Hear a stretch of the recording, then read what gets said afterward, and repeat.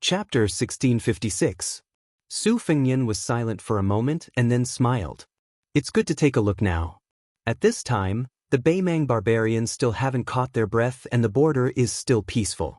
In the future, we might not be able to comfortably watch the desert wind. Yu Groom got straight to the point. No matter. If there really is a war, as long as Bailiang needs me, I can join the army.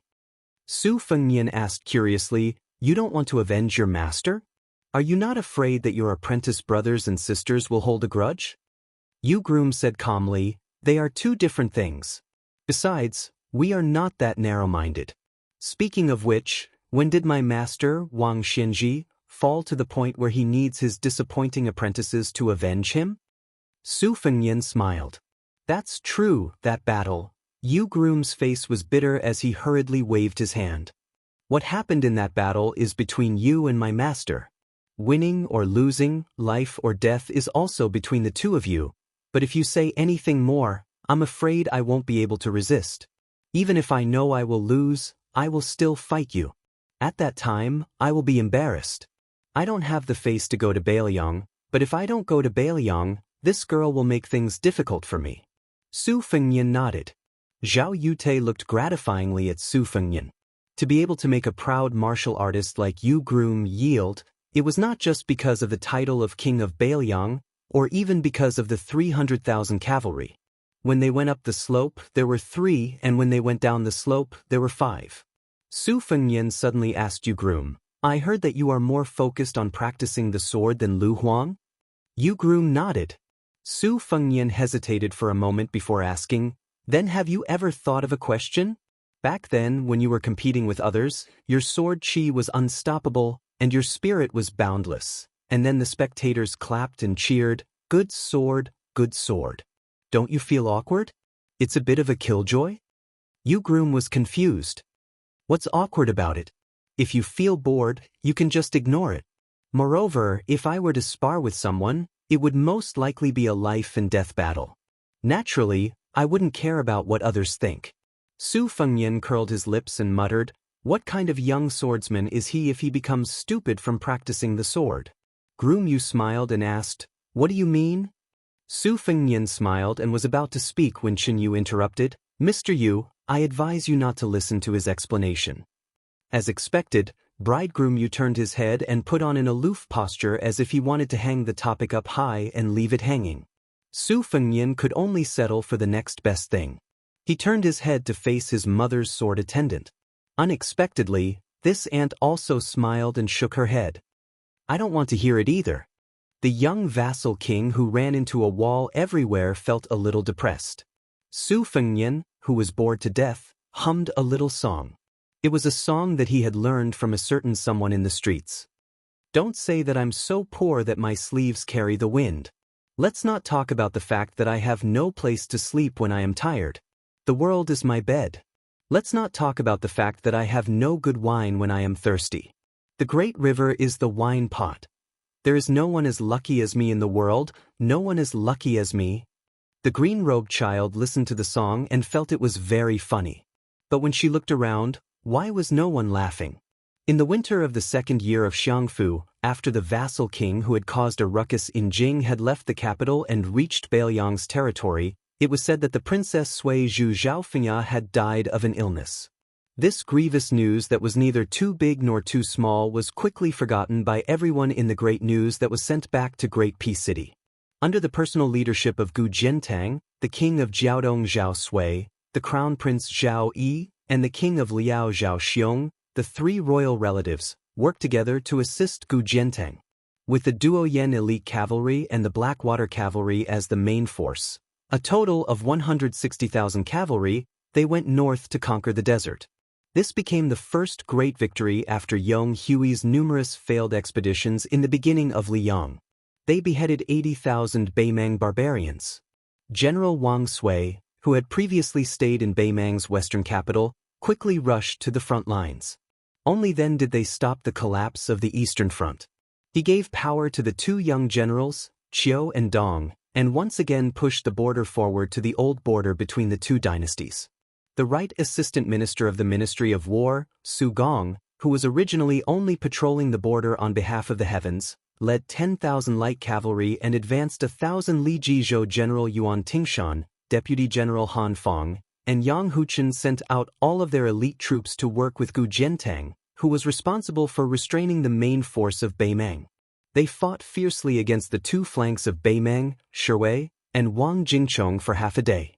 If not for Liao King Zhao Xiong's greed for merit and the defeat of Zhong Tan, who had been demoted to the Eastern Front as generals, the two Liao cavalry troops from Liang would have been able to enter the hinterland of Beimang. After Guangling Road's West Chu achieved a short-lived victory, the weakness of their scattered forces started to show. On the Eastern Front, Ko Jianghuai could not hold the fort alone. Although he had defeated Song Li and vassal King Zhao Yi's counterattacks several times, the Western Front, under the reckless attacks of Wu Zhongshuan's 100,000 Nanjiang troops and numerous Central Plains troops, the defensive line was in danger. As the commander of the southern expedition, Lu Xianxia, who was supposed to be in the middle of the command, also left his post and advanced prematurely. However, compared to Liao King Zhao Yi, he was much luckier. He was able to successfully rush to the back of the Eastern Front and settle the battle there. At the same time, Shu King Chen Jibao's 10,000 Shu soldiers mysteriously appeared in the north of the Eastern Front. They appeared near a portion of West Chu's reinforcements to the Western Front and finally defeated the young West Chu soldier Xianxia. West Chu had no choice but to retreat on all fronts. Apart from Chao Changqing's navy that temporarily held the advantage, all of West Chu's previous achievements were returned to Liang. During this time, there were rumors that the king of Beiliang, Su Fengyan, was about to marry a woman from the Lu family as Beiliang's official consort. Li Yang was mostly speculating about which generals and officials would appear in the northern Liang prince's manor during the festivities on Mount Qingliang this time. The Li Yang court naturally hoped to know clearly which people were the true trusted aides of the new Prince Liang. What was even more important was that of the new generation of Beiliang nobles who had the qualifications to enter Qingliang Mountain, were there more who were hostile towards the Liang Zhao family, or were there more who maintained a neutral stance? As for when the young king passed through Jizhou and entered Hezhou, Deputy General Han Fong and Yang Huchen led their troops to demonstrate. This became a story that the people of Jingdou loved to talk about. In comparison, King of Han Zhao Xiong, Administrator Han Lin, and Jidushi Kainan were silent. It was inevitable that people would criticize them. After the great general passed away, the Qingliang Mountain Prince's mansion, which didn't even have red couplets, finally had a celebratory atmosphere that hadn't been seen in a long time. Although they didn't hang up large red lanterns with great fanfare, the servants and maids in the mansion all smiled when they saw people. The head of the Lu family, Lu Dongjiang, who had become more and more distant from Qingliang Mountain, also took the initiative to visit the palace. He drank a lot with Song Dongming and Baiyu. The group of Lu family members who had been sick in Liangzhou finally had their tails up again. When they met people, each of them held their heads high and their chests puffed out. And Wang Linquan, who had transformed from the richest man in Qingzhou to the god of wealth of Beiliang, who had been personally managing the increasingly busy business in Liuzhou, suddenly began to live in seclusion. Lu Qingyan was not dragged down by the Lu family and her relatives. In the end, she became the official consort of Beiliang, and not Wang Chudong, whose family had made great contributions to Beiliang. This was indeed something that surprised the entire Beiliang society. In the night, at the peak of Qingliang Mountain, below the White Crane Tower, Su Fengyan, Lu Qingyan, and Wang Chudong sat on a stone bench. Su Fengyan was using a leaf to play the Ballad of the Spring Goddess. Wang Chudong had placed a book on the stone table and was resting his head on it. Lu Qingyan sat beside him and her. Behind the three of them, Jia Jia and Su Ying were flying up and down the White Crane Tower. Halfway up the mountain, by the tide-listening lake, Zhao Yute and Su Weisheng were holding hands and talking about intimate things between women. On the platform of the tide-listening pavilion, Su Beiji and Chen Shiliang stood side by side. The two young strategists who were beginning to become famous all over the world didn't speak. As the night deepened, the crowd dispersed. Su Fengyan came alone to a simple, uninhabited hut. There seemed to be a delicate and weak girl standing there. She said to him fiercely, "I want to learn the sword from Li Chungang and stab you to death." Chapter 1657. When he was young, he thought that a village with more than 100 families was very big and that there were mountains and rivers. Later, when he was young, he went to the town and saw the market. Only then did he realize that the village was small. Later, he went to the county town with a wooden sword. Only then did he realize that a town with bridges and restaurants was not that big. Later, he saw famous mountains and rivers, met many people and many things. Only then did he realize how big the world was. But for some reason, in the end, he only wanted to go home. Then, he quietly left Jianghu from the biggest city in the world. He went all the way south and returned home. Because he was afraid of causing trouble for his brother and sister-in-law, the village was small. It seemed like adding a pair of chopsticks to a table was not an easy task. It meant that his brother had to plant more rice seedlings and burn more charcoal every year. His sister-in-law also had to do a lot of needlework, pick more mulberry leaves, and raise more silkworms. Moreover, his nephew also went to a private school. He also thought that as his uncle, he could at least earn some money to buy some paper and pen for his child. Therefore, the young man with a broken arm and a limp took advantage of his youth and strength to settle down in that small town.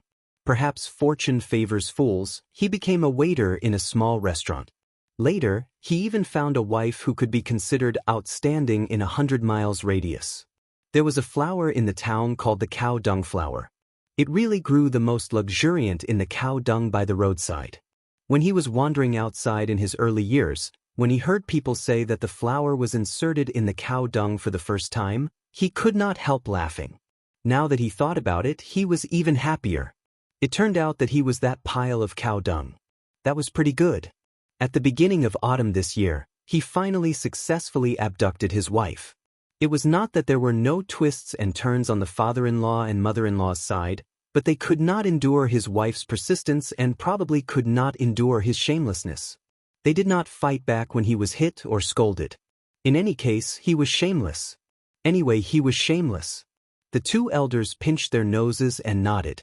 His wife's two brothers actually looked down on him. There were a few times when they blocked him in an alley when he was helping the restaurant to pick up vegetables, fruits, and fish. They did not really hit him, but they did not cower. Of course, he did not have stage fright. Although he did not make a name for himself in the outside world, after all, he had seen the world. From the beginning to the end, he clung to his stance and did not relax. He only smiled at them. After a few times, the two brothers-in-law were tormented until they lost their temper. Although they did not look good on the day of their sister's wedding, in the end, they did not stop him.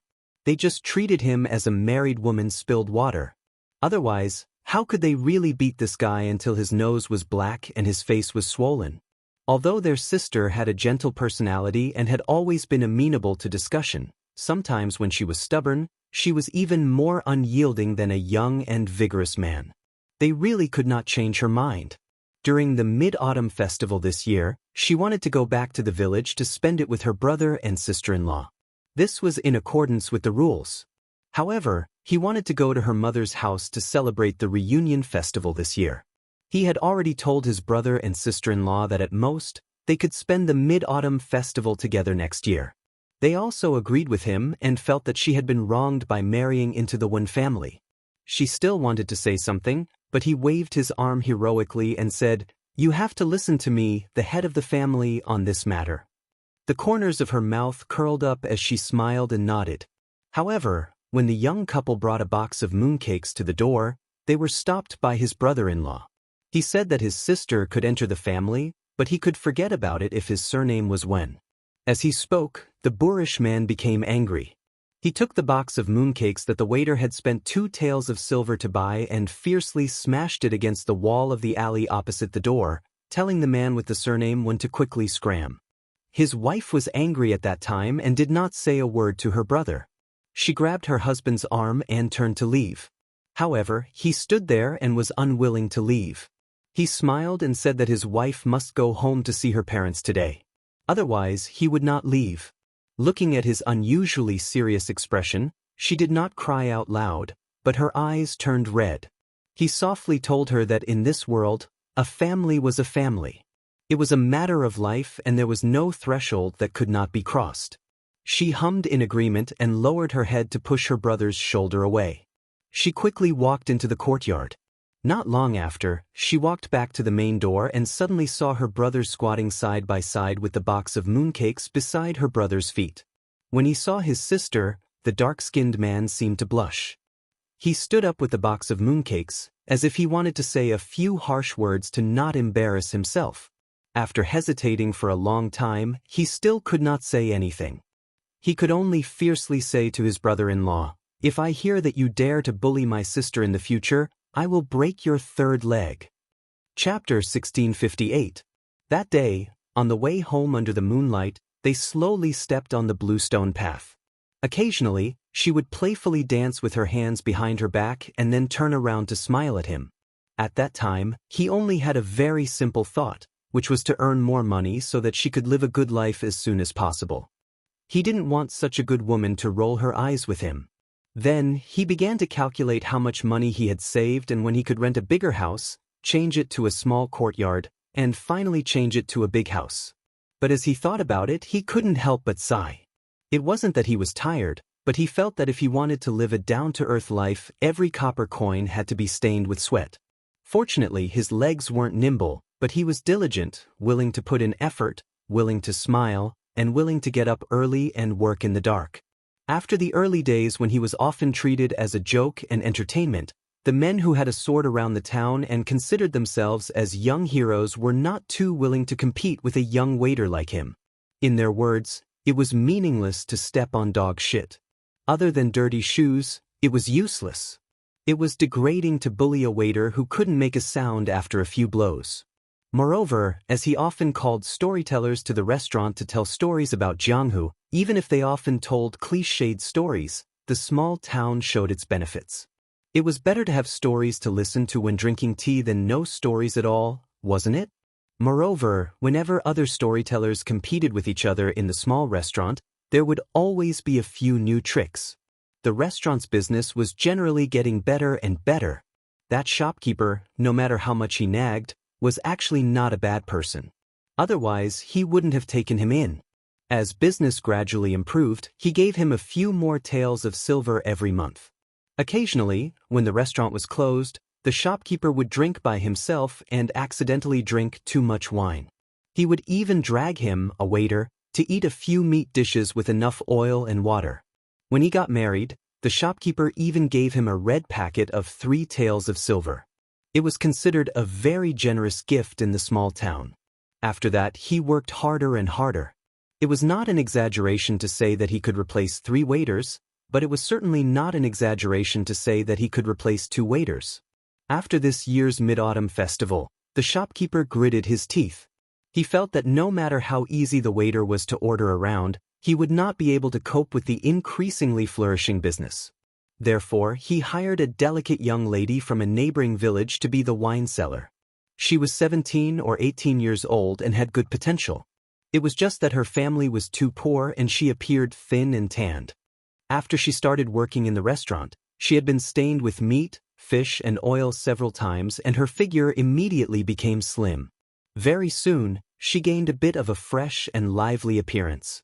As a result, the restaurant's daily income increased again. This made the shopkeeper extremely happy. Especially with his discerning eyes, he could see that the young lady was a bit interested in the young man with the surname Wen. He was both angry and amused. He thought that his daughter was really obsessed with him. Even if the waiter's temperament was not bad, he still had a family. Why did she blindly bump into him like a moth bumping into a lamp? In the future, it would not be difficult to find a young man of equal social status. Could it be that she would have to become the one man's concubine? That was a blessing that only those rich old men in town could enjoy.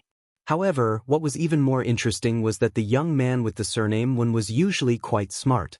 If it were any other ordinary man, it would be reasonable for him to touch the little girl's hand or pinch her waist when she took the initiative to throw herself into his arms.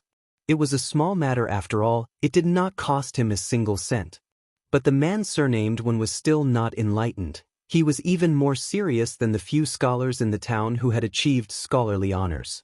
This made the shopkeeper, who was watching the fun with a smile on his face, anxious for him. It was going to be winter soon. The rich old men were probably counting their fingers and waiting for the day of snow.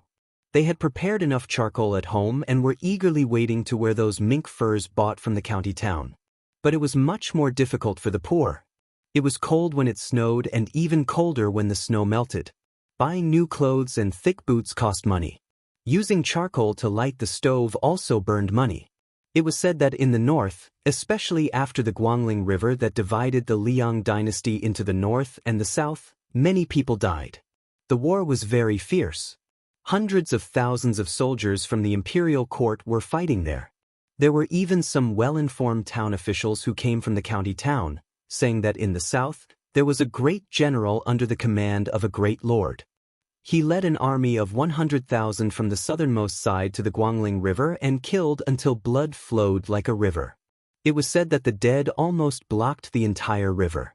They also vaguely heard that the place called Bailiang in the northwest of Liang suffered even more. The army of 1 million Baimang barbarians had arrived at their doorstep. Some of the older people in the town could not help sighing when talking about these important imperial matters. Many of the younger people were heartless and would talk back to the old people from time to time. Most of them thought that the war was not a big deal and that if they joined the army, they might be destined to be a general. When they came back from the battlefield, they would lead hundreds of armored soldiers and sit high on their horses. That was what they called awe-inspiring. It had already been 4 or 5 days since the storyteller showed up in the restaurant. Not only were the regular customers unable to hold themselves back, some of the more impatient ones even stepped on the bench and cursed. Even the innkeeper was so anxious that he grabbed the waiter surnamed One and gave him a good scolding. The waiter smiled and explained that the storyteller had gone to the county town to learn from the old storyteller. Now, not only were there old storytellers in the few larger restaurants in town, even young and beautiful women were playing the pipa to liven things up. If they wanted to attract more business, they had to show some of their real skills. The innkeeper rolled his eyes. That was the logic, but you should at least let that old man come back and show us a few things. If you drag on any longer, the regular customers of the restaurant will all run away. The innkeeper finally patted the waiter's shoulder. Probably because he found his conscience, he glared at the waiter and said, "In the future, if you let that old freeloader go on a long trip, don't secretly pay for it. The restaurant will pay for it." Without waiting for the waiter to flatter him, the innkeeper had already turned around and left with a hand on his chest. He muttered that his heart ached. "You can't be a good person. You can't be a good person." The waiter, who was crippled at a young age, looked at the side street and grinned. That day, the old storyteller who had been fixed in this restaurant all year round finally came back. Moreover, word spread like wildfire, and the restaurant was full on that day. Especially when the old man talked about one thing with joy, the entire restaurant roared with laughter. Even the innkeeper and the waitress were overjoyed. Everyone looked at the waiter surnamed One. Some of the rough men even held their stomachs and laughed so hard that they almost cried. The storyteller who had rushed back from the county town said that the #1 expert in the world was no longer Wang Xinji of the martial emperor city of the Eastern Sea, but a young vassal king, the king of Bailiang who had 300,000 Bailiang cavalry. This #1 expert in the world and Baimang's military god, a guy called Tuoba Bodhisattva, had a fierce fight in the western regions. The two top immortals in the world fought for thousands of miles. It was a fight that turned the sky and the earth upside down, and the sun and the moon lost their light. Among them, our Li Yang's king of Bailiang had once beaten the most powerful guy of the Baimang dynasty out of the city with a single sword strike. If it wasn't thousands of steps, it should have been at least hundreds of steps. The city walls were like paper. Then, that young vassal king who had ascended to the top of the Jianghu personally said that he had learned that sword strike from a swordsman from the central plains called Wenhua. Therefore, amidst the laughter, there were nosy people who kept shouting at the top of their lungs, Hey, when did you get close to the king of Bailiang? Otherwise, when will you take us to the northwest to see the power of the Bailiang cavalry?" Yes, that's a prince. He should have a prince's mansion, right? Waiter, we'll take advantage of you. How about you take us to Bailiang tomorrow? It shouldn't be difficult to eat and drink well, right? Flying sword. Give me a flying sword. Waiter, Since you can make that great prince admire you, you must have the flying sword skills from the romance novels. Why don't I break a stool leg for you, and you can take me flying?" The lame young man who was standing in the restaurant's lobby was holding a jug of wine. For a moment, he forgot to pour wine for the guests. He didn't say anything and didn't answer, but he couldn't stop laughing. However, he really laughed until tears came to his eyes. At this moment, a guest who had finally realized that he hadn't received any wine after waiting for a long time slammed the table and roared, "Where's the wine? Do you really think you're the swordsman from the Central Plains that the prince talked about? Damn you!" The waiter suddenly lowered his head and lifted his crippled shoulder. He carelessly wiped away the tears on his face and laughed loudly. "Sir, here's the wine." Chapter 1659. Su Fengnian stopped at Mount Qingliang for a short rest. Then he led the light cavalry of the Phoenix Battalion toward the new city that had broken ground at the beginning of the year. Traveling with him were Su Beiji, who had just left his post as the provincial governor of Lingzhou, and Xianxia, whose official rank in Liuzhou had always been neither high nor low. The woman who had previously died with him, the king of Bailiang, was his aunt, Zhao Yute, accompanying Su Weisheng. Chen Yu and the green-robed little girl hit it off very well and also stayed at Mount Qingliang. The two of them liked to throw copper coins of wishes at the wishing lotuses in Tidehark Lake. Jia Jiajia and Su Ying, who had become playmates in Great Peace City, also began to go their separate ways when they arrived at Bailiang Palace. The girl liked to run with the two tiger kuei from the top of the mountain to the bottom of the mountain, and then from the front of the mountain to the back of the mountain. Only when she occasionally saw the woman called Lu Qingyan would she stop and laugh happily. Su Ying, on the other hand, liked to listen to the stories of Wang Chudong, a great literary figure in Liang. In short, Mount Qingliang seemed to become lively all of a sudden. In particular, Chen Yu, who had competed with a certain Nangong for the top spot in the Rouge evaluation, only a few glimpses of her arrival were enough to shock people. Every time she stopped by Tidehark Lake for a stroll, if the Bailiang subordinates of Song Dongming and Baiyu noticed her with their sharp eyes, they would quickly spread the news. No matter how busy they were, they could shamelessly find some lame excuses to swarm to the railings of the small square outside the yamen to enjoy the scenery. Deputy Administrator Song turned a blind eye to this. He never made things difficult for or stopped these simple-minded young scholars. Although they had successfully thwarted Bailiang's invasion to the south, the construction of the new city never stopped. It could even be said that they worked day and night. The construction of the outer main wall rose up at a shocking speed that could be seen with the naked eye.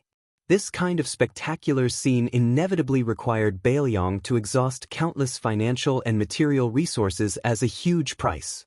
Thus, many scholars who went to Mount Qing cited classics and classics. They used the previous dynasty's capital of Dechu as examples. They all rested with the people for 30 days and did not delay the people's farming. Thus, they criticized Bailiang's actions as draining the pond to catch fish. The young and strong civil officials of Mount Qingliang, led by Bailiang's deputy administrator Song Dongming, sneered at this. Thus, it triggered a debate that quickly spread throughout Bailiang's scholarly circles. Then, in this large-scale written battle without gunpowder, the new city site was always in full swing. Other than Su Fengnian, who was only a general and a master craftsman in name, the two governors of the new city, the administrator Li Gongda and the master of Mo, the Liangzhou prefectural governor Wang Peifong, the 6 deputy supervisors, as well as the nearly 60,000 local garrison troops and the several 100,000 military laborers of the 3 prefectures in northern Liang Pass. Nobody paid any attention to the internal affairs of the pass. They paid no attention to the debate about whether or not the construction of the new city was a waste of manpower and wealth. Su Fengnian, Su Beiji, and Chen Shiliang rode side by side. Behind them were the happily chatting Su Yanbing and Groom Yu. Chen Shiliang, compared to when he first entered Mount Qing, was a fair and delicate scholar from Jiangnan. His hands holding the reins were full of calluses, and he had become a charcoal skinny villager.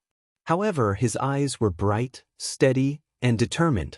At this time, he said to Su Fengnian, "As long as Mount Qingliang can take out the silver, Liuzhou can immediately move 40,000 young and strong men to the new city. However, I hope that other than not owing them wages, you can also recognize their titles.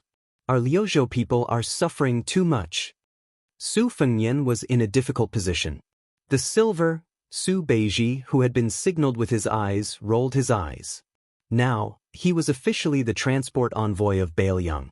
He slowly said, after defeating the Bailiang barbarians, other than the soldiers' salaries and pensions, the military reward that was given out was close to 900,000 taels of silver. This was after Yan Wenluan, Yu Wandao, and the other border generals took the lead and asked not to accept any rewards. In the end, Mount Qing Liang converted things like silk and stationery into silver and sent them out. Otherwise, the silver in Bailiang Palace's treasury would have been completely depleted. We can still squeeze out an extra 1,000,000 taels of silver from Lingzhou, but the matter of purchasing provisions has to be placed first. After all, the imperial court has yet to lift the ban on transporting grain, so it's not good for us to have too much hope. While the Lianghuai and Jinggan roads have finally relented with great difficulty, as long as the officials of Lingzhou have the means, they're all using public silver to buy provisions. Unless it's absolutely necessary, we can't touch Lingzhou's money. Chen Shiliang did not fly into a rage out of humiliation, but he did not give up either. He asked, if we don't want wages, would it be possible for the people of Liuzhou to exchange a year of labor for the title of Bailiang's official Liangzhou household register? Su Beiji thought for a while before shaking his head. Normally, it would be possible, but the war has just ended. Of the first batch of youths from Liuzhou who entered the remote Cool border pass, only the 20,000 refugees who participated in the defense of Xiaguang City and the slaughter at the Calabash Pass were given official household registers.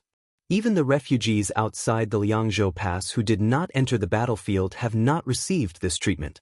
If they could become Liangzhou citizens just by participating in the construction of the city, there would definitely be people who would be dissatisfied. Don't worry about scarcity, but worry about uneven distribution. This has always been the case. Chen Shiliang suddenly felt a surge of anger, but it was not directed at Su Beiji and Su Fengnian. He gazed at the distant yellow sands of the great desert, his lips tightly pursed. He thought of the battle to the death in Azure City. At the final juncture, just how many youths from Liuzhou had rushed over and charged into the battlefield, casually picking up the weapons of the Bailiang cavalry and the Baimang barbarians? Just like that, they had died in battle. Su Fengnian softly asked, Chen Shiliang, have you ever thought about the day when the population of Liuzhou, which has less than 300,000 people, will all be citizens of Bailiang's Liuzhou household register? There will be no need for them to risk their lives to obtain the citizenship of a different province? Chen Shiliang took a deep breath and said nothing. His eyes were absent-minded, as if he was looking forward to the arrival of that day. Many times, even the provincial governor of Liuzhou, Yang Guangdou, had joked that in all of Liuzhou, only Chen Shiliang, a foreigner who had only settled down for a few years, considered himself to be a citizen of Liuzhou. Su Beiji suddenly smiled and said, Your Highness, this pie of yours really doesn't cost a single copper coin. Compared to your extravagant spending in the past, you're much better at managing the household now. Su Fengnian laughed heartily. His arms were crossed over his chest, and he did not hold the reins. His body rose and fell with the bumpy ride of the horse, and his expression was rather contented. Chen Shiliang also smiled and agreed, You do have the posture of a thrifty housekeeper now. After Su Fengnian finished laughing, he turned his head and said teasingly, Shiliang, I know you don't care about being promoted, but this time, you have defended Qingcang and Liuzhou. Even if you don't take credit for it at the very least, you can't run away from it. If you insist on not being promoted, what will your colleagues who should be happy about it do? You will be free, but they won't be free. Chen Shiliang shook his head and said, From the provincial governor's mansion and the Long Xiang army to the soldiers of the 3 towns, you can reward me however you want. You don't have to worry about me. Liuzhou's officialdom is different from Liangzhou and Lingzhou. It doesn't have as many twists and turns as you imagine. Su Fengnian seemed to say casually, Provincial Governor Yang Guangdou himself knows that he won't stay in Liuzhou for too long. I also don't have the heart to let this old man stay outside the Great Wall and accompany you young officials who are in the prime of fighting.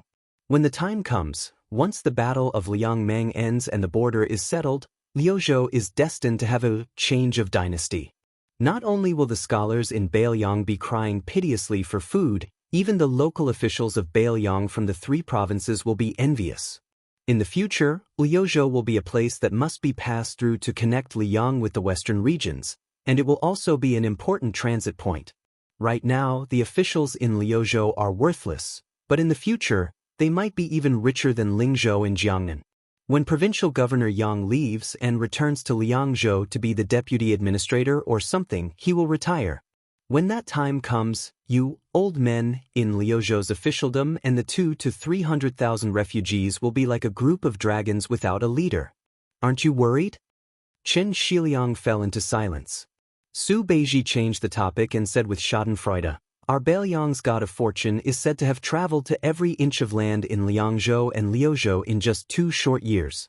He also holds the position of the deputy administrator of the new city. This time, he suddenly caught a cold and is recuperating at home. Chapter 1660. Su Fengnian felt a headache coming on. Su Beiji said carelessly, all right, whoever started the trouble should end it. This saying doesn't make sense when it comes to family matters. So I acted on my own initiative and went to the Wang Fu of your future father-in-law. I found Wang Linquan and had a good drink. As for resentment, there's definitely resentment. Speaking of the Wang family, they died earlier than the Lu family. In the first half of their lives, they served the great general as a pawn. In the second half of their lives, they accumulated such a large family business in Qingzhou. With a wave of the Su family's hand, the entire Wang family brought boxes and carts of gold and silver into Bailiang. Furthermore, the Wang family didn't ask Mount Qing Liangshan for an official position, nor did they ask Mount Qing Liangshan to open a back door. All they did was do the most difficult business. What were they after? Wasn't it all because they wanted their daughter to be the principal consort, and not the secondary consort? Su Fengnian sighed softly. No matter what, this was the right thing to do. Su Beiji continued with a smile. After Wang Linquan drank too much, he let it slip. Even if Chu Dong's daughter doesn't have the fate of being the principal consort, as long as that woman surnamed Lu is also the secondary consort, the 2 of them are secondary consorts without any difference in rank. Chu Dong won't be wronged. What's going on now? Wang Linxuan's words implied that the Lu family's group of good-for-nothings, from the arrogant Lu Dongjiang to the spoiled and arrogant Lu family's children, how many of them were good people who sincerely considered the Su family's situation? Isn't it just because they read a few more books? In the end, they're all so arrogant, wishing they could occupy Bailiang's officialdom. Only then would they be worthy of their noble status. A group of people who don't know the immensity of heaven and earth. Seeing Su Fengnian turn to look at him, Su Beiji grinned and said, the last few words were naturally said by me.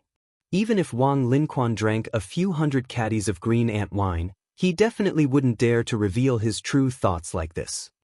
Su Fengnian said helplessly, I know you are angry with me because of the matter with the transport of grain, but that's enough. Do you really think I'm a clay bodhisattva who won't get angry? Su Beiji snorted coldly and said, let me put the ugly words first. Qi Yanglong is Qi Yanglong, and the imperial court is the imperial court. Since Zhang Julu's death, an irreparable crack has appeared in the imperial court. The days when the monarch and his ministers were compatible are gone forever. The Zhao family's son of heaven had sent Wen Tai and Ma Zhongxian, one in civil and one in martial arts, to Jing, and rode in the hinterland of the Central Plains. Together with Zhao Sun, who was overseeing Qingzhou and Xiangfan, what kind of good intentions could these 3 people have? I don't know what the atmosphere was like at the small court meeting in the capital at that time, nor do I know if Qi Yanglong, the Grand Secretary, and Huan Wen, the Second Secretary, raised any objections at that time. But since when Ma had already left the capital to take up his post, when the time came, the transport of grain would be bumpy, and the emperor would be far away.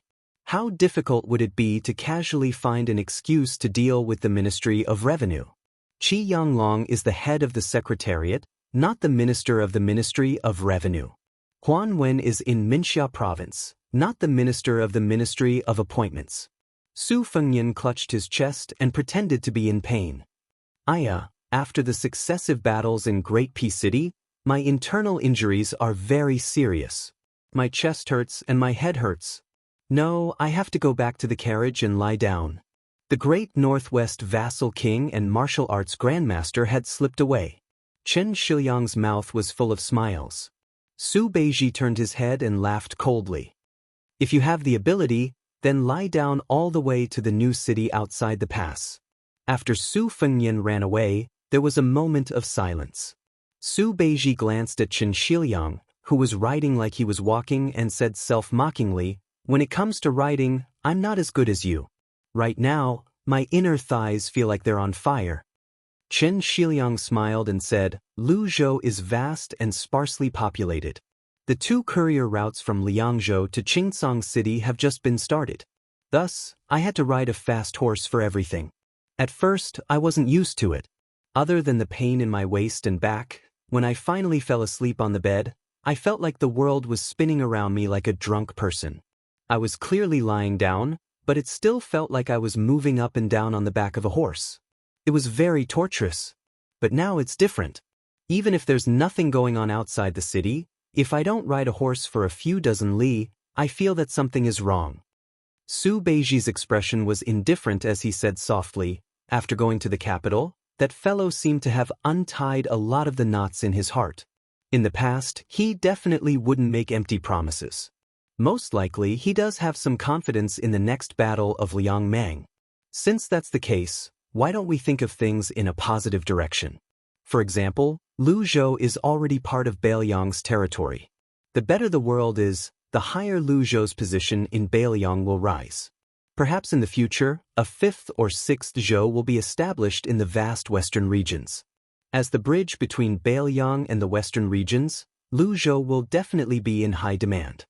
In terms of the military, with Su Longxiang's Longxiang army, even the veteran Liangzhou border army would probably be too embarrassed to go and fight for territory. However, it's hard to say about the positions in the Luzhou provincial governor's manor. Let's not talk about things that are far away. Let's talk about the Lingzhou I just left. Whether it is reputation or merits, logically speaking, Huang Yan, who should have been able to climb up a level, didn't he not become the new Lingzhou provincial governor? From now on, especially when the war is not so tense, that fellow will only have more things to worry about, not less. Chen Shiliang, you finally opened up a position in Luzhou. Whether it's for your own future or for the situation in Luzhou, you should move your position forward. A county official is not as good as a current official. Even if you become the deputy administrator, it won't be as useful as being a low-level provincial governor in Luzhou. Probably influenced by Su Beiji's honesty, Chen Shiliang also said bluntly, "I understand the reasoning. In reality, on this trip to Qingliang Mountain, I've thought about it a lot. As long as the war ends, not only will Luzhou be able to stand on equal footing with the other 3 provinces in Bailiang, it might even become the most important place in the eyes of the Liyang imperial court." Su Beiji nodded and said in a low voice, "Yes. This is the reasoning." Once Northern Mang cowered back, no longer daring to send troops to the northwestern border, then the imperial court might just send a civil official to Lu province to help Li Yang oversee the border. At that time, Yang Xinxing wouldn't be able to keep her position as obedient as she was when she assumed the post of Jidu vice envoy. This move seems preposterous, but there are precedents that can be followed. Putting aside the assistant minister of the Ministry of War, Su Gong, who patrolled the 2 Liao provinces, with so many regional governors and administrators spread out from Great Peace City, which one of them is easy to deal with? Wang Xiongui, Lu Baijie, Yuangue, Han Lin, Wen Tai, Ma Zhongxian. If we don't consider their positions, they can't be considered mediocre. Chen Shiliang frowned and said, "I'm just afraid that when the time comes, the imperial court will send the imperial college's left Chancellor Yao Baifeng to Luzhou. Chancellor Yao is originally from Bailiang. Even if he is in the imperial court, he has always been close to Bailiang. If this Confucian grandmaster enters Luzhou, no matter if it is the imperial residence or the bureaucracy, they will be happy to see this happen." Su Beiji quickly followed up, "Yes, Just like how Zhang Julu is in Liang, he might not be willing to consider everything for the Zhao family. Master Yao's personality is similar to Bai Yan'er's. When he returns to Beiliang, he will most likely have to think about the imperial court. Chen Shiliang smiled bitterly and said, "It looks like I should fight for the position of Lu Zhou's guest emperor." Su Beiji narrowed his eyes and said, "To prepare for a rainy day, I think it's best to take in the provincial governor as well. I think the imperial court won't have the face to ask Yao Baifeng to return to Beiliang to be the guest emperor of a province, right?" Chen Shiliang smiled and said, "Being the administrator of a province is perfectly justified." Su Beiji curled his lips and said, "Being the administrator of Mount Qingliang? Wouldn't he be eaten up by Song Dongming and the others? Besides, if he didn't go to Luzhou, how many Liang officials would dare to follow Yao Baifeng to Beiliang Palace to be an official? Wouldn't they have to wake up early every morning and rub their necks, thankful that their heads are still on their shoulders?" Chen Shiliang held back his laughter and nodded. "That's true." Suddenly, someone shouted from behind them, "Zhu Zi, Shiliang, I suddenly feel better. Why don't you take the carriage and I'll be your coachman?" The white horses near the carriage all smiled knowingly. Su Beiji turned to look at his peers and asked, "What do you say?" Chen Shiliang said in all seriousness, "Sure." The two riders turned their horses around at the same time. The king of Beiliang, Su Fengnian, who was sitting in the coachman's seat, watched the two Beiliang strategists slowly approach. He suddenly raised his eyes and gazed into the distance. There was a withered scholar from the tide-listening pavilion. After his death, he didn't have a grave, so his ashes were scattered outside Beiliang Pass. Jiangnan, south of Nanshan, north of Beiliang. Jiangnan was in the south, 3,000 miles long. Beiliang had a gravestone, 300,000. Chapter 1661. Before they arrived at the new city outside the pass, the 800 Phoenix Battalion Light Cavalry encountered a small incident that made people not know whether to laugh or cry. The aggressive senior officer Yuan Meng quickly rode to the side of the carriage and reported to the young vassal lord acting as the coachman, "Your Highness, the scouts have reported that there are more than 60 Jianghu martial artists with swords and sabers 1 li northwest of here. They are divided into 2 groups and are rushing this way. Do you need me to bring people to stop them?" Su Fengnian was stunned for a moment and asked with a smile, "Is it a Jianghu feud between the gangs, or is there an ulterior motive?" Yuan Meng opened his bloody mouth and said with a murderous look, "Who cares? Anyway, my brothers have been holding back for too long. Let's use them as an appetizer to go with wine." Su Fengnian waved his hand and said, "Forget it, let's just continue on our way. As long as they don't come close, don't pay them any attention." Seeing that this senior officer who was born in the prime of his life seemed to be unwilling, Su Fengnian used his horsewhip to point at the bridegroom Yu who was not far in front of them and said with a smile, "You're itching for a beating, right? This is Wang Xianji's eldest disciple. Is he enough for you to sweat?" Yuan Meng said resentfully, "Then forget it. Harmony breeds wealth. Harmony breeds wealth." However, the development of the situation made the sullen senior officer Yuan feel very gratified. The 2 groups of Jianghu fish dragons crashed into the long snake formation of the 800 White Horse Cavalry. Yuan Meng could obviously see that the people in the lead wanted to lead the trouble and wanted to muddy the water so that they could escape. One of the young swordsmen who was covered in blood flew over the heads of the White Horse Cavalry and landed on the right side of the slowly advancing cavalry. With him taking the lead, the others behind him all stepped on the tips of their toes and nimbly flipped over the wall of people. If that was all, it would have been fine. However, there were some whose lightness skills were slightly inferior. They couldn't possibly circle around to the back of the light cavalry and escape. After a moment of hesitation, it was unknown who was the one who summoned the courage to shout, "Gentlemen, please make way, please make way, please make way." Then, 5 or 6 reckless fellows attempted to pass through the cavalry formation. Yuan Meng, who was already hot-tempered to begin with, was already burning with rage when someone dared to provoke him. However, when he turned around and saw that his prince was as still as a mountain, he forced himself to endure. In the end, this group of bastards wanted to take an inch and want a mile, wanting to interfere with the marching of the troops. Yuan Meng tilted his head and spat fiercely. He cursed in a low voice and roared at the top of his lungs, "Raise the crossbows! Anyone who dares to come within 10 steps of me will be killed without mercy." The cavalry didn't stop and continued forward, but almost immediately, all the light cavalry raised their light crossbows. The crossbow bolts shone brightly under the sunlight, sending chills down the spines of the Jianghu people. The Jianghu people charging at the very front were so frightened that they stopped in their tracks. They didn't move at all and didn't even dare to breathe loudly. Other than the 5 people on the right who had used their lightness skills to leap over the wall of light cavalry, the rest were blocked on the left side of the cavalry. A middle-aged man wearing a green robe and holding a sword clearly had more experience in the Jianghu. Not only did he indicate to the people around him not to act rashly, he also turned his arm behind his back at the first instant and adopted the posture of carrying a sword on his back to express goodwill to the cavalry. He looked at Yuan Meng, who looked the most like a general, and said in a clear voice, "General, I am Zhang Rongqian of Nanzhao's Taibai Sword Grandmaster. I am currently pursuing 12 unscrupulous criminals with my Jianghu companions. If I have offended your carriage, please forgive me." The Feng Battalion commandant, who had respectfully called someone "general" in front of the king of Bailiang, immediately blushed. This flattery had completely hit the horse's hoof. Yuan Meng angrily rebuked, "F***CK your general. I'm only a 6th level commandant. You put oil on your mouth.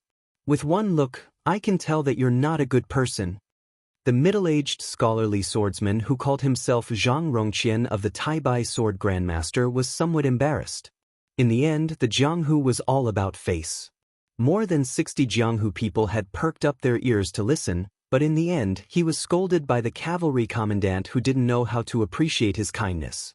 As a Jianghu leader who could rank among the top 10 in the Jianghu world of Nanzhao, no matter how good he was at cultivating his body and mind, he didn't have the willpower to stick his hot face to a cold butt.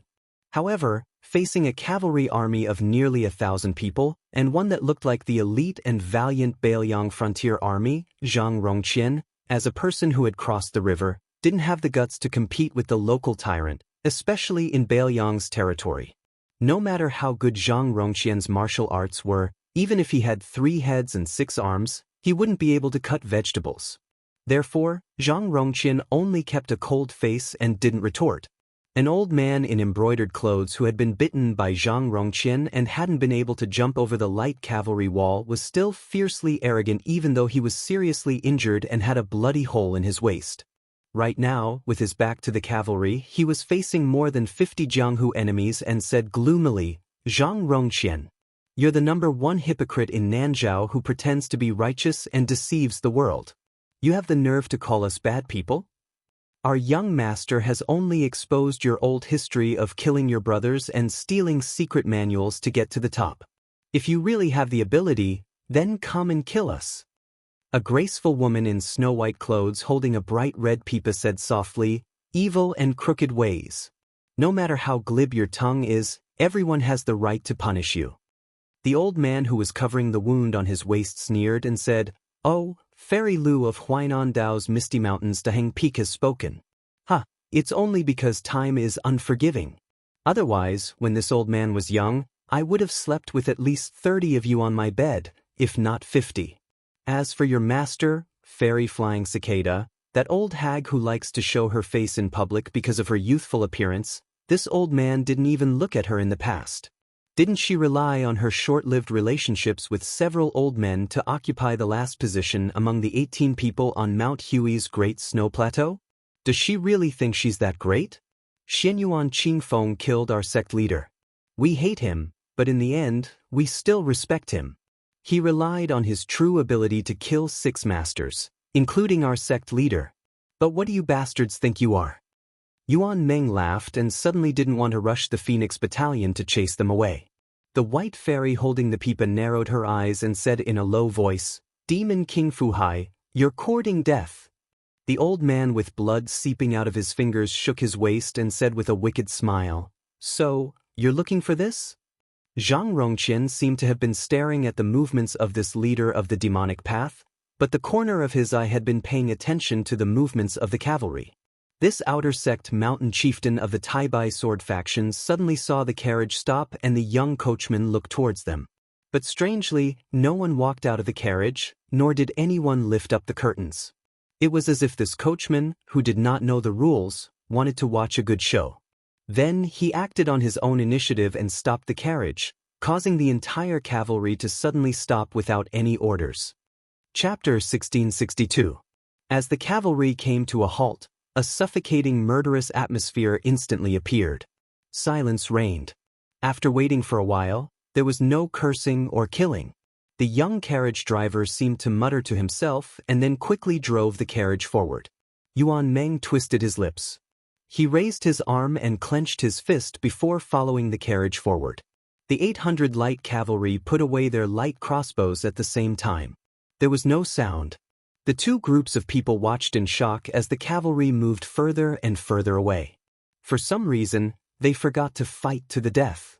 Su Beiji bent down and walked out of the carriage. He leaned against the wall of the carriage and asked with a smile, "You finally ran into me and gave me a chance to pretend to be an expert. Won't you show a few moves?"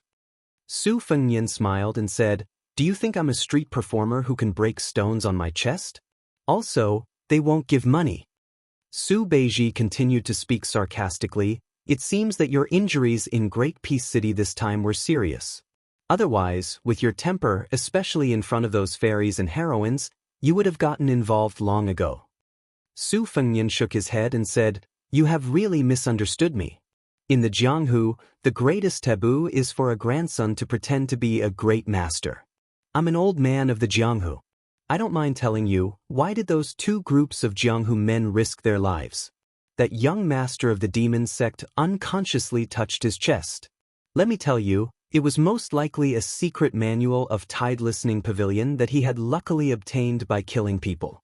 What Tai-Bai sword sect, Huainan Dao, Misty Mountain, they all said that they were eliminating evil and protecting the Dao, but they were all aiming for the secret manual. As for how to split the spoils afterwards, there was no need to talk about it. The Nanzhao expert surnamed Zhang would definitely do it flawlessly and everyone would be happy. For example, the first volume would belong to me and the second to you. After reading it, the two sects would borrow it from each other. In this way, the two sects that were separated by thousands of mountains and rivers would become staunch allies of the Jianghu.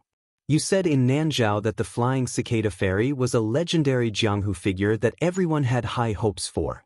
I said in Misty Mountain that your Tai-Bai sword sect was actually not inferior to the Dongyue sword pool. Everyone would gain face. Maybe a few elders will sit down and make peace, and then let the two young talents of their respective sects become immortal companions. It will be another great story, and they will boast about it for several years." Su Beiji gave him a thumbs up and clicked his tongue. "Your Highness, you're really good. You're really good at this." Su Fengnian was silent for a moment before he smiled. "That's how the Jianghu is. I can't say whether it's good or bad, but it's a pity that it's too similar to Jianghu." Su Beiji sighed. "According to what you said, there is no place in this world where there is no Jianghu." Su Fengnian, whose back was facing Zhu Zi, nodded and said, "I guess so." As they approached the new city, there were more and more groups of Jianghu people. Her background was somewhat similar to Zhang Rongqin's. They were both the first to follow Xinyuan Qingfeng to the western region to kill demons. In the end, after the purple-clothed woman killed so that there was no one left to kill, she instigated the righteous Jianghu people to join the army at the Bailiang border. After that, she disappeared without a trace. Most of the older Jianghu heroes did not really come to the border. Most of them were in Liangzhou or Lingzhou, traveling the mountains and rivers while practicing martial arts. Otherwise, they would try to get in touch with the Fish Dragon Gang, which was one of the top 10 gangs in the world. When traveling the Jianghu, they always looked at the Buddha's face. There was a world of difference between whether they had made a name for themselves or not. Even when Su Fengnian was at the bottom of the Jianghu in his early years, he had seen a few street fights because the helpers each side called knew each other. In the end, the fight did not end, but they drank wine. The knife did not move, but the chopsticks did. The travel permits issued by the local government in Liang were not enough for these Jianghu people to go to the dangerous military towns like Hutu City and Huayang Pass. Most of them stopped near the new city. Only a few people who were led by the high-ranking members of the Fish Dragon gang could get a little closer to the border. However, enlisting in the army to kill Baimang barbarians was out of the question. They could just take it as a trip to the desert beyond the Great Wall. If they were lucky, they could see dozens of crossbowmen on white horses whizzing past. If they were even luckier, they could see the large-scale cavalry moving from the north to the south. Compared to the two groups of people who had poor eyesight, these young heroes who mingled around the new city knew more about the inside story of Bailiang under the influence of what they saw and heard. Moreover, the 800 light cavalry could be led by the 2,000 elite cavalry stationed here. How could there not be a big shot in the light cavalry? It was easy to guess with one's buttocks. Plus, this light cavalry was full of white armor and white horses. As long as one was not blind or stupid, one could guess what kind of big shot had come to this new city that Bailiang valued so much. When the white horses passed by, a bald young man suddenly ran toward the cavalry and shouted, "King of Bailiang, I'm Lu Dian of Liaodong. I want to challenge you." However, before this bald man could get close to the carriage, Yuan Meng, the only person in the cavalry who was equipped with a long spear, grabbed the shaft of the spear and slightly stepped out of the formation. With a slight shake of his wrist, the long spear spun in his hand and lightly knocked the tall young man's abdomen with the end of the spear. This bold, uninvited guest was sent flying on the spot. The strength was just right. It did not injure this person, nor did it make him swagger into the carriage. Lu Dian, whose body was bent like a bow in the air, fell to the ground on his butt. When he finally recovered, he looked at the carriage and shouted, "King of Bailiang, don't go. If you have the ability, give me, Lu Dian, a weapon that suits me." Unfortunately, the cavalry was already rushing toward the new city. Lu Dian sat on the ground and sighed. It was a pity that he could not say the heroic words that he had been preparing for a long time. "I, Lu Dian, like to drink the strongest wine, use the strongest saber, and ride the fastest horse. I, Lu Dian, left Liaodong when I was 20 years old. I have lived for 3 years and 2,000 miles. What a pity." The young man rubbed his stomach and suddenly lowered his head to secretly smile. Fortunately, the name Lu Dian would have some fame in the martial arts world of the Central Plains in the future, right? Lu Dian did not have any extra words to say, but many of the heroes standing in the distance took advantage of the opportunity to shout. It was nothing more than someone who was determined to fight all the heroes in the world, or someone who was determined to defeat all the grandmasters in the world with one sword strike. There was even someone who shouted, "My life is in my own hands, not in the hands of the heavens. If the heavens want to kill me, I will kill the heavens." The only thing that could be compared to this was probably someone who said, "Everyone in the world is unfaithful. I will kill Buddha if I see Buddha, I will kill God if I see God." On the other side of the carriage, Su Beiji and Chen Xiaoyang, who were sitting in the carriage, looked at each other. Could it be that the young heroes of Jianghu nowadays all had such lofty ambitions? However, it was a pity that the young king, who was one of the grandmasters of martial arts evaluation, was not here. There was someone that Su Fengyan wanted to meet. Chapter 1663. Su Fengyan and Su Yanbing quietly left the team early. Under the guidance of a spy from the whisk room, they came to a slope 7 or 8 miles northwest of the new city. Occasionally, a group of crossbowmen would pass by in the distance. Compared to the past, there were 1 or 2 more cavalrymen in light armor who did not carry a cold saber or light crossbow. These people were the Jianghu people who had been selected by the border army of Liangzhou and the Whispering Room. According to the confidential military files of the Huaiyang Pass Protectorate, more than 200 Jianghu experts from the Central Plains had been secretly recruited into the border army. This was undoubtedly a timely supplement for the crossbowmen in the border army who often died in a battle on a narrow path. After all, in the first battle of Liangmeng, the northern Liang scouts had suffered a great loss. When Su Fengyan saw the figure of a man and 2 horses on the top of the slope, he did not let Su Yanbing follow him. He turned over and dismounted from the horse alone and led it forward. That tall and sturdy figure that was still sitting on the ground on the hillside didn't stand up to welcome the young vassal king's arrival either. He only raised his head and narrowed his eyes as he looked at this young man who was currently viewed as a heaven-class great demon by Northern Mang. Su Fengnian loosened the reins and patted the back of the horse. The horse from Baoyang's Xianli ranch stepped lightly on the horse's hooves and went to look for horse grass alone. Su Fengnian smiled and asked, "Senior, why did you come back to Baoyang this time?" The old man, who was addressed as Senior, was wearing a thick and heavy mink coat. When he stood up, a series of clattering noises could be heard, revealing 2 thick iron chains. Hanging from his waist were 2 hiltless sabers with an astonishing aura. The old man stretched out his palms that were the size of praying mats and patted his buttocks. Instantly, the dust scattered in all directions. He grinned and said, "Little Su, I heard that after you ran back from the Northern Mang, your martial cultivation improved by leaps and bounds. You even killed Wang Xianji? After that, Tuoba Bodhisattva, Dong Tai, Chao Chongqing, and the other 3 great grandmasters, you also defeated them all? You are in the limelight now. I am not convinced, so I came from Beimang and Heshi to fight with you. What do you think?" Su Fengnian looked around and then suddenly ran to the tall old man's side in a flattering manner. He rubbed the old man's shoulders and said, "Senior Chu, old immortal Chu, Master Chu, are you tired after such a long journey? Do you want to drink wine and eat meat?" The old man surnamed Chu calmly accepted the king of Baoyang's flattery. He did not have the domineering attitude he had when he came to cause trouble. He smiled and looked at the guy he had watched grow up with his own eyes. "It looks like you were really injured in Great Peace City. Otherwise, with your arrogance, you would have already turned against me and fought with me for hundreds of rounds." Su Fengnian said angrily, "A starving camel is still bigger than a horse. Senior, don't be so shameless. If I accidentally beat you down and you ran back to Beimang in a fit of pique and delayed Helian Wu's important task, who would I cry to?" The old man blew his beard and glared. He pressed his hands on his saber and was about to fight. Unfortunately, the young man was shameless and allowed him to beat and scold him. The old man with snow-white hair sighed and shook his shoulders. He refused the young man's insincere kneading. "You are so cunning. That's right, it was Helian Wu who asked me to come to Baoyang. There are 2 things, 1 good news and 1 bad news. Which one do you want to hear first?" Su Fengnian said with a smile, "Let's hear the bad news first. It's only sweet when you eat sugar cane."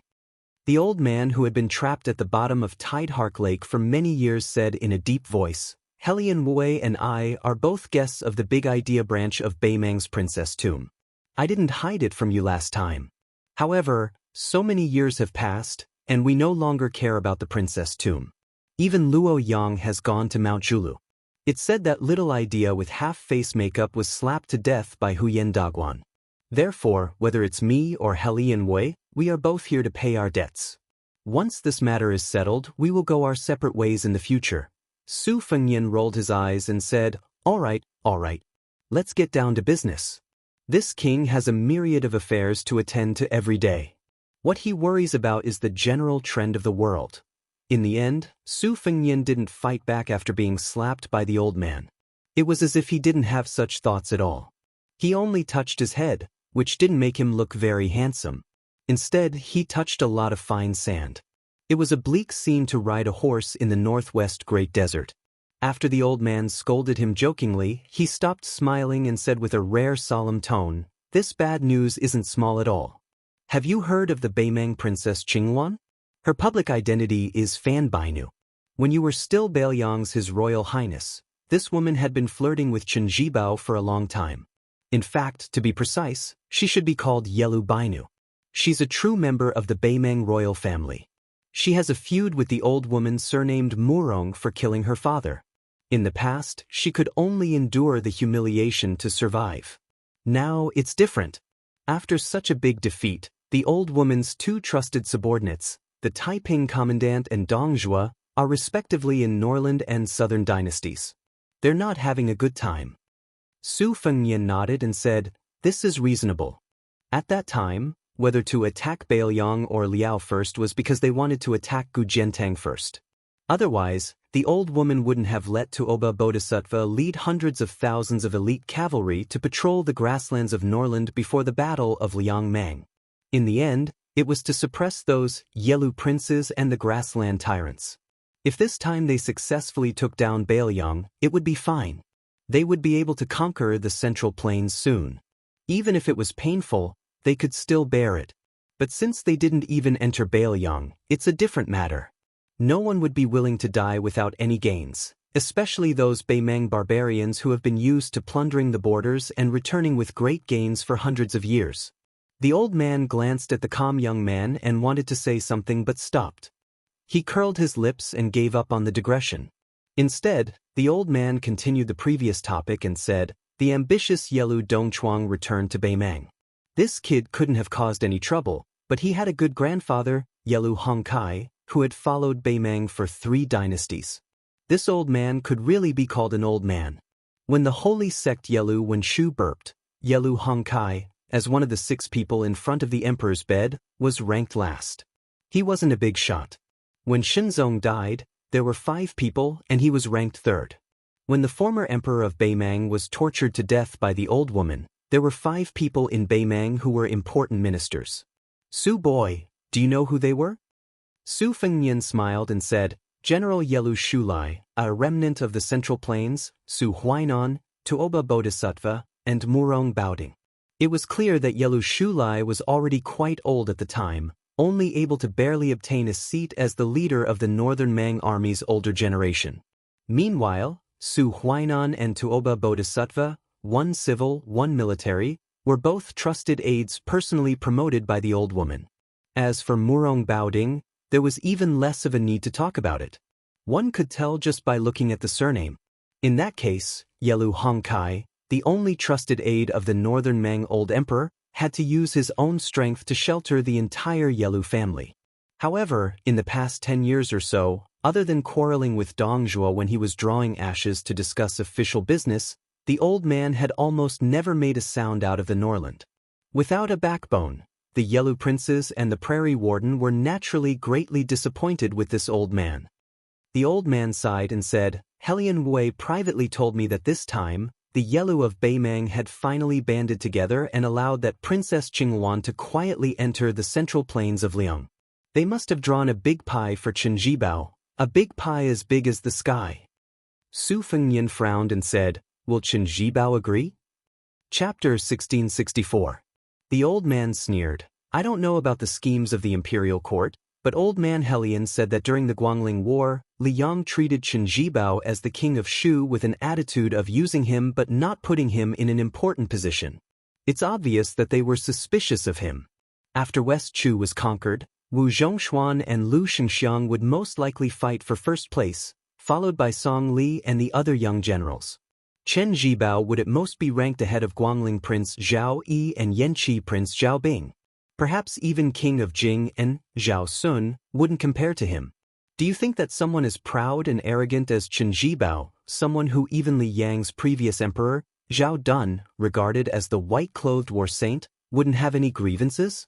In any case, even I, a layman, feel that Chen Zhibao would be sullen. The war of Liang Mang had nothing to do with him, and the war of the Tu Liao had nothing to do with him. He finally got out of Western Shu, but in the end he could only eat leftovers in Guangling Circuit. The so-called war saint title? Isn't it just a joke? Su Fengnian muttered to himself. If Xie Guanying hadn't suffered a crushing defeat in the capital, this assumption wouldn't have been possible. But now, Fan Bainu, Yelu Dongchuang, Yelu Hongkai, are they the same Su Shao who promised Chen Zhibao to be the new Baymang dynasty? Each of us is asking a tiger for its skin. Will Chen Zhibao agree to Northern Mang because he thinks that one day he will have the opportunity to rule the north and south and accomplish what Su Shao didn't do back then? The old man didn't disturb Su Fengnian's contemplation. Su Fengnian suddenly turned his head and asked, What about Gu Jiantang? I don't think he'll be roped in by Baymang. Even with Wang Sui leading the Eastern Front, the chances of victory are only 50-50. Hasn't Baymang thought about how to deal with this troublesome last famous general of the spring and autumn period? The old man clicked his tongue and laughed. You two are indeed the old fox and the little fox. Helian Wei has already expected this.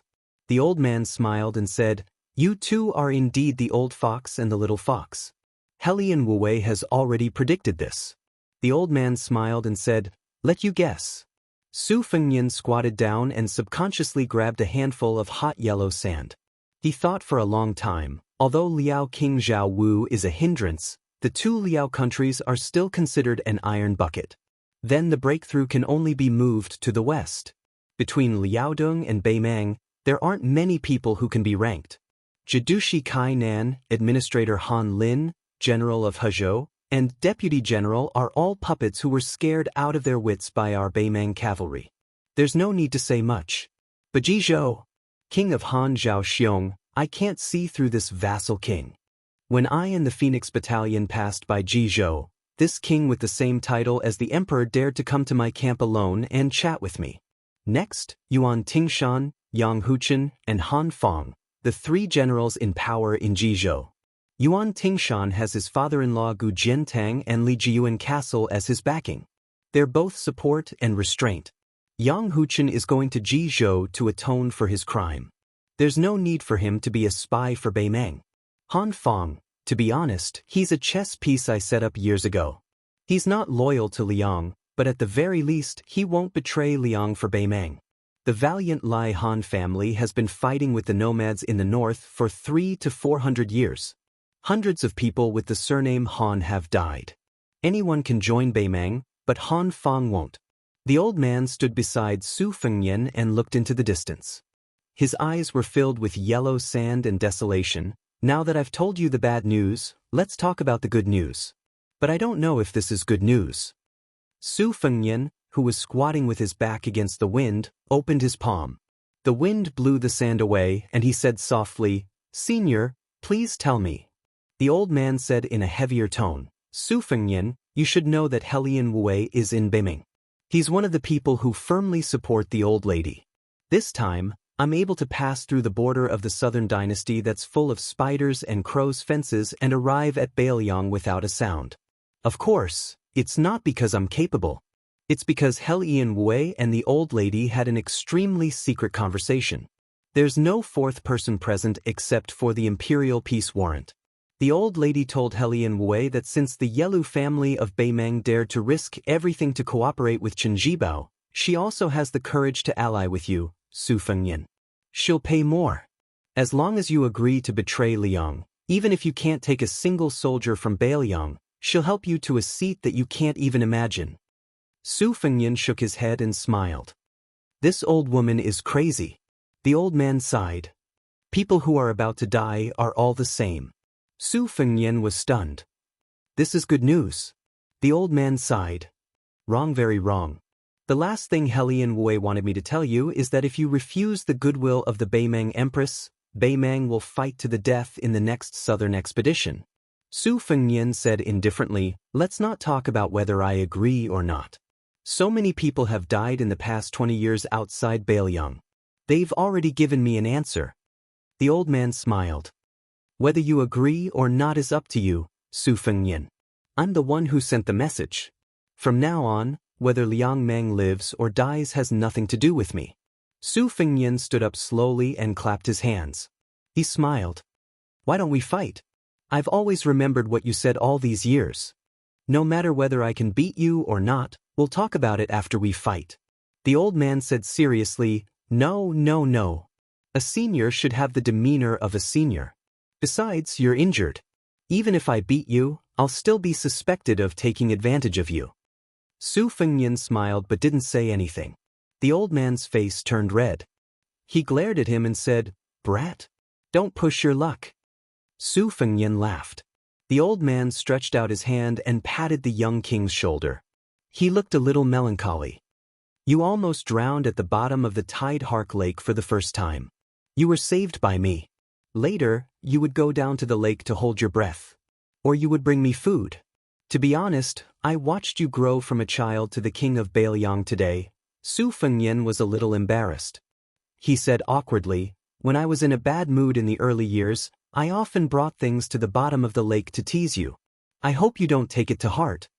The old man was speechless. Su Fengnian shut his mouth. He didn't want to rub salt on the old man's wound. The old man laughed heartily and said, On the way here, I heard that Liang Jianghu no longer mentions you, the high and mighty 14 Wushu judges. You're too high and unattainable. To be honest, Grandpa knows his own limits. I've beaten up a bunch of monsters like you before. However, I'd really like to meet those so-called 4 sages top 10 masters and those 14 auspicious talisman champions who copied the 13 armors of spring and autumn. Su Fengnian nodded and reminded him, although many of them are masters fishing for fame, there are some famous masters on the list. It's better not to provoke them. For example, Suaxia Valley's Yugroom in Bailiang, Wulin Alliance Master Xianyuan Qingfeng, Dongyue Sword Pool's Chai Qingshan, Nanzhao's No. 1 Wei Miao, Nanjiang's Blade Master Mao Shulang, Dragon Palace's Cheng Baishuang. The old man's face became uglier and uglier. He said angrily, "Brat, just tell me. Who can I beat?" Su Fengnian rubbed his chin and said, "You'll have to think about it." The old man was not in the mood to listen to Su Fengnian's nonsense. He got on his horse and rode 2 horses. He was about to go south to the Central Plains to explore Jianghu. Su Fengnian said with a smile, "Don't let me hear that you've just returned to Jianghu and you've already been beaten down." The burly old man sat high on the horse and said angrily, "Brat, just wait for me to kill everyone in Jianghu in the Central Plains." The old man rode down the hill. Su Fengnian suddenly looked at the old man's back and shouted, "Old man, I was able to believe in the idea I had when I was young and go to Wudong to practice martial arts because I saw you at the bottom of the lake. That made me believe that there are indeed masters in this world. There were masters and immortals in Jianghu. One person could really fight against 10,000 people. Only then could he have the chance to take revenge with his own strength." That was why Su Fengnian was extremely grateful to this old man whose shoulder blades were nailed with iron chains. This was the Jianghu senior who made him grit his teeth and persist on climbing the martial path. The old man did not turn his head and shouted, "Pretentious! If you have the ability." The old man suddenly realized that he could not say anything to attack this brat. If you have the ability to become the best in the world? This brat did not die at Wang Xinji's hands. He fought thousands of miles with Tuoba Bodhisattva and even fought against 2 people in Great Peace City. Jianghu was like this. When had he ever lost in court? In the end, the old man who was almost at the foot of the hill roared, "Su Fengnian, if you have the ability, then die after me. Brat, remember, when the time comes, don't forget to get me some good wine and meat." Chapter 1665. Su Fengnian waited until the old man and his 2 horses disappeared from sight. He whistled and the cold horse galloped over. Su Fengnian mounted the horse. On the way to the new city, Su Yanbing saw that Su Fengnian was worried. He could not help but ask, "Is there a big problem?" Su Fengnian smiled bitterly. "Not really. It's just that there are some unexpected things. There might be new variables on the side of Gu Jiantang and Chen Jibao." Su Yanbing said somewhat guiltily, "At that time in Great Peace City, firstly, Chen Jibao was not willing to fight to the death. Secondly, I did not dare to force him to fight to the death with all my heart. If I had known earlier, I would have decided victory and defeat with him there." Su Yanbing's so-called victory and defeat was, of course, life and death. Su Fengnian turned his head and said helplessly, "Uncle Su, if you say it like that, you are really pretentious." Su Yanbing was silent. Su Fengnian said softly, "I've thought about it for a long time. There is only one possibility that can change the situation between the 2 Liao countries, and that is Yuan Tingshan's betrayal from Ji province. If it's true, this mad dog is too obsessed. He doesn't even care about the life and death, honor and disgrace of his 2 wives and 2 fathers-in-law." Su Yanbing did not have any expression of disbelief. He said calmly, "It is not strange for this kind of fence-sitter to do anything." Su Fengnian nodded. "It is true that there are all kinds of strange things in the boundless universe. There will always be some people who can do things that you cannot imagine." Su Yanbing asked, "Should I go to Ji province and kill him?" Su Fengnian shook his head and said with a smile, "No need. If he does not seek death, Han Fang and Yang Huchen, as his deputies, will not be able to take the position easily. When he is defeated and escapes, perhaps I will personally send him on his way." When the 2 riders were still a few miles away from the new city, several riders arrived. Among them, there was Shangyin Academy's Lu Wenbao, a loser. This scholar had been used for most of his life. After joining Su Fengnian, he went to Great Peace City and then Mount Qingliang. Finally, he was placed in a city in the western regions. With Fu Shui House as his backer, he quickly stood out among the entangled forces. At the beginning, Lu Wenbao was only used as a cover for Chao Wei's 10,000 cavalry, as well as to make it easier for him to secretly contact the 6 jewels Bodhisattva of Mount Lantua. No one would have thought that in the Battle of Xianxia City, Liang Mang and Lu Wenbao's trump cards would be used. Lu Wenbao's contributions could not go unnoticed. Now, this old scholar was the newly established governor of Linyao County in Liuzhou. Chao Wei, who wasn't able to lead the 10,000 cavalry directly into northern Mang Southern Dynasty's hinterland as expected, had a much worse expression on his face. Moreover, these 10,000 elite cavalry had suffered quite a bit of losses outside of Azure City.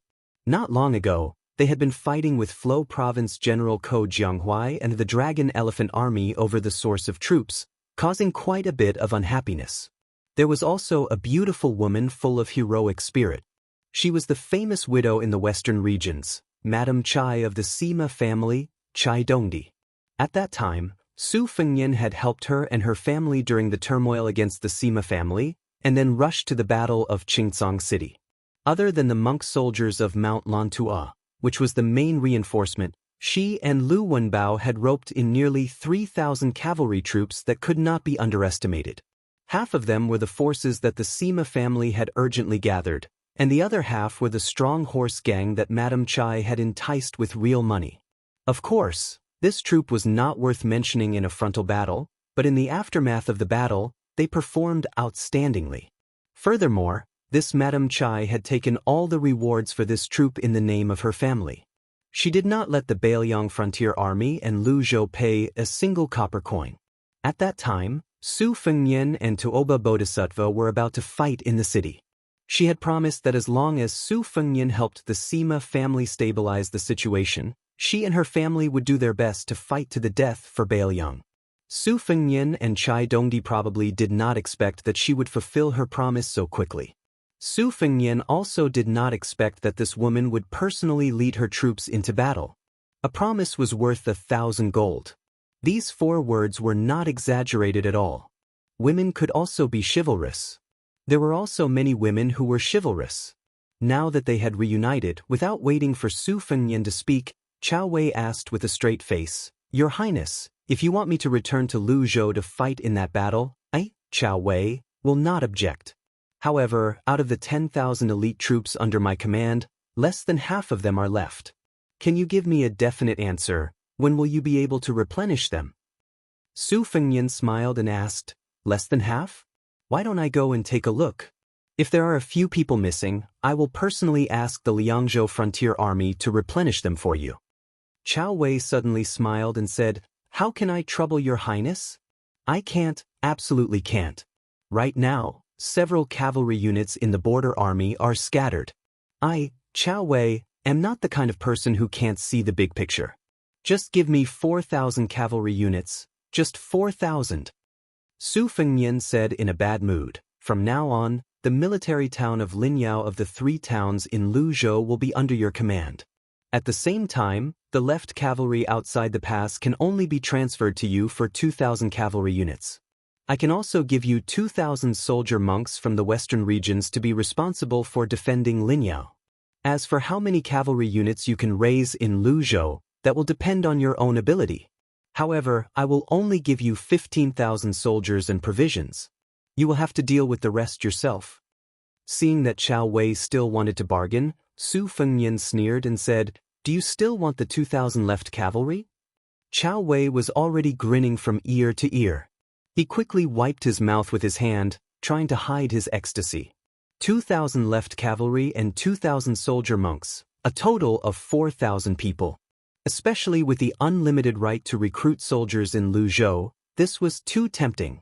Su Fengnian nodded to Lu Wenbao and then looked at Madame Chai. This time, the Sima family has lent a helping hand to the defense of Qingsong City. I, Bailiang, am extremely grateful." Madame Chai smiled sweetly and reached out to tidy up her hair.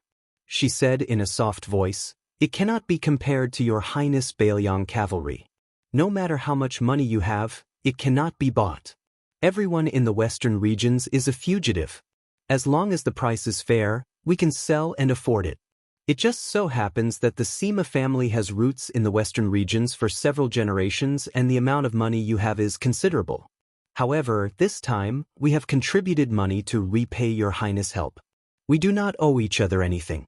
Does your Highness have any objections? Su Fengnian smiled. Of course I do not have any objections. In fact, I have taken advantage of you. Chao Wei looked at the elegant king of Bailiang and then looked at the charming Madame Chai. He whispered, "What advantage? Where did you get it from?" Lu Wenbao coughed and turned to look at the scenery. Madame Chai's face turned red. Su Fengnian sneered, "Chao Wei, the 2,000 soldier monks are gone.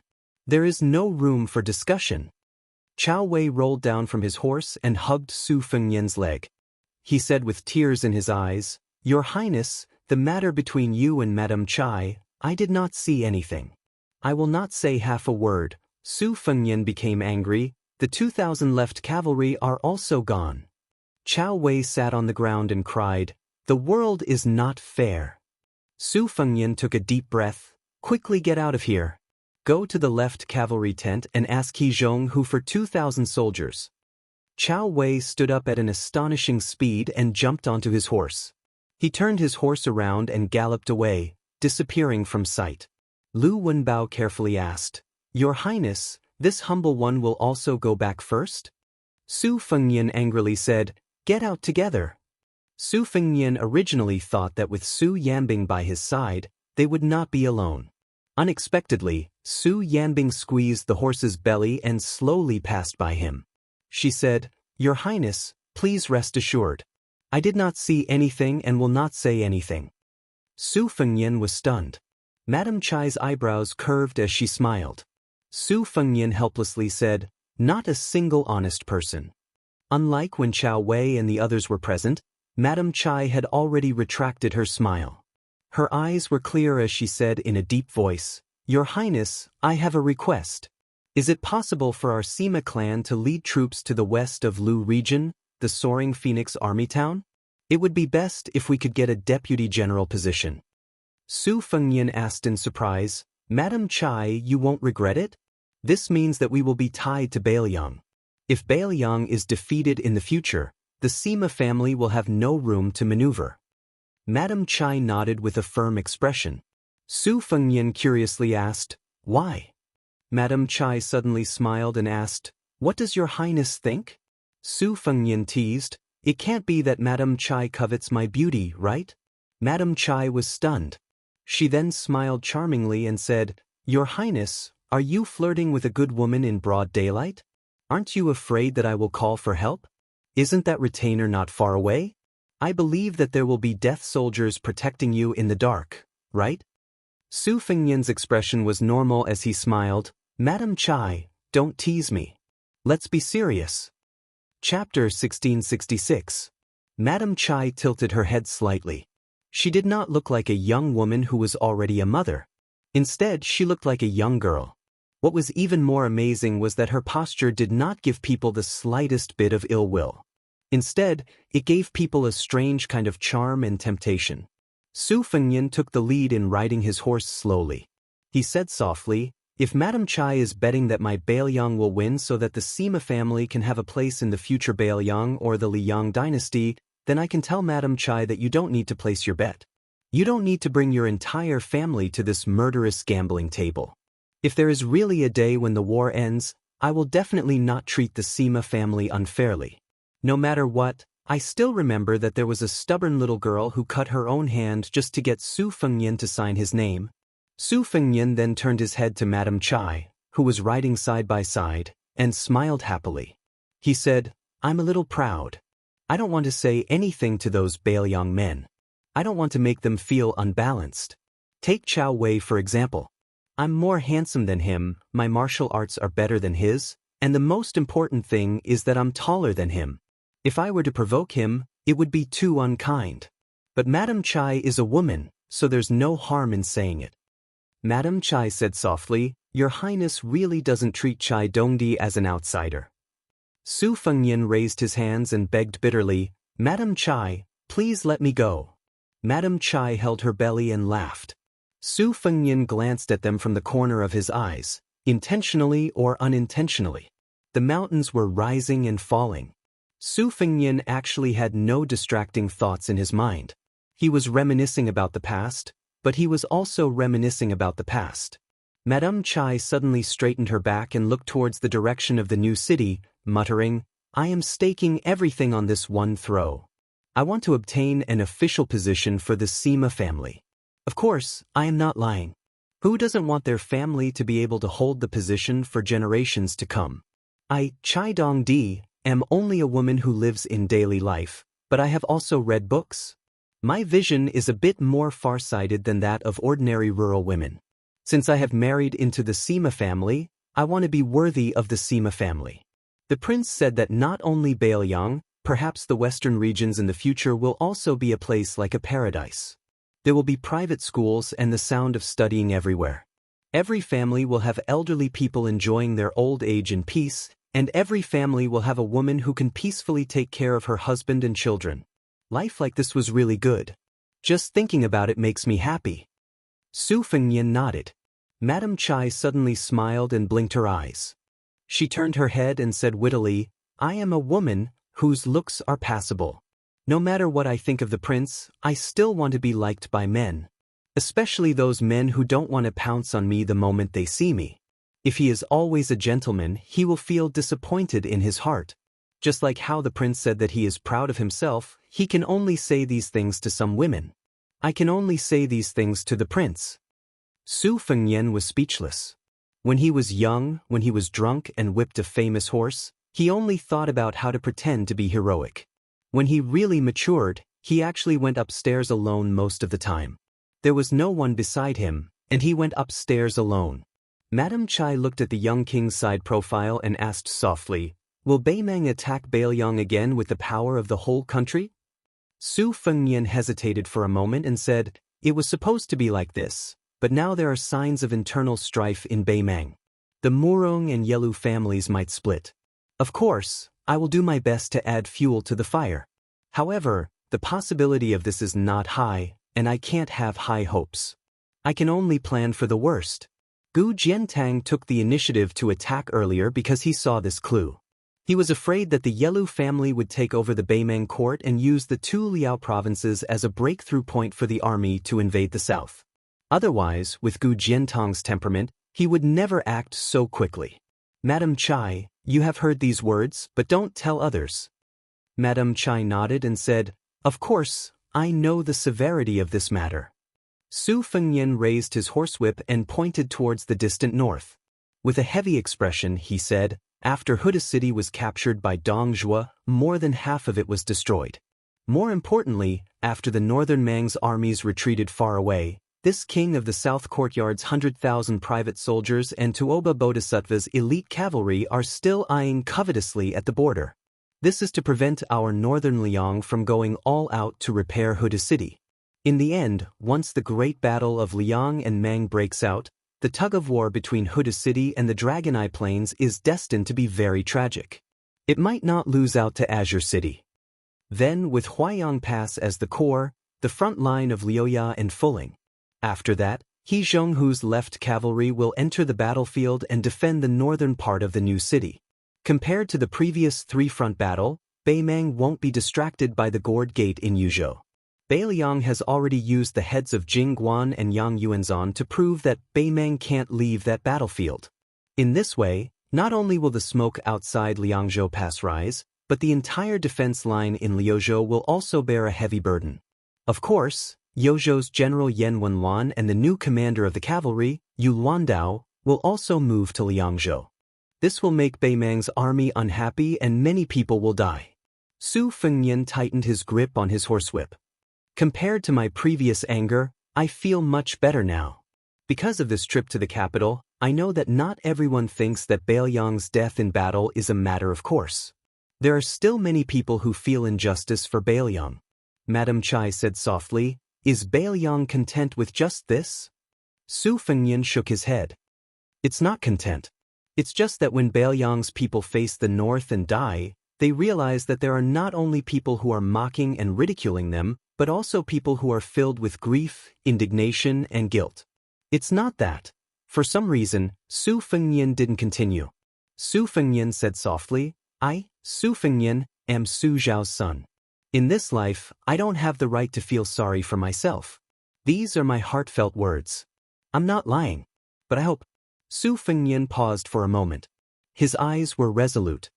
Before the battle with Tuoba Bodhisattva, the six-pearl Bodhisattva of Mount Lantua gave me a blade and a sword. The name of the sword is really good. The name of the sword is loud. Therefore, I hope that the people of the Central Plains don't expect them to be grateful. I also don't expect them to fight in the cold. I only hope that the entire Central Plains can hear the sound of Baoyang's 300,000 cavalry marching north from the northwest border. Hearing this heroic, loud, will allow them to stop pretending to be mute and deaf. Madame Chai pursed her lips and looked at him in a daze. Su Fengnian suddenly smiled. We're here. As they approached the new city, Su Yanbing and Lu Wenbao were quietly waiting for them. Madame Chai reined in her horse. Your Highness, I won't be going to the new city. I'll just take it that Your Highness has agreed to give the Sima family a deputy general in the Phoenix Division. Su Fengnian also stopped his horse. He turned his head and said helplessly, all right. Su Fengnian cupped his fists and sent them off. Then he slowly moved forward. Suddenly, Madame Chai called out softly from behind him. Su Fengnian. Su Fengnian didn't turn his head at all. He continued to speed up. Madame Chai laughed loudly. I, Chai Dongdi, will be waiting for you in the western region. I want to give birth to your child. Su Fengnian fled in panic. Su Yanbing looked at the young king who seemed to be sweating profusely. He held back his laughter and gave him a thumbs up. Lu Wenbao also gave him a thumbs up. But when the prince stared at him with a murderous look, the Linyuan county governor resentfully retracted his thumb. But Lu Wenbao, who seemed to be ready to die, suddenly gave him a thumbs up again. He didn't want to put it down. Many years later, in the western region's Feng province, after the snow stopped, a woman's hair had turned white. She sat in a wheelchair with a warm and heavy blanket on her knees. She smiled and looked into the distance. She closed her eyes and fell asleep. In a trance, she seemed to have waited for many years. The old woman's eyes were filled with tears as she whispered. When she was about to die, she suddenly tried to open her eyes. She finally smiled. Her vision was blurry. She looked at the person squatting beside her and said in a hoarse voice, "It's a little late." The person nodded and said, "I made you wait for a long time." She shook her head slightly and tried to raise her hand. It seemed like she wanted to tidy up her hair. But she didn't have the energy to do it. So, she felt a little regretful. The person helped her gather the blanket and said softly, "Don't worry. You are still very beautiful." She lowered her head and moved her lips. He nodded and said, "Okay." She said, "Next life." She closed her eyes. The first time they met, he was so gentle. The last time they met, he was still like this. Whether there was a next life or not, it didn't matter. On the city wall, the sun was setting. The old woman was called Chai Dongdi. The old man was called Su Fengnian. Chapter 1667. Baoyang Province's Lingzhou was worthy of being called the Jiangnan beyond the Great Wall. Other than being rich, it also had a rare scholarly atmosphere in the northwest. Therefore, in the past few years, Lingzhou was a bit arrogant when facing Liangyu and Yuzhou. The military strength of the garrison was far from being as valiant as Liangyu Province, but we have a lot of scholars here. It was a pity that after a young scholar called Qinwang appeared in Yuzhou, the scholars in Lingzhou became a bit sickly. Even though Sun Yin could be considered a scholar who had walked out of Lingzhou 2 days ago and his highest position was the right chancellor of the Imperial College in the capital, compared to Chen Xiaobao who was in the center, he was clearly a great distance away. However, this kind of dispute could not affect a small place like Huangsha Province's Huanghua County. Huanghua County was a lower county and was located at the westernmost part of Lingzhou. Huanghua County was famous for being poor. Because it was in Lingzhou, Huanghua County appeared even poorer. Every time the county magistrate of Huanghua County went to the provincial capital and met a colleague of similar rank, it would be a torment. However, even though this place was poor, compared to Yuzhou, which did not like books and swords and spears, Huanghua County had dozens of villages of various sizes. Other than the government's voluntary school, almost every village had a private school. The wealthier villages and families even had ancestral schools. Therefore, the sound of children studying here was no less than other places in Lingzhou. Li Xian was the most knowledgeable scholar in the Li family village. He was an old man who had been to Liang's capital. However, it was said that he had failed the examination. He had traveled thousands of miles and returned thousands of miles. Logically speaking, if he had passed the examination, it would not be difficult for him to get a job in Huansha province's government. Unfortunately, the scholars from the Central Plains had flooded into Lingzhou and someone had taken his position as a lecturer. Li Xian was originally from a poor family and could not make any connections. It was unknown whether it was because he was angry or not, but he simply returned to his village and opened a private school. There were 7 or 8 children from his village who were studying there and could barely make ends meet. It was impossible for him to save money to buy books. Moreover, Li Xian took the initiative to recruit a few children who did not have a surname to enter the private school. Not only did he have to pay for books, but he also took care of their meals and drinks. As a result, many girls of the age in the nearby villages who originally admired Li Xian backed off under the pressure of their parents. Today, Li Xian carried a small pot of wine to the neighboring village. There were no official roads between the villages, only a small sandy path that was about 10 feet wide. When the villagers and women met Li Xian, they would respectfully greet him as Mr. Li. Li Xian would also respond with a smile and chat for a while. Li Xian arrived in front of a hut by a stream and surrounded by a fence. An old hen and a group of chicks were looking for food, pecking and pecking. When Li Xian pushed open the wooden door, he saw a familiar figure walking in the distance. He smiled knowingly and stood at the door, waiting.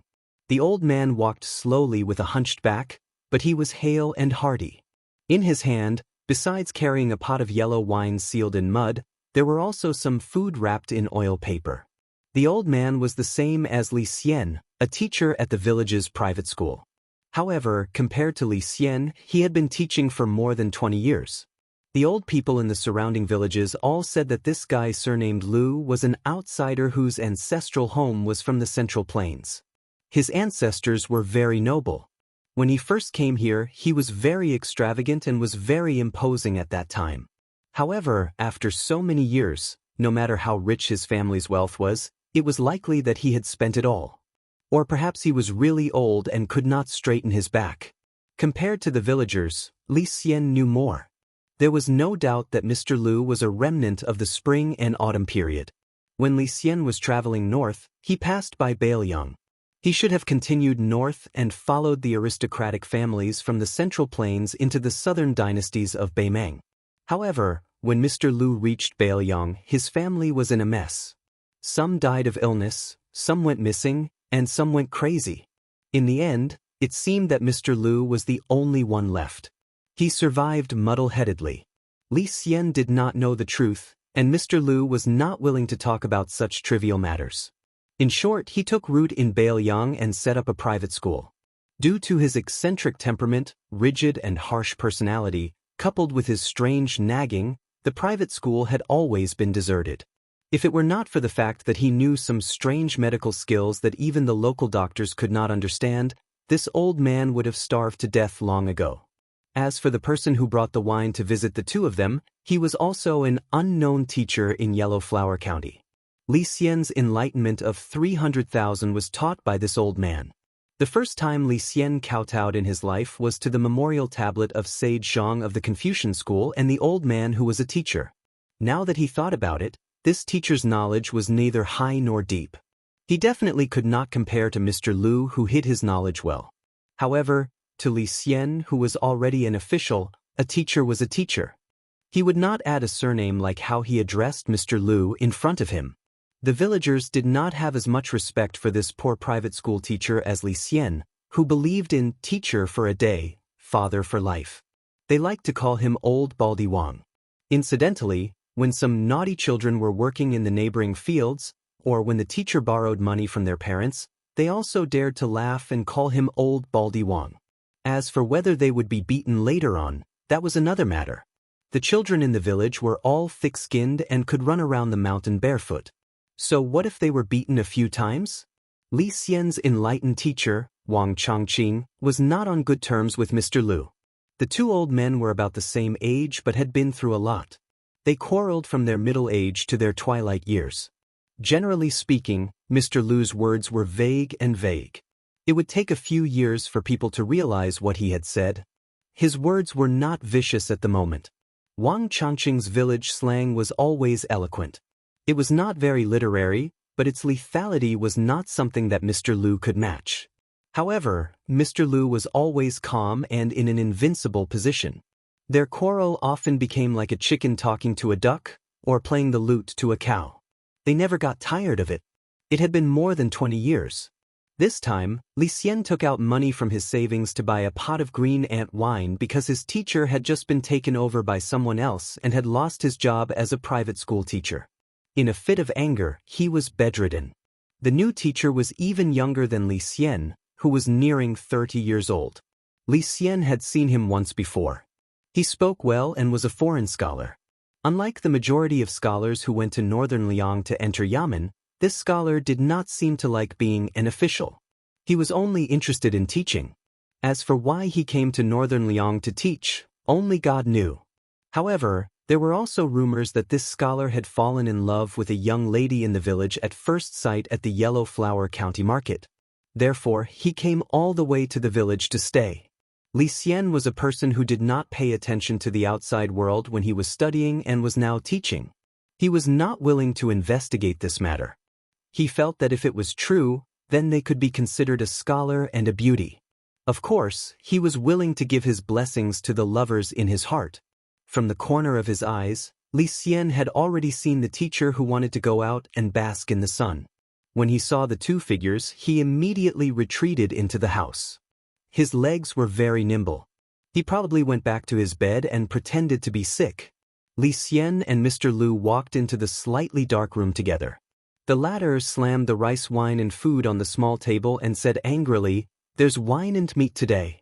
Old Baldy Wang, if you can get up, then you and I can eat and drink until we're clean. If you don't get up, then I'll help you eat and drink in front of you." Wang Chongqing, who was lying on the bed, snorted coldly. "Rice wine?" Mr. Lu said angrily, "If it's not rice wine, then is it Bailiang's green ant wine? If you want me to drink green ant wine, then the sun will rise from the west. Drink it or not." Li Xian could only act as a peacemaker and said with a smile, "Teacher, I brought a pot of green ant wine. Mr. Lu has soy sauce meat. How about it?" Only then did Wang Chongqing slowly get out of bed. After getting up, he straightened his clothes. Mr. Lu sneered, "A monkey wearing a hat." Wang Chongqing slanted his eyes and said, "Look at the clothes I'm wearing. It's brand new. This year, I'll even buy a new set of clothes. Look at the clothes you're wearing that year after year. You're completely disgraced." Mr. Lu calmly said, "To be noble when there is nothing to do, to be rich when there is no need to sleep early, to be rich when there is no need to walk slowly as a carriage, to eat late as meat, to wear ragged clothes as a fur coat. This is to live in peace and happiness." Wang Chongqing rolled his eyes and said, "If you're poor, then you're poor. Do you have a reason for it?" Chapter 1668. Mr. Lu sneered, "Unlike some frogs at the bottom of a well, I have traveled thousands of miles in my life and have seen the heavens in human affairs. I have also read thousands of books in my life and have seen the heavens in human affairs. In this poor and remote Bailiang, I often see old scholars obsessing over old piles of paper for decades. Once they step out of the door, they lose their sense of direction. How laughable, how laughable! Especially those old piles of paper. If placed in the Central Plains where farming and reading are passed down, even a normal child would be able to recite them backwards." Wang Chongqing was too lazy to pay attention to Mr. Lu. He sat down on a small stool and took the opened pot of green ant wine from Li Xian. He lowered his head and sniffed hard. With an intoxicated expression, he said, Just this smell alone is worth 7 or 8 taels of silver. Using the light from the broken window, Wang Changqing and his student, Li Xian, drank the green ant wine while Mr. Lu drank the yellow wine alone. Wang Changqing, with his sparse hair, stepped on the stool. Compared to Mr. Lu, who sat upright and still, he did not look like a teacher. On the other hand, Li Xian, who was taught by Wang Changqing, did not lose to Mr. Lu in terms of elegance. Wang Changqing poured 2 bowls of wine. Li Xian smiled and shook his head. Wang Changqing pointed at his proud student and said regretfully, "If you don't drink, how can you write a good poem that will be passed down through the ages?" Mr. Lu said sarcastically, "Wang Changqing, you have drunk at least a few hundred pounds of wine in your life. Have you ever written a good poem? Although Li Xian can be considered half a student of yours, he is a true Juren. In my opinion, it is only because of his status in Beiliang that he could not pass the Jinshe examination. Is he someone you, Wang Changqing, can teach?" Wang Changqing drank a mouthful of green ant wine and wiped his mouth. He retorted, "I can't teach? You, Lu Shumai, can teach? Just because your family background is better, you can memorize a few more books. What's so great about that?" Mr. Lu wanted to say something but stopped. In the end, he did not say something. He only said angrily, "Unreasonable." Wang Changqing drank another mouthful of wine and then burped. He picked up a piece of meat with 2 fingers and threw it into his mouth. Instantly, his whole body felt comfortable. Li Xian could not resist his teacher's persuasion to drink. After drinking half a bowl, his face turned red. The 2 old men drank and ate meat in silence, but one used his hands while the other used chopsticks. It was rare for Mr. Lu to get drunk. He was a little embarrassed, but also a little proud. His absent-minded eyes were filled with nostalgia. He muttered to himself, "I wish I could marry 10 women, I wish I could be a Dechu." Old Baldy Wang used his elbow to lightly poke the slightly tipsy student and asked in a low voice, "What's so special about 10 girls?" Li Xian smiled and said, "In the spring and autumn period of the past, there were 10 great clans. It's probably from a classic story." Old Baldy Wang was amused. "Didn't our great general teach him a lesson?" Wang Changqing's voice wasn't small. Mr. Lu immediately glared at him. Wang Changqing drank more than half of the green ant wine and was already 70 to 80% drunk. He stretched his neck and said, "What? You're not convinced? Don't think that you can look down on Beiliang just because you're a remnant of the spring and autumn period. Do you really think that you're better than others? Humph, I've tolerated you for many years. In the past, you always said that His Royal Highness was a hedonistic son of a rich family. At that time, I was also blind to think that His Royal Highness wasn't as good as the great general and might not be able to shoulder the burden of Beiliang. That's why I followed you and scolded you. Today, if you continue to be sarcastic with me, I'll teach you a lesson. Even if I can't teach you a lesson, there's still Li Xian, my student." Mr. Lu's eyes were bloodshot.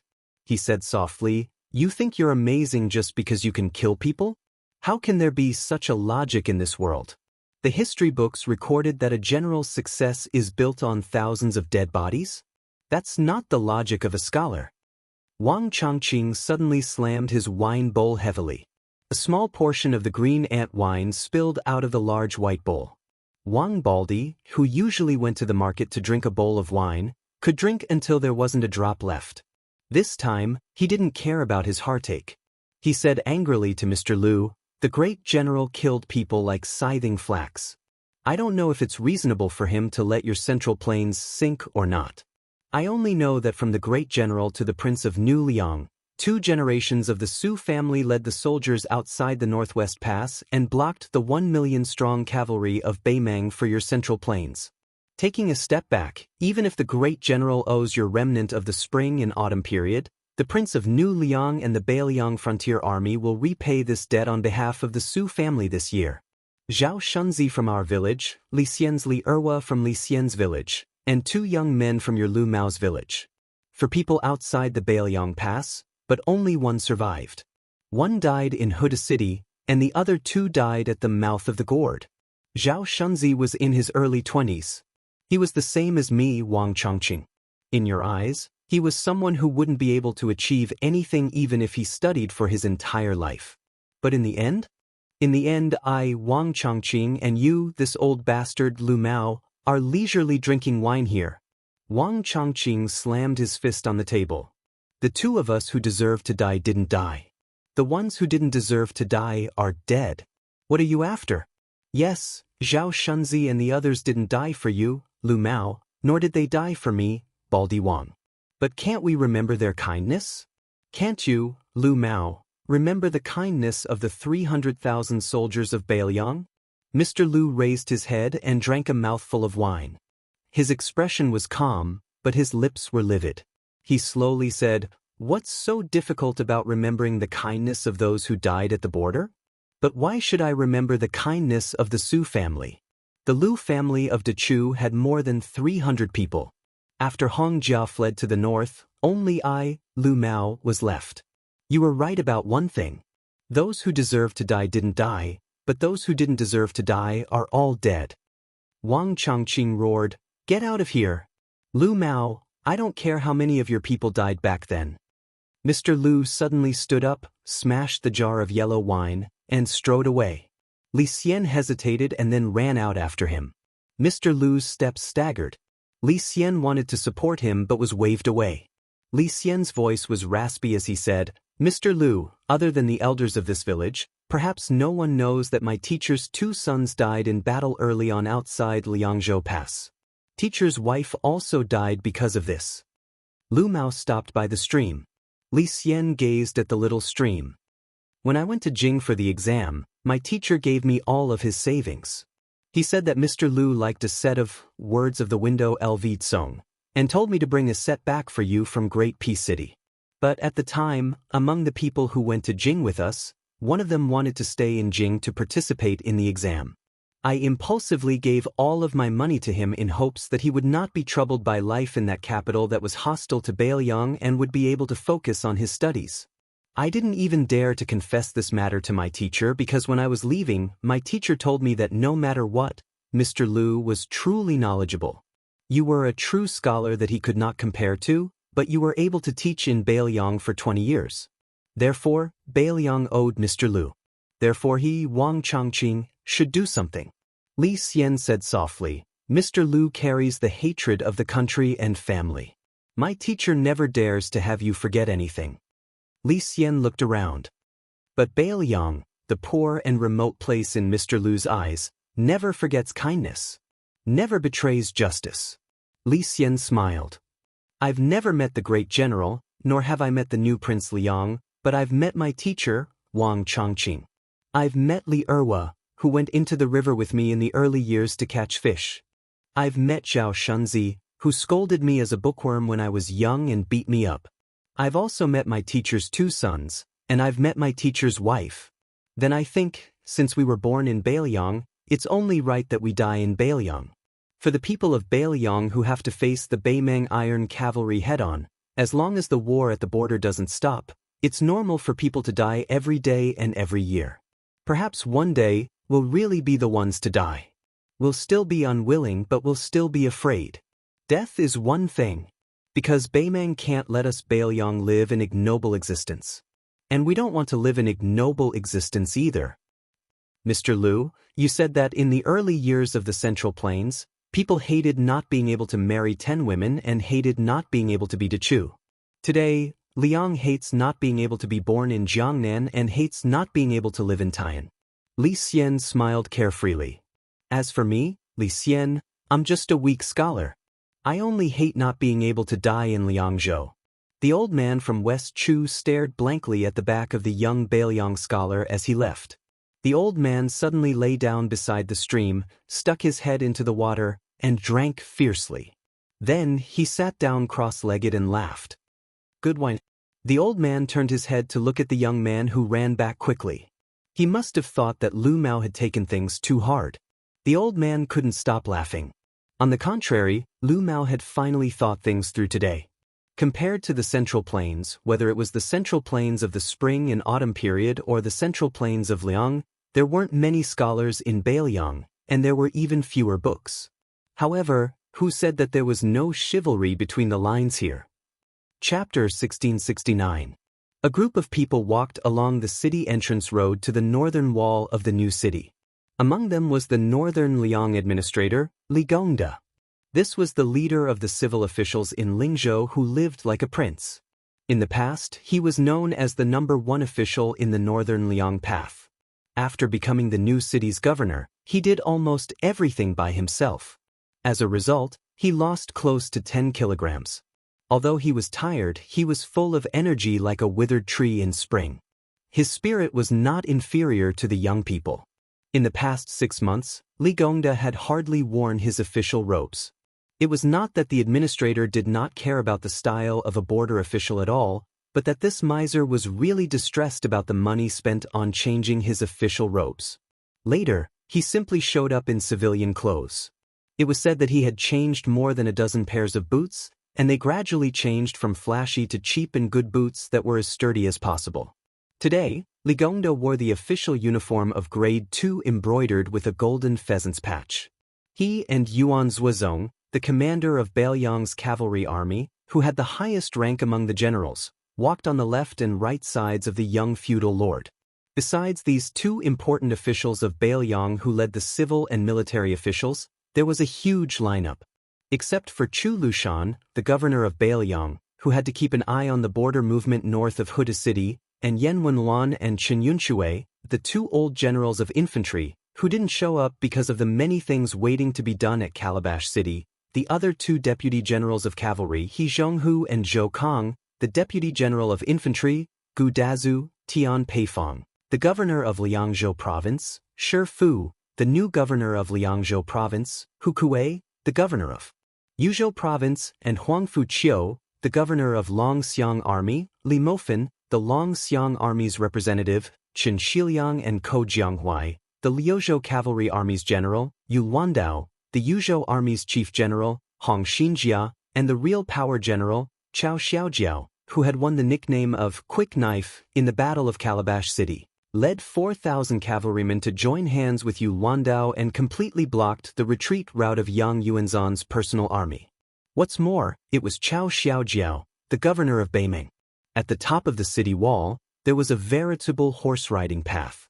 The northern outer battlements had been completed, and the inner parapet wall was also about to be completed. The next step was to build the gate tower on the northern city gate. Su Fengnian stood at a battlements and looked towards the north. From here to the Liuya Fuling defense line in Huayang Pass, it was a flat terrain that was convenient for cavalry to gallop. He Zhonghu's left cavalry army and Zhou Kang's right cavalry army were stationed there. In the original plan of Su Shao and Li Yishan, once Beimeng captured Huda City, the two main cavalry forces outside Beiliang Pass would suffer the heaviest losses. However, due to the heavy casualties in the two battlefields of the first battle between Liangmang and Qingsong City in Liuzhou province and Heluku in Yuzhou province, Beimeng could not gain a firm foothold. As a result, the two cavalry forces of over 70,000 didn't suffer any casualties for the first time. This was also the real reason why Beiliang was confident in the second battle between Beiliang and Beimeng. Su Fengnian was multitasking. While listening to Li Gongda's detailed description of the progress of the new city, Su Fengnian was thinking about the next deployment of the cavalry. Back then, in order to defend Liuzhou and gain strategic depth for Beiliang, Su Shao expanded the Longxiang army from 10,000 to 30,000 without affecting the military strength of the army as much as possible. It was impossible for the border cavalry to have an extra 20,000 people out of thin air. Naturally, he would transfer the elites from the left and right cavalry, which would inevitably weaken the military strength of the border cavalry. However, the problem was that the 30,000 Longxiang army was almost wiped out outside Qingsong City. Of course, Liuzhou could not be abandoned.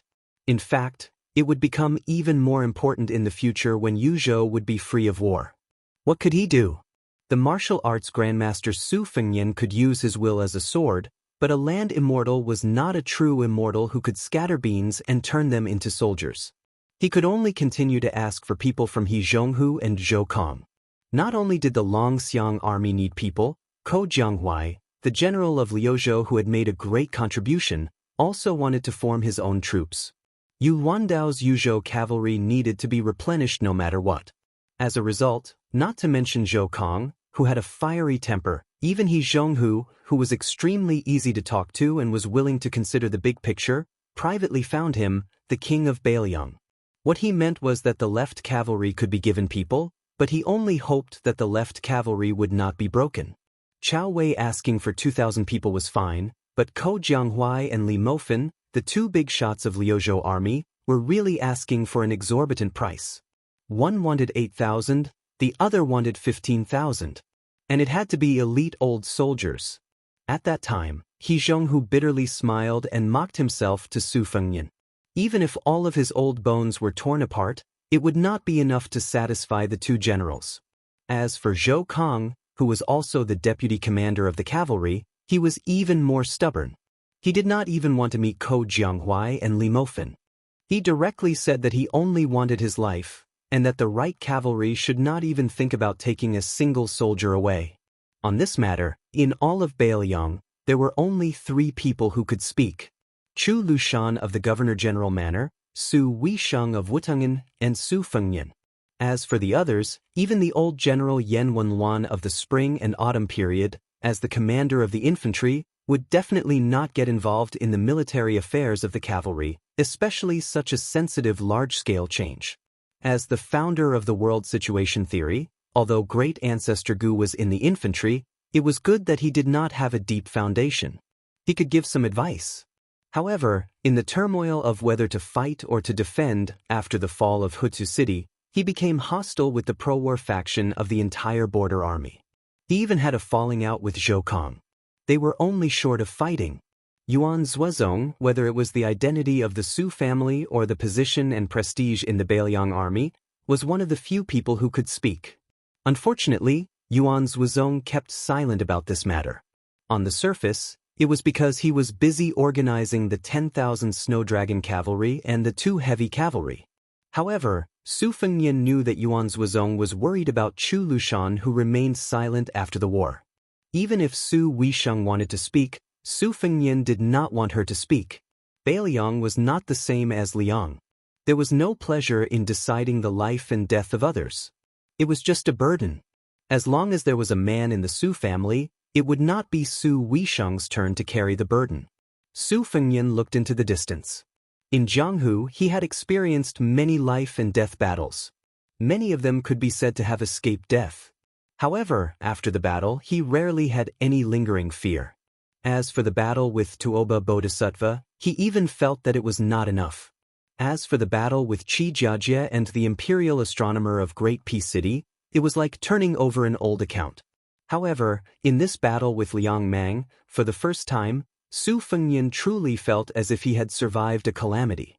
This was because Huang Manor had almost died outside Qingsong City. If not for Deputy General Wang Lingbao, Huang Manor really would have died. This time, as soon as Huang Manor heard that his older brother was coming to the new city, he led the cavalry under his command back to Liuzhou that very night. Most likely, he was afraid that Su Fengnian would scold him, or perhaps he felt some unknown guilt. Huang Manor did not dare to return to Qingliang Mountain in Liangzhou. His second sister, Su Weisheng, was there. For Su Longxiang, the weight of his second sister's angry words was greater than the weight of Tuoba Bodhisattva's all-out attack. The sun set in the west, and the sun set on the long river. The border was no longer filled with smoke. However, half a year later, or perhaps even less, smoke would rise from all sides. In Bailiang's next battle, even if there would not be a large-scale battle, compared to before, Lingzhou's western Shu, which was further south, would have an additional unpredictable king of Shu, Qin Jibao. As long as Baimang still treated the Western Front as a breakthrough point, then Bailiang's dangerous situation would not be alleviated at all. They could only continue to exchange lives for lives. It all depended on whether Bailiang could exchange one life for many lives. How many lives could they exchange for Baimang barbarians? Su Fengnian gently exhaled. Without turning around, he said in a low voice, "Zhou Kong." Jean Partridge took a step forward and cupped his fists. "This general is here." Su Fengnian calmly said, "Including the 2,000 cavalry of Great Sui Camp, transfer 8,000 men from the right cavalry to Yu Luandao's Yuzhou cavalry." The old general Zhou Kong did not speak. Su Fengnian did not force this deputy commander to express his opinion. At that moment, the atmosphere on the city wall was heavy. Zhou Kong finally gritted his teeth and said, "Yes, sir." Su Fengnian turned around and said to Yu Luandao, "Transfer all the Yuzhou border cavalry to Liangzhou Pass and be in charge of defending the Core pasture. You have half a year at most." Yu Luandao said in a low voice, "Yes, sir." Next, Su Fengnian quickly gave out military orders. He Zhonghu, other than the 2,000 cavalry given to Chao Wei, the 10,000 cavalry of Taipei camp will be given to the Longxiang army of Liuzhou. Yuan Zhuozong will no longer lead the Jibei camp and will be given to General Ko of Liuzhou. Shi Fu, you are allowed to transfer 5,000 cavalry and 10,000 infantry from Beiliang to the north to defend the horseback slope. Hong Yu will be promoted to the main general of the Rouge Army. Chao Xiaojiao will be the deputy general of Yuzhou. Yuzhou General Huangfu Xiu will be in charge of the Helan Mountain on the east. Chen Xiliang has been promoted to Flow State and is in charge of recruiting 6,000 strong youths from Flow State to join the army. 3,000 will stay in Azure Sky City and 3,000 will enter Ling State. These 6,000 youths and their families can obtain the Northern Liang Army. Voices of acknowledgement gradually sounded from the top of the city wall. Finally, Su Fengnian turned around and looked at the faces. The old He Zhonghu Zhou Kong, the young Yuan Zhuozong Shi Fu, and the young Yu Luandao Chao Xiaojiao. The 3 generations of generals of Beiliang. Su Fengnian said slowly, "Everyone in the next 3 years, even if you die in battle, you must die before the new city is built." On the city wall, there were no heroic words or impassioned speeches. There was silence. Everyone just cupped their fists at the same time. Chapter 1670. Outside the northern Liang Pass, a majestic city had been built from the ground. Further south, this new city, which had just been officially named Refusing the North, also had the atmosphere of a skyscraper rising from the ground. A small market appeared. Although it was small, it had all the essentials. There were restaurants, tea houses, inns, pawn shops, and gambling dens. There were merchants and peddlers who came here to look for business. There were scholars who traveled to the border. There were Jianghu people who came here to visit with their friends. There were people who told stories here. There was a lot of discussion about the name of the new city. The foreigners all felt that the name Beijua City was not strong enough. It was not as straightforward as the name Beijua City. The scholars of the academy who had not been appointed as officials in Beiliang generally thought that Beijua City was more appropriate. Although it had a strong evil spirit, they had been in the northwest for more than a year. When in Rome, do as the Romans do. They began to be influenced by the customs of the Liangren people. Like water entering a sandpit, it was no longer a hidden spring in the forest, but a turbid wine. Beijua City, which was built at the beginning of the 2nd year of Xiangfu, was the most important city in Beiliang, both strategically and symbolically. There were rumors that not only would the Protectorate General move into the new city from Huaiyang Pass at the end of the year, but a new Liangzhou prince would also build an official office here and become the provincial governor of the Outer Pass, who had both military and political power in Liangzhou. However, despite the importance of Beijua City, the elite border troops stationed around the new city were still in the pattern of northern Yan and southern Song. This could be seen from the fact that there were no patrols in the market. At first, the scholars who went to Beiliang were puzzled. They only understood after the local merchants explained that there were fierce battles outside the pass and peace inside the pass. Beiliang had been peaceful for more than 20 years.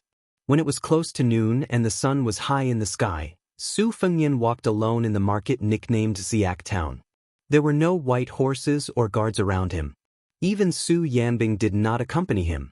Most of the people in the market were foreigners. Other than the people of Liangzhou and the old people like Yan Wenluan, there were not many people who were familiar with the new prince of Beiliang. The tens of thousands of soldiers in Huda City were familiar with him. Unfortunately, they had all died in battle, including their general Lu Jinu. They were also familiar with Su Fengnian's soldiers. However, more than half of them had died in the second battle of Huluku. Other than Yu Luandao, no one else would appear here. At this time, Su Fengnian's face was a little pale. This was the aftereffect of the battle at the Imperial Astronomer. Qi Jiajia's sword qi had been suppressed in 3 acupoints after Xinyuan Qingfeng had transferred it to Su Fengnian. This was also the premise that Su Fengnian was able to fight with Dong Tai and Chao Chongqing at the Xiamaui courier station. Now, the sword qi was flowing freely in his body like a flood breaking through a dam. It was as if an army was passing through, or a cavalry galloping on the ground. Su Fengnian's sword qi seemed to be thundering inside his body. If it were a Taoist saint who was good at inner vision, he would have completely given up on the idea of immortality. Su Fengnian picked a restaurant that was bustling with people and sat down. Out of the 3 times he had been in Jianghu, he had lived a life of haggling over every ounce. He knew that a single copper coin could not kill a hero, and he was used to having money in the palm of his hand. Weighing his money pouch, Su Fengnian ordered a pot of wine, 2 bowls of rice, and 3 dishes. He sat by the window, took off his cold saber, and put on his casual clothes. He looked like an ordinary scholar who had traveled to the border. The restaurant was not big, but business was good. As more and more diners poured in, there were people who had the intention of sharing a table. The waiter ran over to Su Fengnian with a troubled expression. Su Fengnian smiled and nodded, saying that it was fine. However, he had requested for 2 pots of green ant wine and that he would have to pay the price of 1 pot. The waiter thought about it and felt that this business was still profitable, so he acted on his own initiative and agreed on behalf of the restaurant owner. There were 5 people sharing a table with Su Fengnian, 1 woman and 4 men. The 4 men had completely different auras. It was unknown how they got together, but it was obvious that they were heroic and scholarly. For example, there was a tall man in his 30s. The scabbard of his sword was made of gold. As for the scholarly man, not only did he have a scholarly aura, but he also had a red sandalwood folding fan sprinkled with gold. The fan pendant was made of the rare redwood that could not be bought with money. However, Su Fengnian's eyes were shrewd and ruthless. One of the redwood pendants was made of honey, while the other one was made of low-grade iron. Thus, the difference in status between the 2 was obvious. It was obvious that the latter was just putting on an act. 1 table and 4 long benches. 2 heroic guests and 2 scholarly men sat side by side on Su Fengnian's left and right. Only the young and elegant woman sat alone across from Su Fengnian. Clothes make the man, and Buddha makes the gold. Probably they did not take the plainly dressed Su Fengnian seriously, so they talked without restraint. The woman had a Jiangnan accent, soft and gentle. She did not speak much, but she did not agree with the men. The 2 chivalrous men had a Jizhou accent and a Liaodong accent, while the scholars came from Qingzhou in the Central Plains and Jianzhou in the southeast. These 4 men talked about the world's situation as well as Jianghu anecdotes. In their words, they had mixed feelings about the Liyang imperial court.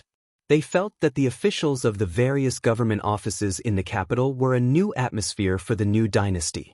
It was a pity that Lu Xianxia and the other generals of the southern expedition failed to live up to expectations, which allowed the Guangling rebels to take advantage of the situation and grow stronger.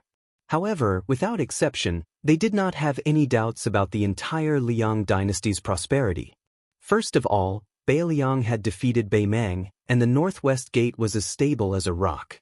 Second of all, Gu Jiantong's 2 Liao border armies had finally taken the initiative to attack and won a series of inspiring victories. Before this, the 2 vassal kings surnamed Zhao, the prince of Yanqi, Zhao Yi, and the prince of Guangling, who liked to compete with the Beiliang cavalry, had greatly disappointed the people. Fortunately, the great pillar state Gu Jiantang had stepped forward at this time, allowing the people to feel relieved. It turned out that in Liang, other than the Beiliang border army, there was no one who could compete with the Beimang barbarians. When it came to the 2 Liao and the assistant minister of the Ministry of War, Su Gong, who patrolled the borders for the emperor, the scholar from the Central Plains, casually, said that his father's generation had a close relationship with assistant minister Su. They had been schoolmates in the early years, and later on, they had become colleagues. When General Long Xiang entered the capital to take up his post, his father's generation had been in the procession to send him off. Even now, they were still exchanging letters. Hearing this, the woman who had been glancing at Su Fengnian from time to time suddenly became high and mighty again. Su Fengnian ate slowly and carefully, but there were only 2 bowls of rice and 3 dishes. No matter how slow he ate, he would eventually finish. Fortunately, there was still a pot of green ant wine by his side. He put down his chopsticks and opened the pot to pour himself a cup of wine. In reality, it was not just his table that was talking loudly. Most of the people in the restaurant were talking about the state affairs and eating the dishes and wine that cost 2 or 3 taels of silver. They were talking about the hearts of the imperial palace of Great Peace City or the Wangfu of Mount Qingliang in Beiliang. Su Fengnian smiled as he listened to the hubbub around him. He raised his wine cup and turned his head to look at the bright sunny sky outside the window. At some point, the scholar from Zhenzhou, who was holding the carved Mithria fan, had mentioned the new King Liang, who he had never met before. Perhaps he was drunk, or perhaps he was deliberately trying to surprise the woman he liked, but his words were a bit harsh. After drinking a cup, he sneered, "Everyone knows that the eldest son of the old King Liang was a bastard in his early years. His Royal Highness was a bastard. He was a bastard for more than 10 years and was infamous. The first time he showed his face was when the old King Liang let him participate in the martial arts parade outside Beiliang. Clearly, this was to pave the way for the hereditary title of King of Beiliang. Now, the people of Beiliang all say that when the new King Liang was the crown prince and the general of Lingzhou, he taught the general of Huaihua, Zhong Hongwu, a harsh lesson. It was very satisfying. Is this really the case?" The beautiful woman asked curiously, "Master Song, what do you mean?" Chapter 1671. The young scholar sneered, "It's just a show of strength to warn the tiger and burning the bridge after crossing the river. In the end, wasn't it because the old Liang king was afraid that his son would not be able to convince the masses, so he secretly instructed Li Gongda, who was in charge of the Lingzhou officialdom, to deal with Zhong Hongwu as an example? Otherwise, with Su Fengnian's status and reputation at that time, would he dare to provoke the Beiliang cavalry commander who had accumulated great power? Who didn't know that great General Zhong Hongwu had countless students in the border army? Not only that, even the wealthy Lingzhou of Beiliang was jokingly called the backyard of the Zhong family. Beiliang first forced Zhong Hongwu to leave the border army, and then took down this old military head. At the same time, during the military restructuring of Beiliang, they did not touch the border army, but only the troops stationed in the territory. Everything was done in one go. Who would believe that this was not the plan of the old Liang king when he was alive? The young man who claimed to have been friends with Assistant Minister Su smiled and nodded. It should be said that he killed the old tiger to warn the fierce tiger. Zhong Hongwu was not in his position, and he was like a tiger without teeth. The old Liang king used him as a sacrifice for his eldest son. Yan Wenluan, who was also a general of the Beiliang border army and also the local emperor of Yuzhou, had the old Liang king made a move? Did His Royal Highness dare to make a move? In reality, before Su Fengnian inherited the throne, he did not go to Yuzhou at all. Why did he choose Lingzhou? Because compared to Yuzhou, where even the farts of the generals were effective, the civil officials here could compete with the generals. In addition, Li Gongda had obtained the position of administrator, so how could he not serve the Su family to the death? More accurately speaking, Brother Song's so-called 3 matters were done in one go. The true foreshadowing was Li Gongda, the administrator who was also the Lingzhou provincial governor at that time. If I were Zhong Hongwu, I would have long been wary. The 2 heroes could talk big when they talked about Jianghu and Wulin, but when they talked about the officialdom and the imperial court, they were stunned. However, it sounded very murderous. The 2 of them looked at each other and smiled. Wasn't the pen in the hands of a weak scholar also a knife in his hands? The scholar surnamed Song agreed deeply and continued to mock and ridicule, regardless of whether Su Fengnian's identity as a great grandmaster is real or not. Let's just say that the appearance of the tens of thousands of Yuzhou cavalrymen outside the calabash's mouth is now said by the Beiliang people that this action has something to do with Su Xiao. But is there really someone in the world who is leading the charge on the battlefield? Even if there were, they would be brave and fierce generals who could fight against 10,000 people. As a vassal king, was this really appropriate? Did he not know that if he died outside the pass, there would be no need to defend Beiliang?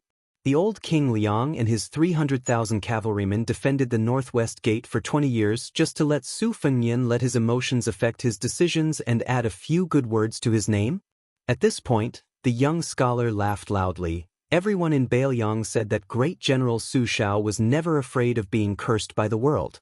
They all said that Su Shao once said that the spittle of Li Yang's cursing could fill thousands of large vats, enough for him to wash his feet with for several lifetimes. Now it seems that perhaps it is true that Su Shao is not afraid of being cursed, but it is even more true that his son wants to leave his name in the history books, and it has to be a good one at that. The other young scholar skillfully opened his folding fan. The new King Liang, the new Beiliang, the new Beiliang, the great feat of rejecting the imperial edict won the hearts of countless Beiliang people. Amazing! But I don't know if it was Su Beiji's idea or Qin Shiliang's plan. In my opinion, if not for Su Beiji in Lingzhou buying grain and Qin Shiliang strategizing in Qingcang City in Liuzhou, even if Beiliang had a border army of 300,000 cavalrymen, they would not be able to stop the million-strong army of Beimang. Scholars were naturally close to other scholars. Of course, this was on the premise that there was no direct conflict of interest between scholars. Otherwise, scholars would harm scholars and kill without spilling blood. Su Fengnian slowly drank his wine. The meaning of the two young people was very clear. He was able to become king of Beiliang today because of his father, Su Shao, and Li Shan. He was able to guard the pass because of Su Beiji and Qin Shiliang. And he himself was wandering around Beiliang, seeking fame and deceiving the hearts of the people. Su Fengnian was actually not angry at all. Instead, he was somewhat happy. In any case, these two foreign scholars admitted that the Su family had protected the Northwest for 2 generations. The hero with the golden scabbard sword lowered his voice and carefully said, "Two young masters, the walls have ears. I heard that the spies of Beiliang's Fu Shui chamber have top-notch ears." The scholar from Zhenzhou with the surname Song laughed and said, "It's fine. If they are captured, then so be it." It also proves that Su Fengnian's magnanimity is not enough to be the powerful king guarding the Northwest. Su Fengnian suddenly had a whole new level of respect for this person. There were many spies of the Fu Shui chamber in this small town, and all of them were experienced veterans. This guy's words seemed unrestrained and unrestrained, but it was actually equivalent to sticking a protective talisman on himself. If that Su Fengnian, who was fishing for fame, knew about this, he would laugh it off after hearing the news. He might even buy a horse with a lot of money to buy people's hearts and give the scholars an explanation. Su Fengnian sighed and lowered his head to drink his wine. Although the people at this table were very Jianghu, he suddenly remembered a young man who had just entered the Jianghu and died at the Lake of Spring. His name was He Zhu, and he had a grudge against the Su family of Beiliang. However, in order to repay Jia Jiajia's kindness, he still went to the Quick Snow Mountain villa with serious injuries to report to Su Fengnian. In the end, he died at the villa. A promise worth 1,000 gold didn't care about life and death. Su Fengnian respected this kind of person very much. In his heart, this kind of person was only second to old Huang and the old man in the sheepskin fur coat. He was even above the peach blossom sword god Dong Tai. It was not about who you were, but what you did. It's not about what you've done, it's about putting yourself in my shoes. As long as you do something that I can't do, then I, Su Fengnian, will sincerely admire you. If we can sit at the same table, what's wrong with pouring wine for you? During his second tour of Jianghu, there was a retainer of a swordsman named Lu Qianting.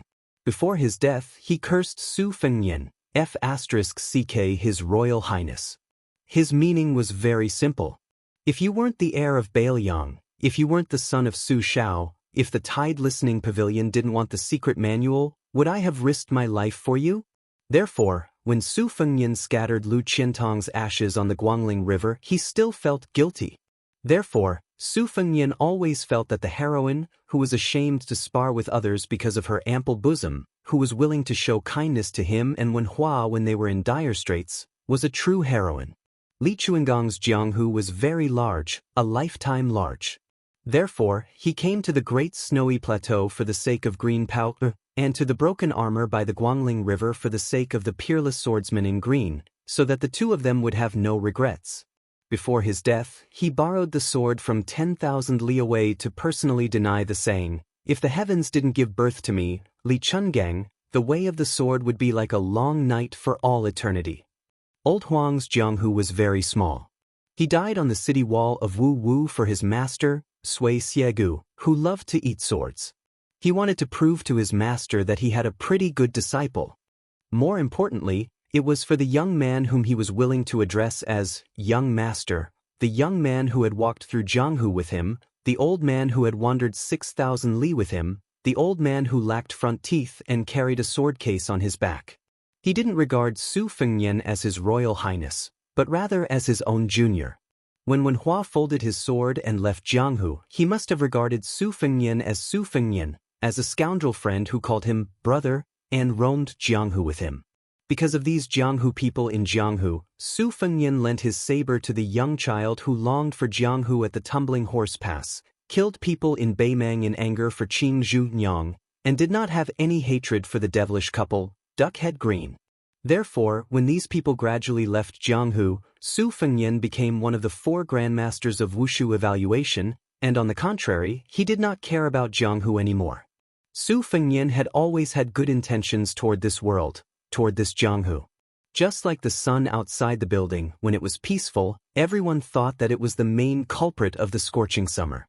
However, when winter came, the sun would not stop coming just because people hated it during summer. Instead, it still made people feel warm. Chapter 1672.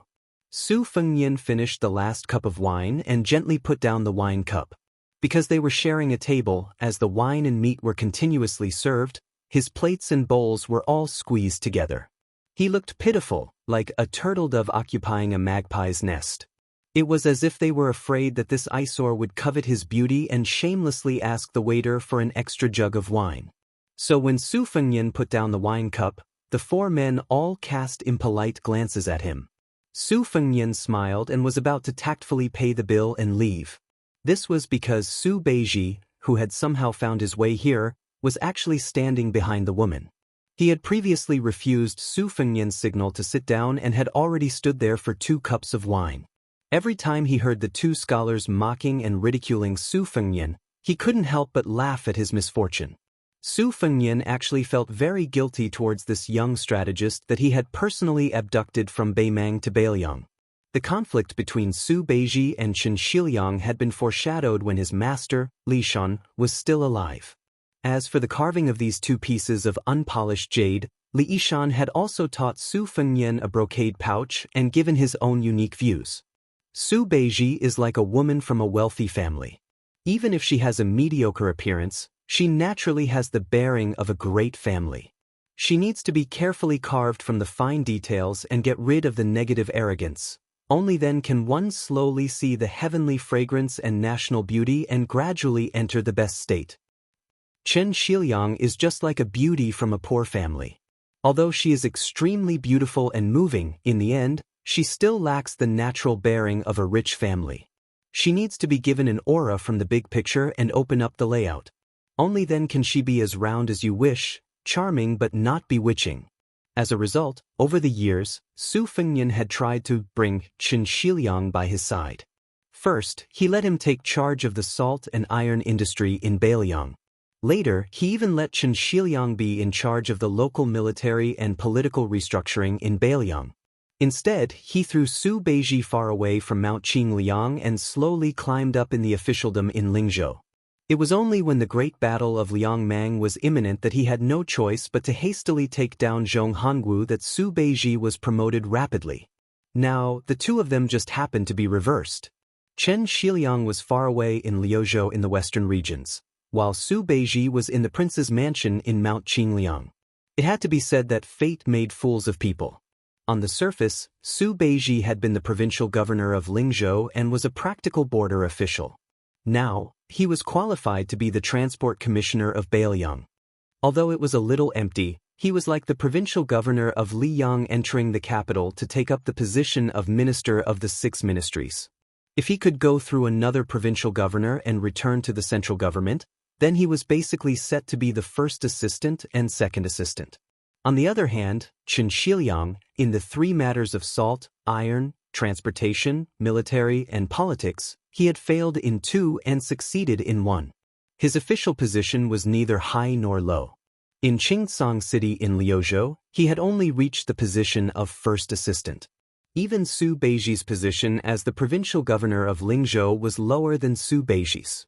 However, in reality, the generals in Beiliang who had benefited from the restructuring, such as Wang Ji, Huang Xiaokuai, and Jiao Wui, more or less owed a debt to Chen Shiliang, the person behind the scenes. Especially in the Battle of Xianxia City, he pushed Chen Shiliang to a transcendent position. The officials of Beiliang and scholars who went to Liangliang greatly respected Chen Shiliang's decision to renounce the brush and join the army. For the time being, a secondary second-rank transport envoy who had not been recognized by the imperial court, a Liuzhou provincial governor who was supported by the public, a provincial governor who was hiding in Beiliang's backyard, a transport envoy who would continue to deal with taxes and provisions, and a central civil official of Liuzhou who had personally heard of Beimang's horseshoes and personally seen Beimang's iron armor. The difference between the two's future achievements would not be judged based on their official positions. In the depths of Su Fengnian's heart, Su Beiji, who was a great talent in the overall situation, was only hidden in Lingzhou because he needed to inherit the position and live a stable life. Otherwise, Su Beiji would have been in Yuzhou or Liuzhou to oversee the overall situation. Yang Guangdou or Hukui's provincial governor positions, one of them should have been given to Su Beiji. Unfortunately, the second battle of Liangmang was about to begin. Su Fengnian still needed Su Beiji to be far away from the battlefield and win a stable rear for the Beiliang frontier army. This kind of smokeless battlefield was destined to be invisible to the common people. Even Beiliang's officialdom would overlook it. Naturally, it was far inferior to Chen Shiliang, who was on the front lines, who shone with extraordinary splendor and dazzling brilliance. When Su Fengnian stood up and called for a waiter, for some reason, Su Beiji walked up a few steps and patted the woman's shoulder with a smile. When she turned her head in shock, he asked, "May I ask for your name?" The two scholars who came from afar glared at this lecher. The heroic hero from Liaodong suddenly stood up and pressed down on the sword at his waist. He said in a low voice, "Brat, I advise you to remove your dog's paw from Miss Lu's shoulder." The 4 of them saw the young man angrily withdraw his hand. However, he immediately raised his hands and clapped heavily. Very quickly, a Beiliang warrior in iron armor strode into the restaurant. The hall was instantly silent. As for this general, one could tell at a glance that he was no ordinary soldier. It would be an understatement to guess that he was a commandant of the border army. Su Beiji was like a hedonistic son of a rich family. His dog's paw was placed on the woman's shoulder again. His other hand pointed behind him and smiled. "What, you don't like it?" The burly general full of killing intent stood behind Su Beiji. Although his aura was shocking, his eyes were filled with helplessness. Mother Ker, I am a military officer with real power in Lingzhou. How did I become a henchman who helped my young master bully people? The key was that this was in front of the king of Beiliang. Su Fengnian, who was taking out money to pay the bill, felt the headache. The waiter quickly took the money and ran away. The hero of Liaodong immediately let go of the hilt of his sword. Although he did not say anything about lowering his head, it was clear that he wanted to keep the peace. Su Beiji suddenly turned to look at the hero of Jizhou. He took 2 steps forward and slapped the guy's head. He cursed, "From your accent, you're from Jizhou? Jizhou, right? I almost went to your Jizhou to be the administrator. F***ck your Jizhou?" According to Su Beiji, the Beiliang cavalry would really have to borrow food from Jizhou and Hezhou. Moreover, they would have to advance all the way to the west of the capital. Su Fengnian was a thick-skinned grandmaster. Su Beiji could not vent his anger. Today, he finally had a chance to do so. The hero of Jizhou wanted to cry but had no tears. "The person who provoked you was not me. I was busy cleaning up the greasy chicken leg. I wanted to flatter Miss Lu, but I missed it. I didn't even have time to glare at you. What right do you have to be angry at me?" Other than the Lingzhou lieutenant, there were quickly 7 or 8 armored soldiers who heard the news. As a result, Su Beiji's bullying became even more obvious. Su Fengnian stood up and walked around the table. He held Su Beiji's hand and quietly said, "Let's go." Su Beiji forcefully swatted away Su Fengnian's hand. He angrily said, "Go, go, go. You only know how to retreat. When will you show even a sliver of your courage toward Beimang? The Liang Imperial Court will not dare to let Wen Tai and Ma Zhongxian go to Jinggan Province to take over the transportation. I, Su Beiji, was in Lingzhou and was called the governor of Bomi. Now I'm in Qingliang Province. I've become a transport officer in the mountains and a grain purchasing official. This doesn't matter, but our Beiliang cavalry does." Su Beiji, who had accumulated a lot of resentment, was finally furious. He punched Su Fengnian in the chest. "If Liang wants fewer people to die in the world, I, Beiliang, agree. But if Liang wants more people to die in Beiliang, I, Su Beiji, will be the first to disagree." Wen Tai, Ma Zhongxian, and I, Su Beiji, were mentioned one after another. It was not just the two scholars who had just mocked Beiliang about the transportation. They were so scared that they kept quiet out of fear. The entire restaurant did not dare to breathe loudly. Su Fengnian wanted to say something but stopped. Su Beiji suddenly looked like a disheartened old man in his twilight years. He was dispirited and said self-deprecatingly, "I know that in the end, you were able to let the imperial court enter Beiliang without a lack of provisions. You, the king of Beiliang, have actually done very well." Su Beiji looked at the young vassal king. "But I feel that it's not worth it for you." Su Beiji suddenly turned his head and roared at the five people, "Do you think that Beiliang is a fool? That the names on those stone tablets are all fools? Just for this bastard called Su Fengnian, you are so generous to die in battle outside the pass."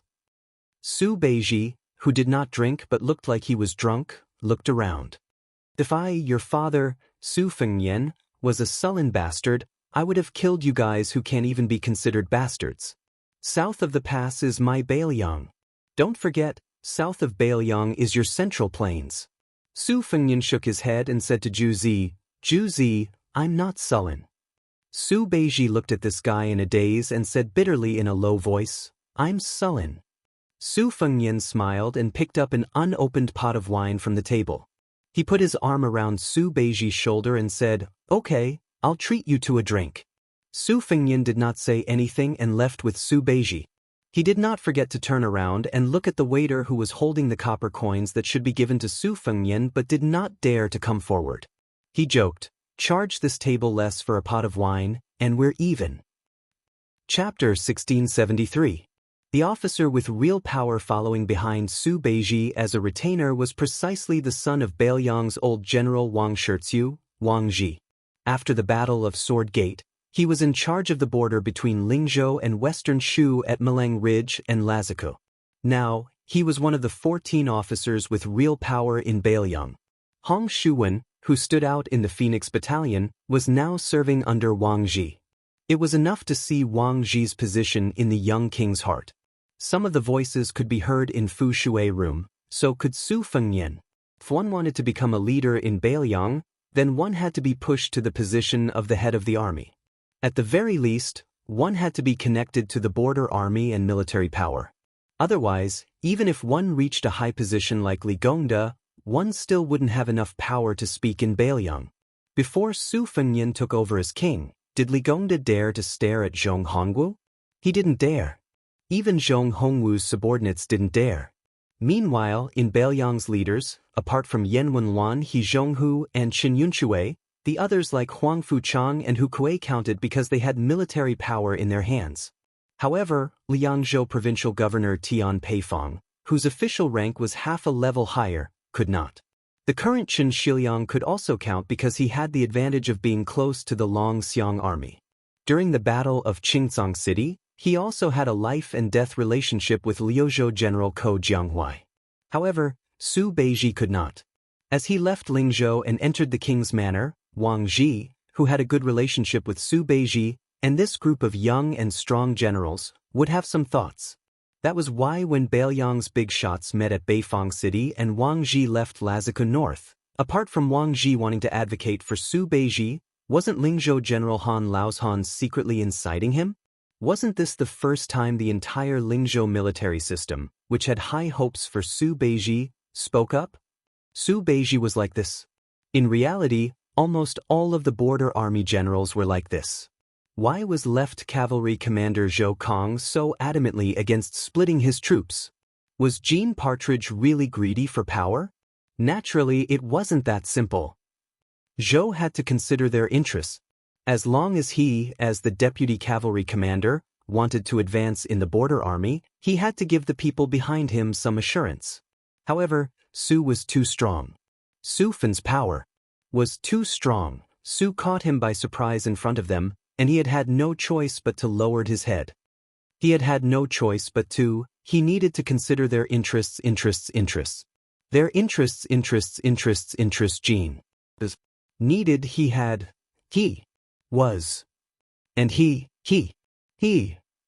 Therefore, when they got off the city wall, He Zhong, who was also split from the right cavalry, suddenly called Zhou Kong to drink with him. Su Fengnian took these actions to heart. As long as Jean Partridge didn't do anything too extreme, it was fine. There was no reason to strip him of his military power and not allow him to complain. The number one person in the Beiliang border army, Chu Lushan, stayed in the Huaiyang Pass Governor-General manner. He didn't show his face from start to finish. Wasn't it because even he, Chu Lushan, wanted to do something but couldn't?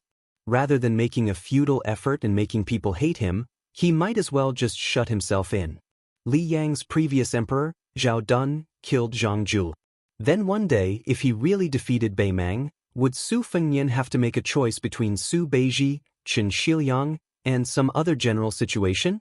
Similarly, would Su Beiji and Chen Shiliang also have to make a choice between the king of Beiliang and some ideals and dreams? Maybe not, maybe he would. This, perhaps, was already enough to make people feel uneasy and uncomfortable. The commoners who ate steamed buns and the nobles who ate cauldrons had different degrees of pain and contentment. However, the weight of pain and contentment was never different. The celestial couple who lived freely in Jianghu, the gifted scholar and beautiful woman in a small place, and the poor and remote people who grew old together. Perhaps their love had different degrees of grandeur and gentleness, but their feelings for each other were actually not that different. Su Fengnian and Su Beiji walked up the outer wall of the market that wasn't very high. Wang Ji tactfully didn't follow them. Su Fengnian squatted on the short wall and ate the roasted naan that he had just bought from the stall.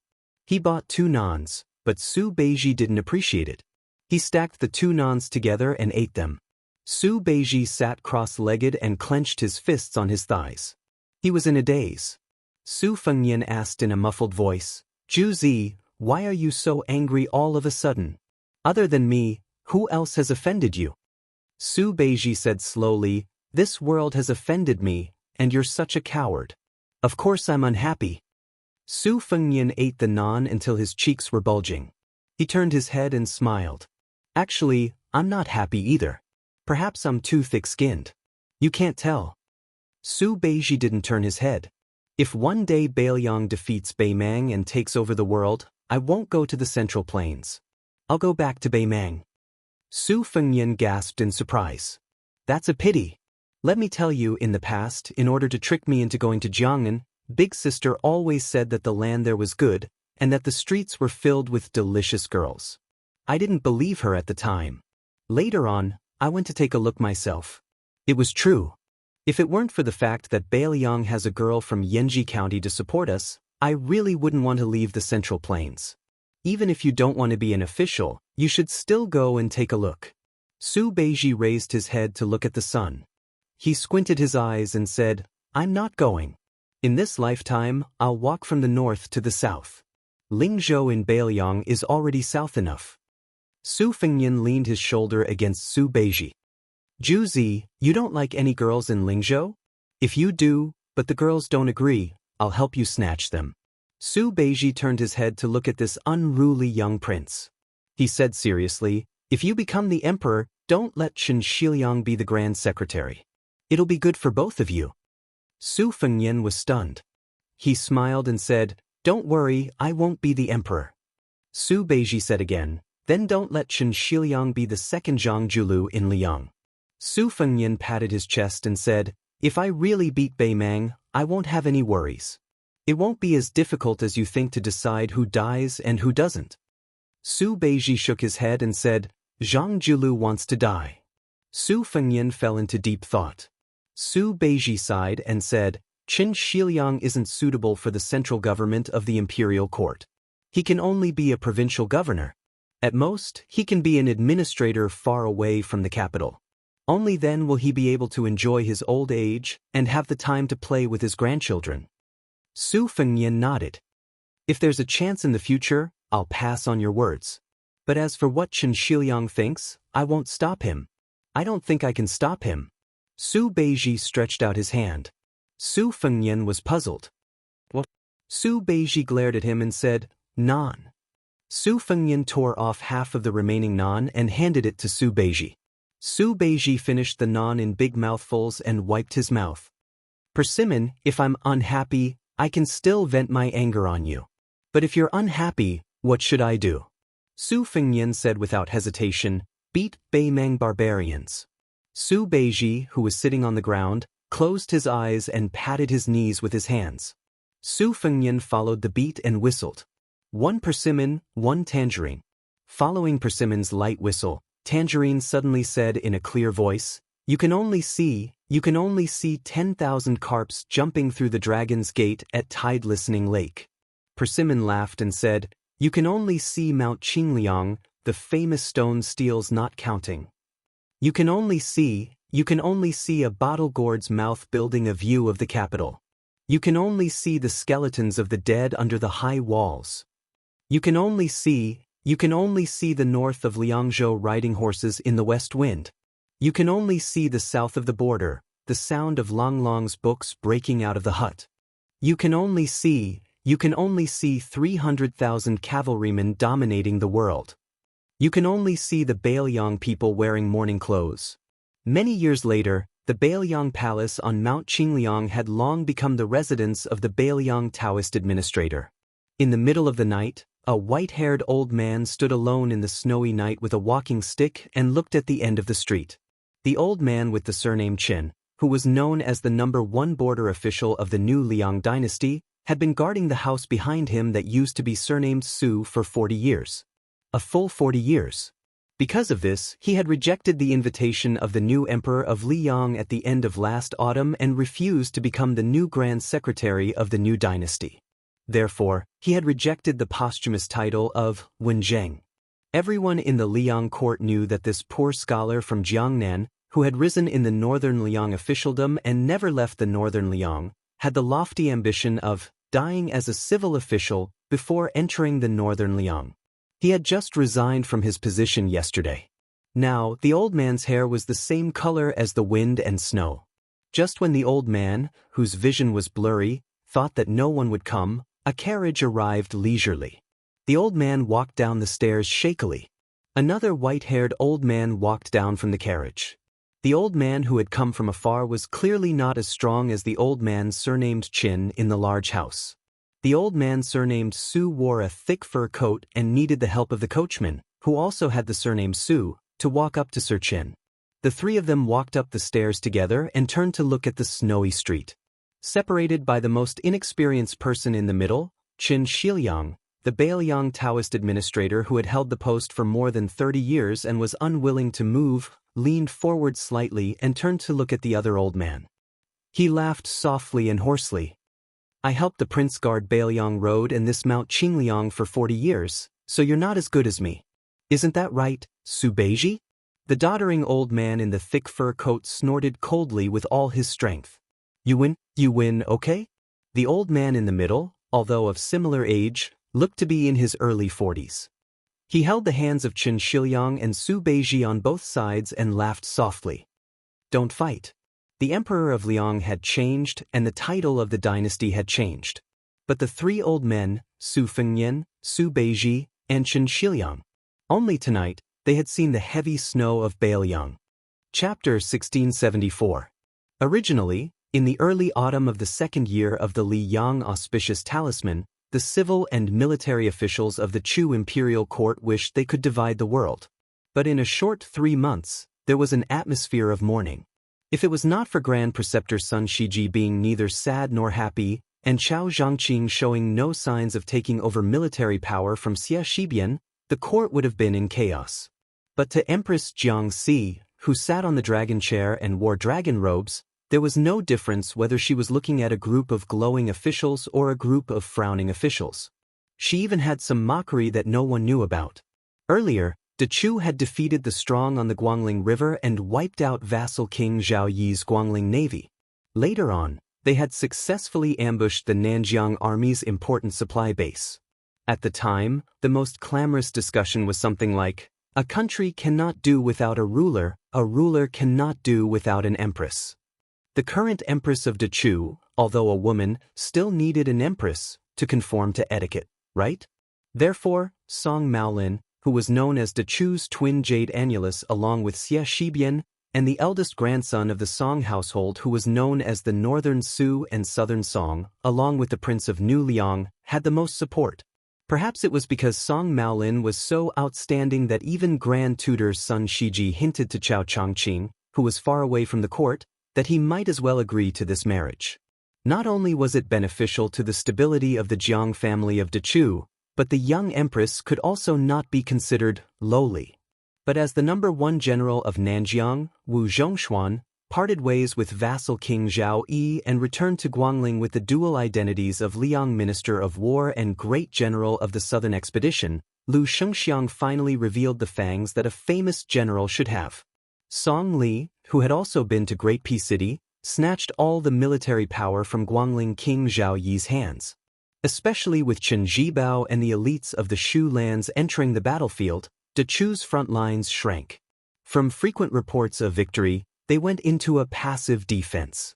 The enthusiasm in the court that seemed to be close to attacking Great Peace City was like a bucket of cold water poured over their heads. Most of the officials and nobles were like frosted eggplants. It was at this time that Chao Changqing, who had the intention of sharpening De Chu's young generals, finally withdrew from the Guangling River Navy and returned to De Chu's capital with the identity of Grand Marshal of De Chu as well as Minister of War. It had to be known that when Jiangxi ascended the throne as emperor, Chao Changqing was still the commander of De Chu's navy. His official position was even half a rank lower than the three old generals. He was only the same as the disciple of the Eastern Front's commander, Xia Shibian, who was only a secondary second rank. Without Chao Changqing overseeing Divine Phoenix City, the people were in a constant state of anxiety. With Chao Changqing's Divine Phoenix City, even if he did not bring a single soldier, the dark clouds above De Chu's capital immediately dispersed and the sun could be seen again. In reality, everyone was well aware that without Jiangxi, the new De Chu would not be able to restore the country. However, without Chao Changqing's previous running around everywhere, perhaps it would be a lamentable situation where they would not have the strength nor the will to restore the country. After the morning court was dismissed, Chao Changqing, who did not have the time to participate in the morning court, went to the imperial palace to report. He changed into a brand new set of court robes and was led by a eunuch from the ceremony directorate. He quietly waited outside the imperial study for an audience with His Majesty, following the etiquette of a ruler and his subject. The old eunuch from the ceremony directorate was apprehensive. If it was in the past, His Majesty, who had already known that Chao Changqing had arrived at the capital, let alone receiving him in the imperial study, he would have welcomed him outside the capital. This meant that His Majesty and the Minister of War, whom he had always respected as his own elder, had most likely developed a knot in their hearts. This was definitely not a good thing for the country. The expressionless Chao Changqing waited at the foot of the steps. He smiled bitterly in his heart. Of course, he knew why His Majesty had left him hanging outside. His Majesty was angry, very angry. At the time, the old Grand Preceptor had strongly recommended Song Maolin, and he had neither agreed nor refused. How could she not be angry? The fact that he did not use the great Liang Dragon Sparrow sword to attack Chao Zhangqing was already giving face to his uncle. Chao Changqing didn't make a sound after the worried old eunuch bent down to close the door. He stood in place without making a sound. The imperial study in the De Chu Palace was very spacious. Although many of the precious items in the room had been stolen by Prince Guangling Zhao Yi, Dechu's foundation was very deep.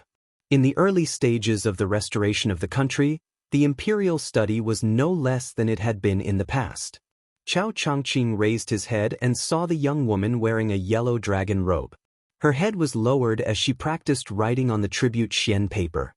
She didn't use the imperial brush, Millennium Youth, which symbolized the continuity of the country. Chao Changqing moved his gaze slightly and saw the golden lacquer cup engraved with the words, "Forever Gold O." According to the tradition, on the first day of the first month of each year, the Emperor of Dechu would open the window and use the Millennium Youth to dip into a cup filled with Tusu wine. He would write the auspicious words "World Peace" and "Long Live the Country" and present them to the civil and military officials. Before this, she had once expressed some apprehension to him, saying that her writing wasn't beautiful. She quietly suggested that he ask his uncle to write for him. Of course, Chao Changqing didn't agree. He only comforted her that she could write as little as possible. When the time came, she could only give it to old Grand Preceptor's son and a few people who knew her well. It wouldn't be embarrassing. Only then did she reluctantly agree. However, she still couldn't hide her unhappiness. Chao Changqing heard that after she ascended the throne, she had practiced a lot this autumn and winter in order to raise the brush on the first day of the new year. In any case, it was definitely 100 times more diligent than practicing the sword. It was said that she had already filled a small basket with paper. She didn't throw it away and just accumulated it over time. The palace maids and eunuchs weren't allowed to touch it. Chao Changqing looked behind the large table and at the slender, bright golden figure. His gaze was absent-minded. He seemed to remember a blurry scene from many years ago. Chao Zhangqing suddenly felt a little sad and guilty. The Empress Dechu, who no one called Xianxia, didn't look at Chao Changqing in a fit of pique. She angrily said, "I'm still angry. I need to write at least 30 more words to calm down. Uncle, just you wait." Chao Changqing didn't know whether to laugh or cry. He moved a chair over and sat by the window. The chair was tilted toward the window. He could see the scenery outside and, out of the corner of his eye, see the little girl who didn't look like an emperor even though she wore a dragon robe. However, even Chao Changqing couldn't imagine that Xianxia would sit on the dragon throne every day in court and receive all the civil and military officials. Even Grand Tutor's son Shiji nodded inwardly at the official's bow. Not only did she not lose her manners, even he, an old man who had stood in the courts of the two dynasties for close to 60 years, could not find any flaws even if he did not care about her identity as a woman. Her monarch and minister played together. At first, she was slightly reserved, but now she was adept and as she wished. She advanced 1,000 miles in a day. She was simply born to be an emperor. Son Shiji privately joked with his friends that the emperor's sword realm was extremely fast. It was the same for the ruler of a country. She meticulously wrote a dozen words and snuck a glance at Chao Changqing, who was sitting upright and still. Xianxia curled her lips. She probably realized that it wasn't appropriate for her to compete with Uncle, so she gently put down her brush and coldly snorted. "I'm done." Chao Changqing held back his laughter and quietly said, "There are still 11 words. I'm not in a hurry." Xianxia glared and said, "Uncle?" Chao Changqing smiled slightly and said, "All right, I know that Song Maolin's matter has angered the emperor. I came to the capital this time to be the emperor's punching bag. After all, the old Grand Preceptor is old. The emperor can't lower himself to the same level as him." Xianxia put on a show of force and picked up the brush again. "If I didn't want to be the emperor, I would have secretly beaten that Song guy into a pig's head." Chao Changqing couldn't help but laugh. Of all people to learn from, that king of Bailiang pulled out Jean Lanting's beard in Great Pea City. It caused the assistant minister of the Ministry of Rights to wait half a month before he dared to go to the Yamen for roll call. Xianxia placed the brush heavily on the brush holder. Chao Changqing hesitated for a moment and then sighed. Qingliang Mountain must have a consort for the king of Bailiang after the great victory. In this matter, you can't blame him. Xianxia lightly slammed a fist on the table and glared angrily. Then she wrinkled her nose and coldly snorted. "You're blaming me?" Chao Changqing smiled and hurriedly waved his hands. I don't dare." Chapter 1675. He finally understood that Song Maolin was nothing. The king of Bailiang was marrying a concubine, which was the main reason why the emperor of Dechu was angry. Therefore he, Chao Zhangqing, had actually been implicated by that brat surnamed Su. Chao Changqing smiled gently. When men and women were young, he liked her and she liked him. No one disliked the other. It was really good. Every man in the world had a wish to win the heart of his woman and never leave her. However, compared to seeing a beautiful woman with a white head, he was more afraid that a beautiful woman would not have a white head. Chao Changqing was somewhat dejected. For the first time, he doubted himself. Was he wrong? He had already missed it. Why did he make them miss it as well? Lu Songtao, who had converted to Buddhism, persuaded him with life and death. Duke Yansheng of the Confucian school persuaded him with reason. Even the smoke of war rose from all over the Central Plains. None of them could persuade Chao Changqing to let go of Dechu. Xianxia asked carefully, "Uncle Chessboard, are you angry?" Chao Changqing gathered his thoughts and shook his head. He said softly, "Even if Uncle Chessboard is angry with the whole world, even if he is angry with Dechu, he will not be angry with your majesty." Xianxia sighed like an old man. Although saying this is somewhat unfair to my father and mother, I feel that if my mother could have met Uncle Chessboard earlier, Chao Changqing, who was known as the most outstanding man in the world, Dechu is most proud of, and green clothes come out early, Dechu will not die, blushed for the first time. He coughed a few times and quickly interrupted what Xianxia was about to say. He then pretended to be angry. "Your Majesty!" Xianxia smiled mischievously. "My mother can't meet Uncle Chessboard earlier. Otherwise, there won't be me, Jiang and I." For some reason, she called herself Jiang and I and not Xianxia, who was destined to be recorded in history regardless of the success or failure of the restoration of the country. Chao Changqing's face darkened. He said angrily, "Your Majesty, be careful. I purposely forgot something. Someone in Great Peace City asked me to bring these words to His Majesty." Xianxia hurriedly straightened his posture and said in all seriousness, "Uncle, state affairs are more important. Please speak." Chao Changqing said with a straight face, "Your Majesty, I'm a little thirsty." The Empress of West Chu stood up at an astonishing speed and ran to the door. She didn't care about losing her majesty as a monarch and personally opened the door and ordered, "Bring a pot of Spring God Lake tribute tea for Minister Ling." Not long after, Chao Changqing calmly held the teacup in one hand and fanned the tea with the lid of the teacup with the other. Chao Changqing closed his eyes and smelled the refreshing fragrance, as if he had completely forgotten about that serious business. Chao Changqing didn't even need to open his eyes to know that the emperor was purposely keeping a straight face, but his ears were perked up. Chao Changqing's lips curled up. After taking a sip of tea, he said, "Your Majesty, I lied to you. This lowly subject only fought once in Great Peace City and did not hear anything." Xianxia made a sound of acknowledgement and pretended not to care. Looking at the words on the paper on the table, he was filled with anger and killing intent. In fact, there were only 3 words on the densely packed Xian paper. Chao Changqing suddenly asked, "Your Majesty, I heard that someone has proposed 3 plans.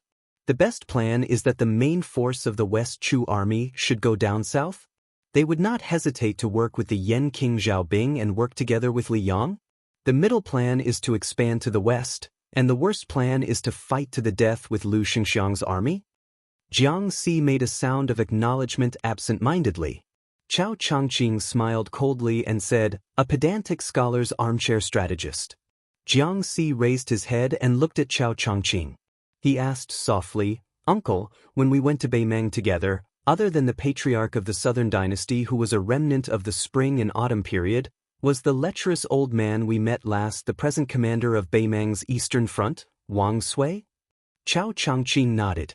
Xianxia hesitated for a long time and then asked in a low voice, "Then did Uncle secretly contact Gu Jiantang?"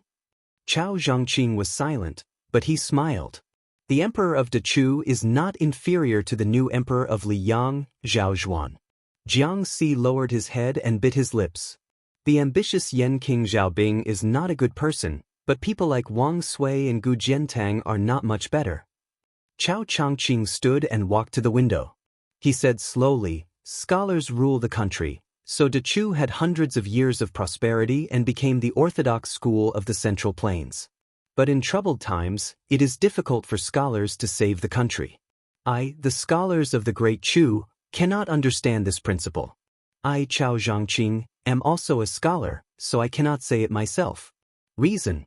But no matter what, I can do one thing, and that is to let the three emperors of Liang understand that without Su Shao, the scholars of the Zhao family will not be able to save the country." Chao Changqing lowered his voice. "But the principle that I, Chao Changqing, want to tell the world is not this."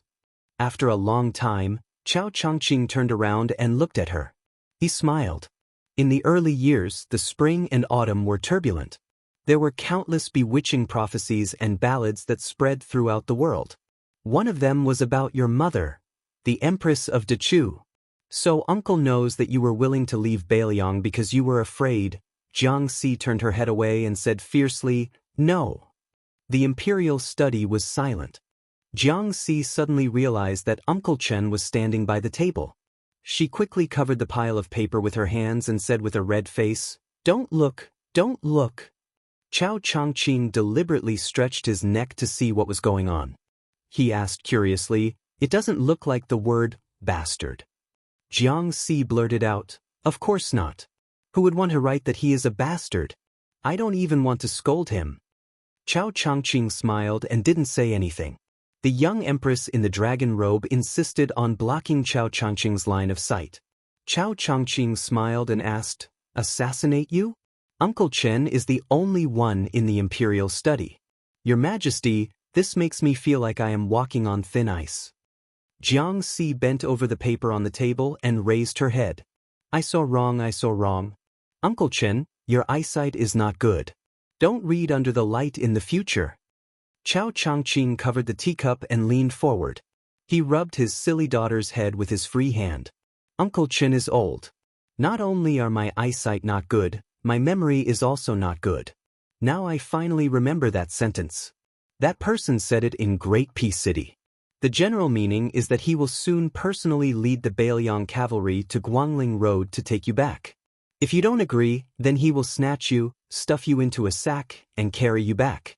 He, Su Fengyan, can't be bothered to care about Liang, West Chu, or whatever."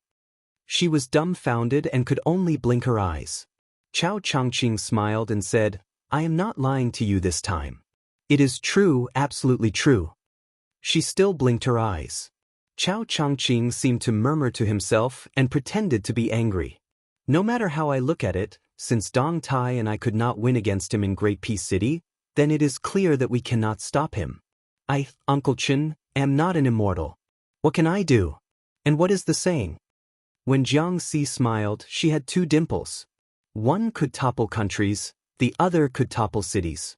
She unconsciously smiled and replied, "Cucumber salad, that is delicious." Chao Changqing said softly, "Shendi was a wise ruler, but not a good husband. I, Chao Changqing, am even worse. I am a coward who has become stupid from studying. But that young person in Beiliang is better than us. Your Majesty, when the time comes, just give him a blow. Do not really stab him to death. You will regret it and be sad." Giving up hope seemed heavier than being sad, but in reality, it was not as relaxing as giving up hope. Xianxia wanted to cry. It was like hearing the last words of an elder. Chao Changqing gently put down the teacup. He put it down.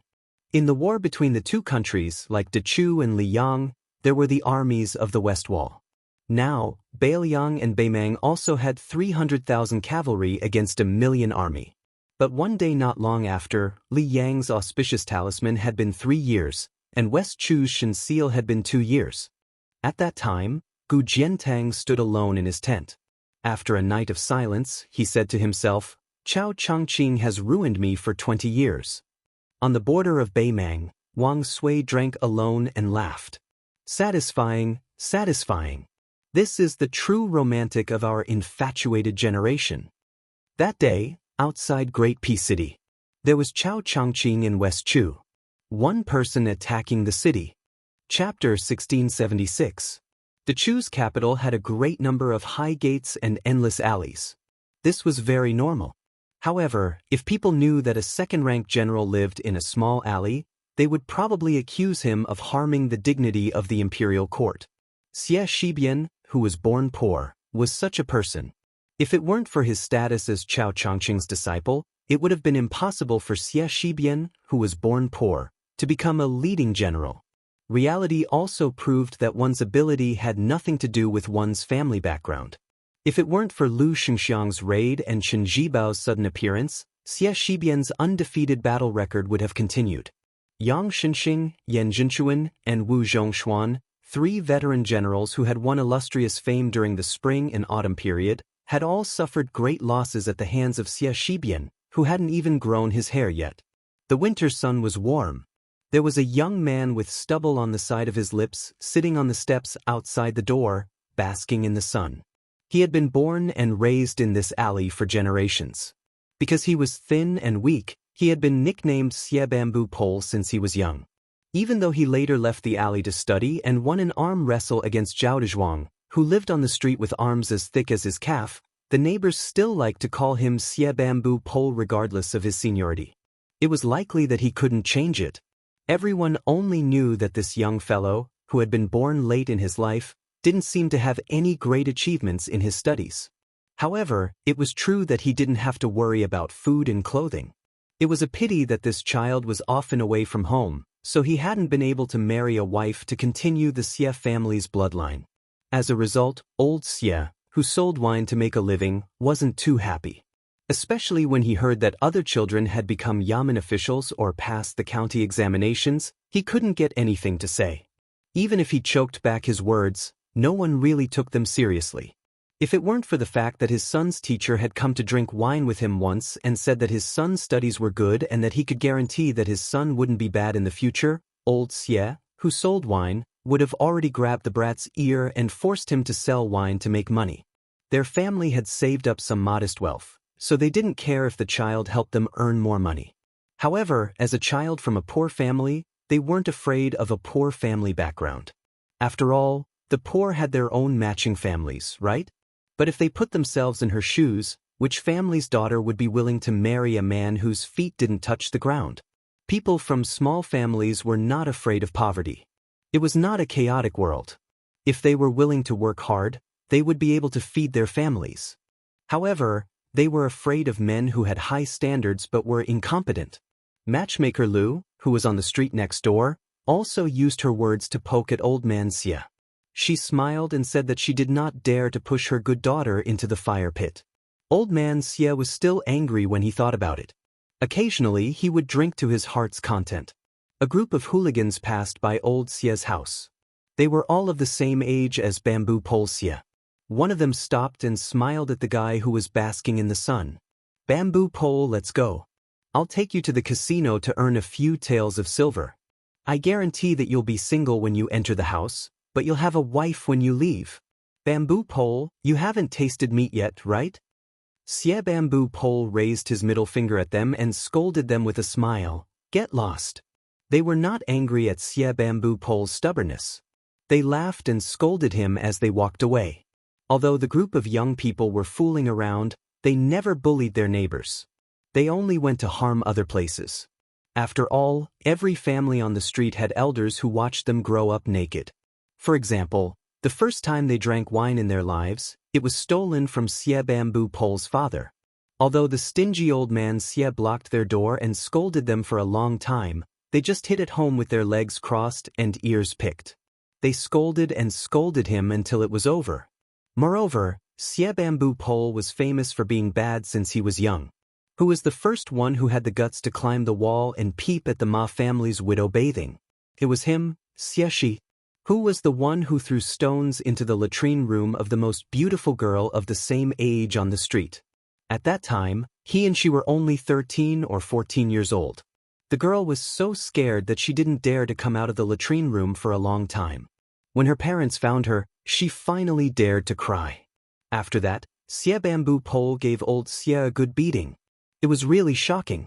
Until now, Xie Bamboo Pole, who was crippled, hadn't said a word to her for more than 10 years. When they met in the alley, both of them wished they could walk close to the wall.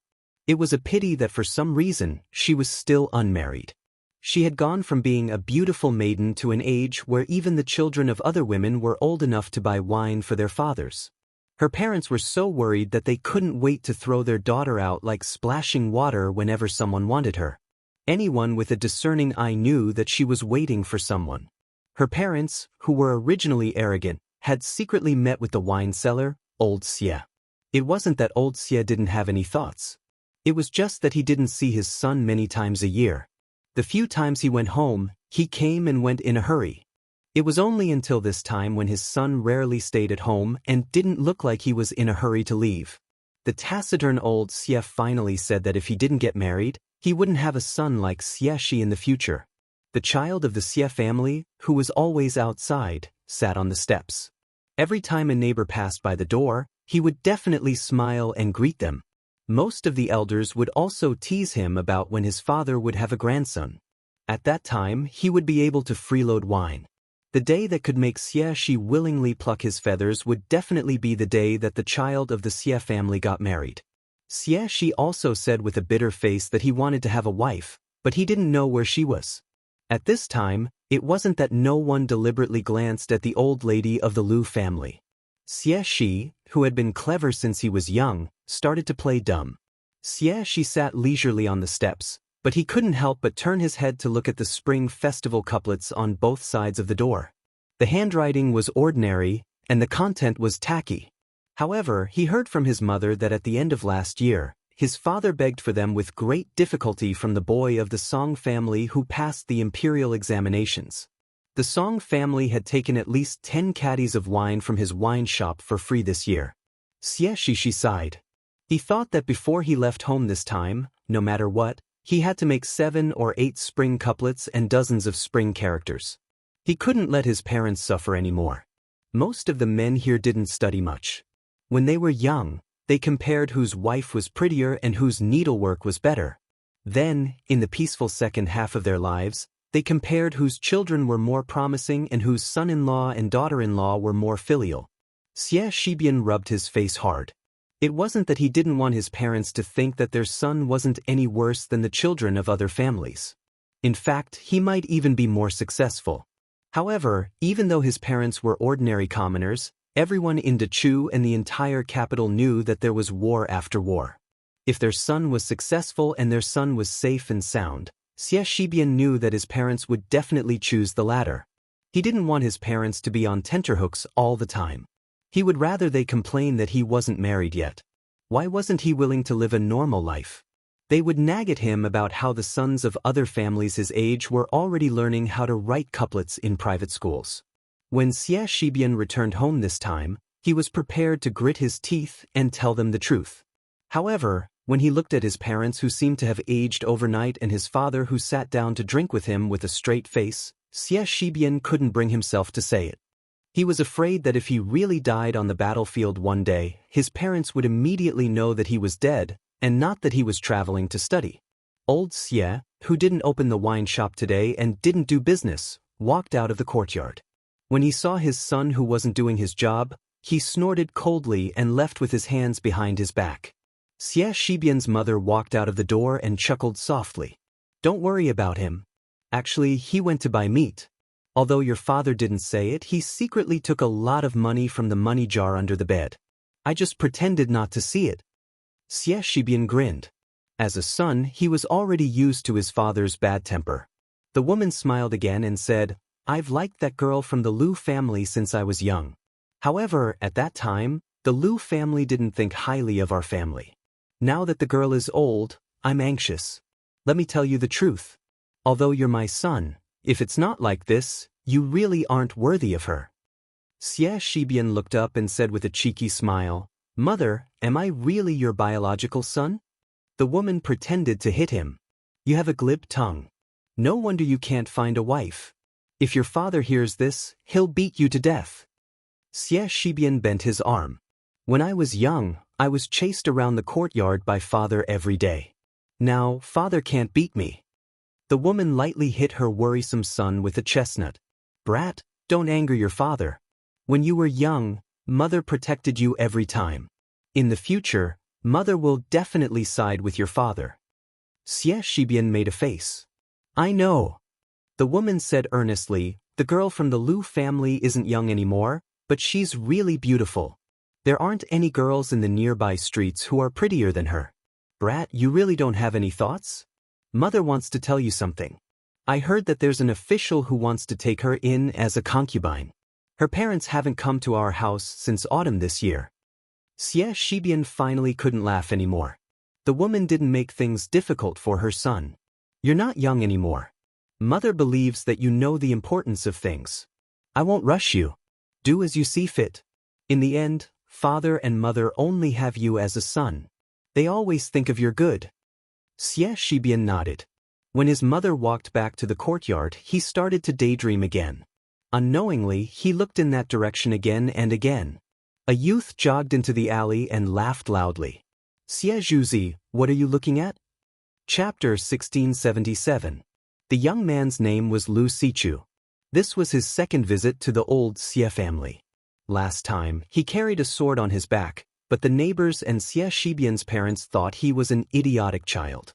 The young man almost suffered internal injuries. This time, he learned his lesson. Not only did he not carry a sword, but he also made up for the gifts he owed last time. He carried chickens and ducks with both hands. The elders of the Lu family, who were full and had nothing to do, discussed the matter of what gifts they should give. Some said they should give high-grade wine, but they were quickly scolded for being brainless. The Xie family sold wine. What were they doing if they were not smacking their faces? Some said they should give silk, tea, porcelain, and so on, but they were still refuted. They said it was not sincere to give something that was pleasing to the eye but useless. Later, someone said they should carry a sandalwood chair over. It was both pleasing to the eye and useful. Unfortunately, they still felt it was inappropriate. Xie Shibian's parents probably would not bear to let others sit on it. The Lu family should not show off blindly. In the end, it was still Lu Tianden, the only remaining grandmaster of Sword Dao in Great Chu. With a wave of his hand, old Master Lu made the final decision. He ordered Lu Sichu to bring 2 chickens and ducks over and butcher them on the same day. The younger generation of the Lu family sighed in admiration. The older the ginger, the spicier it was. As a result, the young man rode a horse carriage from the capital city, which was filled with rich and powerful families, to the other side. His mother's 2 chickens and ducks were probably full. They even pooped when they were in the carriage, so the young man stopped the carriage 2 li away. After getting off the carriage, the young man grabbed the chicken with one hand and the duck with the other and ran all the way here. The ground was really covered in chicken and duck feathers. Xie Shibian said angrily, "Look at your grandpa." The young man stood in front of Xie Shibian and raised the chicken in his hand. "I'm here." Seeing that Xie Zhu was about to kick him, the young man hurriedly ran into the yard and shouted, "Auntie, where are the chickens and ducks? Can we cook them in the afternoon? I still have something to do in the afternoon. I'm afraid I can't eat." Xie Shibian, who was at the gate, could not help but roll his eyes. He really did not treat himself as an outsider. This was not how he gave gifts. Just as his mother and Lu Sichu were chatting in the yard, Xie Shibian frowned. At the end of the alley, 2 young men walked over side by side. Due to their arrival, a few of the neighbors who were walking in front of them not only stopped in their tracks but also wanted to hide behind the walls. Some old people who were sitting on small bamboo stools and chairs to bask in the sun also suddenly fell silent. One of them was Pei Sui, the future head of one of the 10 great clans of the spring and autumn period. Xie Shibian was his good friend from the same school. At that time, Yang Xinxing and the Jizhou soldiers were caught like turtles in a jar. It was because of Xie Shibian and Pei Sui's flawless cooperation that the Chu won their first great victory. However, Xie Shibian didn't like the other person. Song Maolin, the eldest grandson of the Song family. Xie Shi was known as Dechu's twin jade annulus of Dechu. He was as handsome as a tree in the wind and was worthy of being called a banished immortal. But strangely, Xie Shibian could accept Ko Jiangwai's arrogance, but he didn't like Song Maolin's impeccable gentleness. The young Lu Sichu also didn't like this beautiful and virtuous, jade-like gentleman. The reason couldn't be more simple. The young man didn't like this fellow liking the emperor's older sister, and even more so, he didn't like this fellow wanting to marry the emperor's older sister. In the young man's words, he would rather take 10,000 steps back and let the emperor's older sister marry that young vassal king he had never met before. He didn't want the emperor's older sister, whom he had met at White Deer Cave, to have anything to do with this sanctimonious Song Maolin. The young man's thoughts had always been the same as the Liu family's elders. He just felt that this fellow who might never fart in public was definitely a hypocrite. Xie Shibian, who rarely hated someone, deeply agreed with this. Hence, Xie Shibian stood up and walked toward his good friend Pei Sui and the Song family's young master with a smile. He grabbed Pei Sui's arm and pinched it without batting an eyelid. As expected of Xie Shibian's best friend, Pei Sui also endured the pain and smiled. Xie Shibian couldn't help but say, "Let's go, I'll take you to a shop to drink." "Don't worry, my shop isn't open today and I don't have a habit of killing acquaintances. However, it's hard to say when I won't be able to open the pot in the future." Xie Shibian brought them to a relatively clean restaurant. Of course, in Song Maolin's eyes, it was all the same. After an hour, they left happily. Xie Shibian and Pei Sui sent Song Maolin to the carriage and watched him leave. The two of them walked back to the alley. Pei Sui teased, "It's been hard on you to talk nonsense with someone for an hour." Xie Shibian said indifferently, "The wasted saliva was made up for by the wine. The only flaw is that you paid the bill and not him, young Master Song." Pei Sui smiled and said, "Why would young Master Song carry that yellow and white thing with him?" However, if he didn't have the money to pay the bill, young Master Song would definitely not be stingy and take off the jade pendant on his waist to pay for the wine. Xie Shibian said with a fake smile, "Then it's another beautiful story." Pei Sui put her arm around Xie Shibian's shoulder and said shamelessly, "All right, anyway, my friendship with the Song family ends here. Just treat it as drinking with me for an hour." It was no different from a miracle that Xie Shibian, who was born in a humble family, could become good friends with the son of the Pei family. One had to know that in the strict Dechu family, they had always been people of noble status. They viewed the sons of the Han family as lowly servants and were ashamed to be in the same group. They would never sit at the same table. At that time, Xie Shibian and Pei Sui became classmates and did not know each other's identities. Pei Sui's catchphrase was, "I like to be brothers with people who treat money like dirt. I'm willing to pick up shit every day." Xie Shibian could guess that this fellow had an extraordinary background.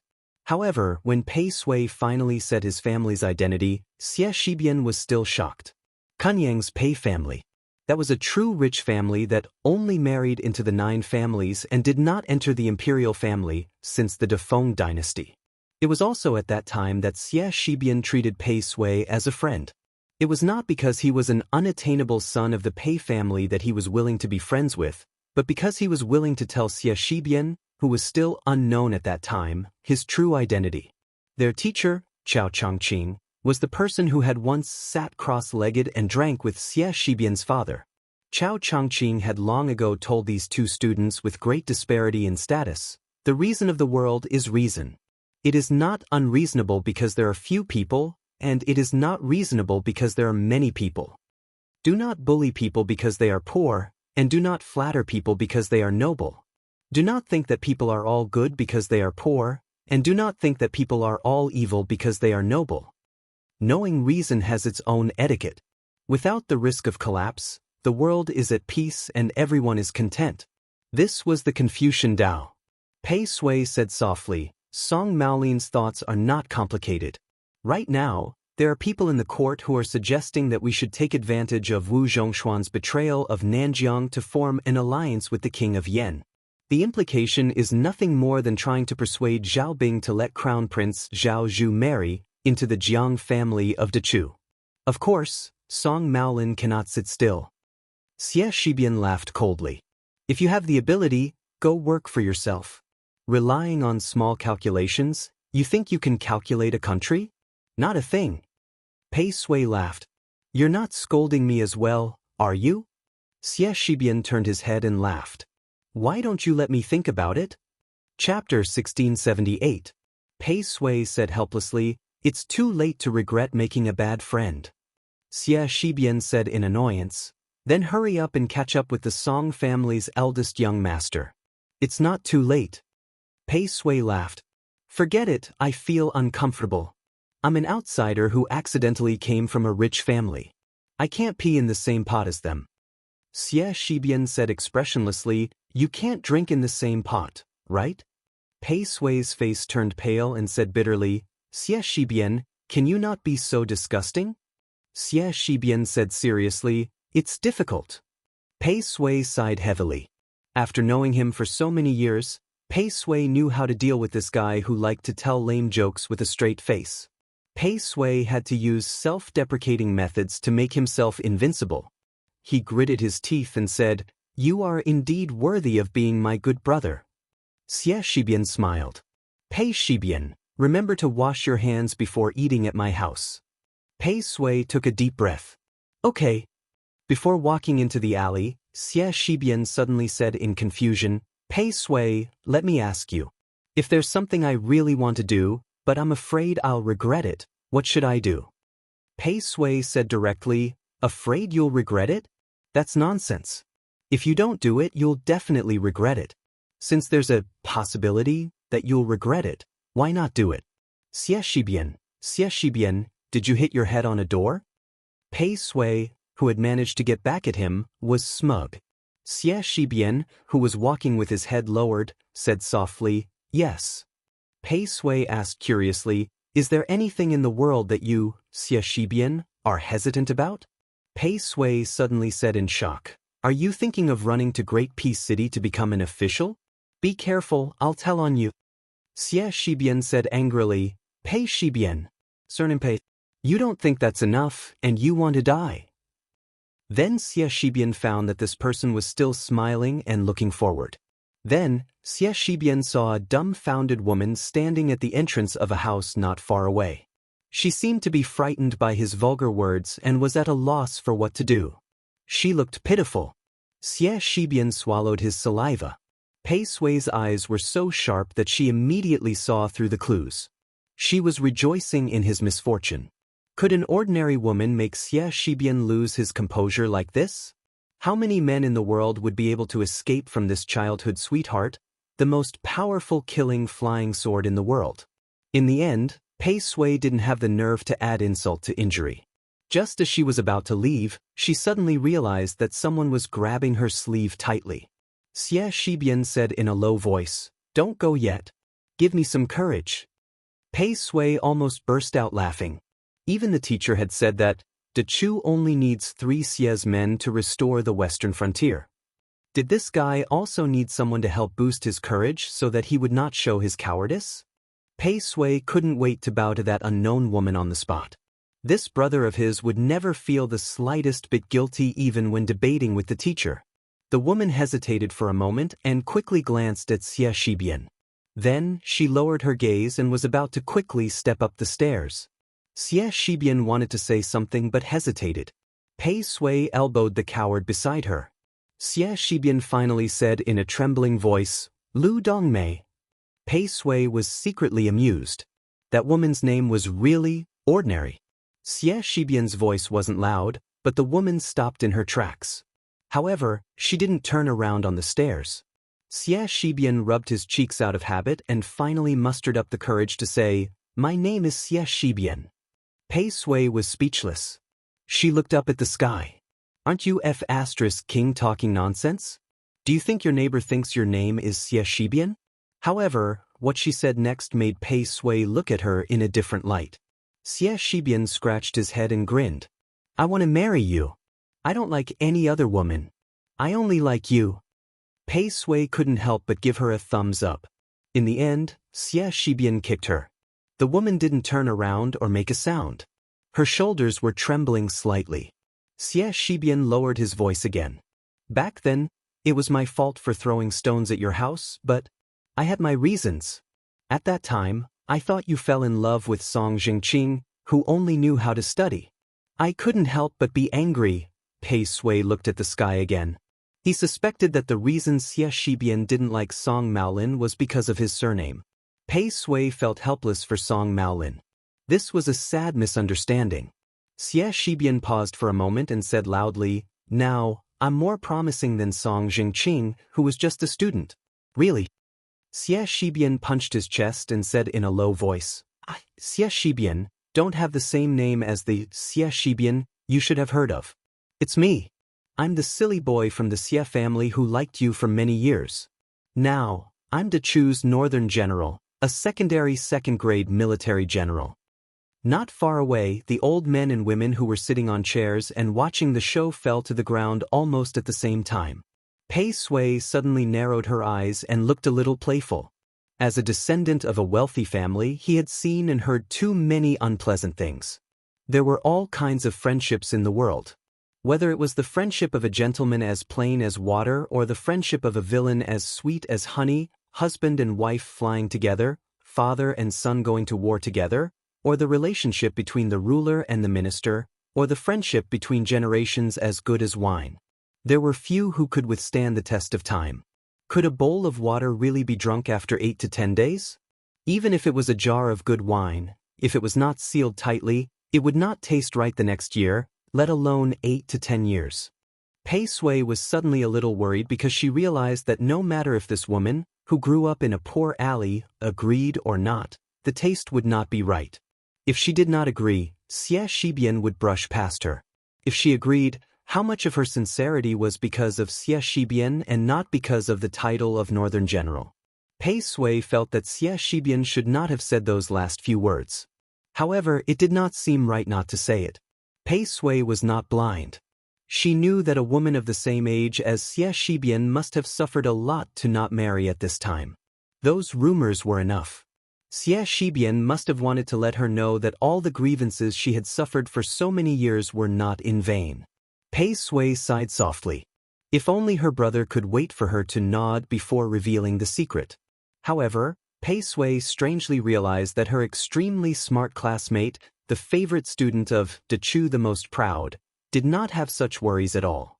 Even at this time, he did not regret it at all. It was as if he believed in something. The woman finally turned around. Before she turned around, she wiped away her tears. She said something to Xie Shibian. When Pei Sui heard this, she bowed solemnly to the woman and said willingly, "Pei Sui of Kunyang's Pei family greets sister-in-law." This was because the woman with a very tacky name said something that Pei Sui felt was the most tacky sentence. It was also because of this sentence that in the future, Xie Shibian, who was loyal to Dechu, secretly entered Bailiang. Her sentence was very simple and decisive. "Xie Shibian, I used to be afraid that I wouldn't be able to wait for you, but from today onwards, I'm not afraid of not being able to wait for you, because I'm not afraid of being a widow of the Xie family." Chapter 1679.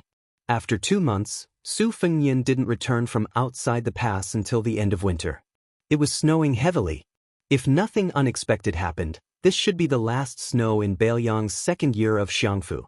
Entering the city in the dead of night, neither Su Fengnian nor Su Beiji rode in a carriage. Behind them were 800 white horses with white armor and white horses, blending into the snowy night.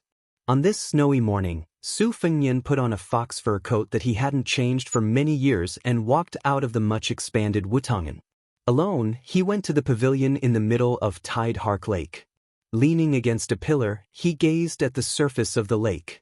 He heard that in the early days, the 2 women in his residence used the lotus flowers on the lake as small wishing ponds, often throwing copper coins into the lake. In the end, it didn't take long for them to smash into a hornet's nest. When he was young, there were 4 children surnamed Su in Mount Qingliang, 2 boys and 2 girls. Including Su Xiao himself, it didn't seem like there were too many women. Now, things were different. Su Fengnian and Huang Manor weren't in Mount Qingliang all year round, but there were many more women. Not only Lu Qingyan and Wang Chudong, there were also Su Ying who liked to wear red robes, Miss He who wore a mink hat, the national beauty Chen Yu, the little girl who Chen Shiliang brought with him when he went to the cold, and the green robe left behind by Yu Groom. Occasionally, the daughter of Huyan Daguan would secretly come to Mount Qingliang to play. Even the Wutangen had gained 7 female scholars. Nominally, they were the 2nd and 3rd class maids of the Wutangen. They had different names for firewood, rice, oil, salt, soy sauce, vinegar, and tea. It seemed to be Lu Chenyan's bad idea. Compared to the names he gave his maids in the early years, such as green ant, white wine, cucumber, and so on, these names were comparable. Su Fengnian stayed in the yamen of Song Dongming and Baiyu until very late last night. Not to mention the general affairs, even if it involved the promotion of 4th or 5th class officials, as long as it didn't involve sensitive local military affairs, Su Fengnian gave the two of them the power to do whatever they wanted. Therefore, last night, it was mostly Song Dongming and Baiyu who carried out the routine of a monarch's memorial to the emperor. Su Fengnian, as a hands-off shopkeeper, just nodded his head. However, there was one troublesome thing that Deputy Administrator Song Dongming specifically threw to Su Fengnian as the final difficult problem. At that time, Mr. White Lotus was drinking hot tea with his head lowered and a playful smile on his face. When Su Fengnian heard this, he also had a headache. It turned out that after Lu Chenyan was confirmed as the Princess of Bailiang, Lu Dongjiang, the old father-in-law who was famous in the Central Plains in the past, had an active mind. He wanted to compete for the position of the provincial governor of Liangzhou. Regardless of the original intention of the original provincial governor, Tian Peifong, tactfully retreated at the last moment, or was forced by the situation. After returning to Liangzhou from North Resisting City, she submitted her resignation to Mount Qingliangshan. Subsequently, the provincial governor of Liangzhou was inside and outside. The situation of internal and external provincial governors was already set in stone. This made Lu Dongjiang, who originally only coveted the position of the provincial governor of Bailiang, suddenly change his mind. Taking advantage of the good momentum of a father relying on his daughter, he hoped to take the position in one step and become the third in command of the civil officials in Bailiang. Su Fengnian couldn't do anything about this and could only use the tactic of delaying. As for the actions of the Lu family's children after they entered the cold, Su Fengnian was actually very clear about them. Those arrogant scholars either couldn't be helped, or the few talents that could be counted on one's fingers could be counted on one's fingers. It was also not that Lu Dongjiang didn't think so.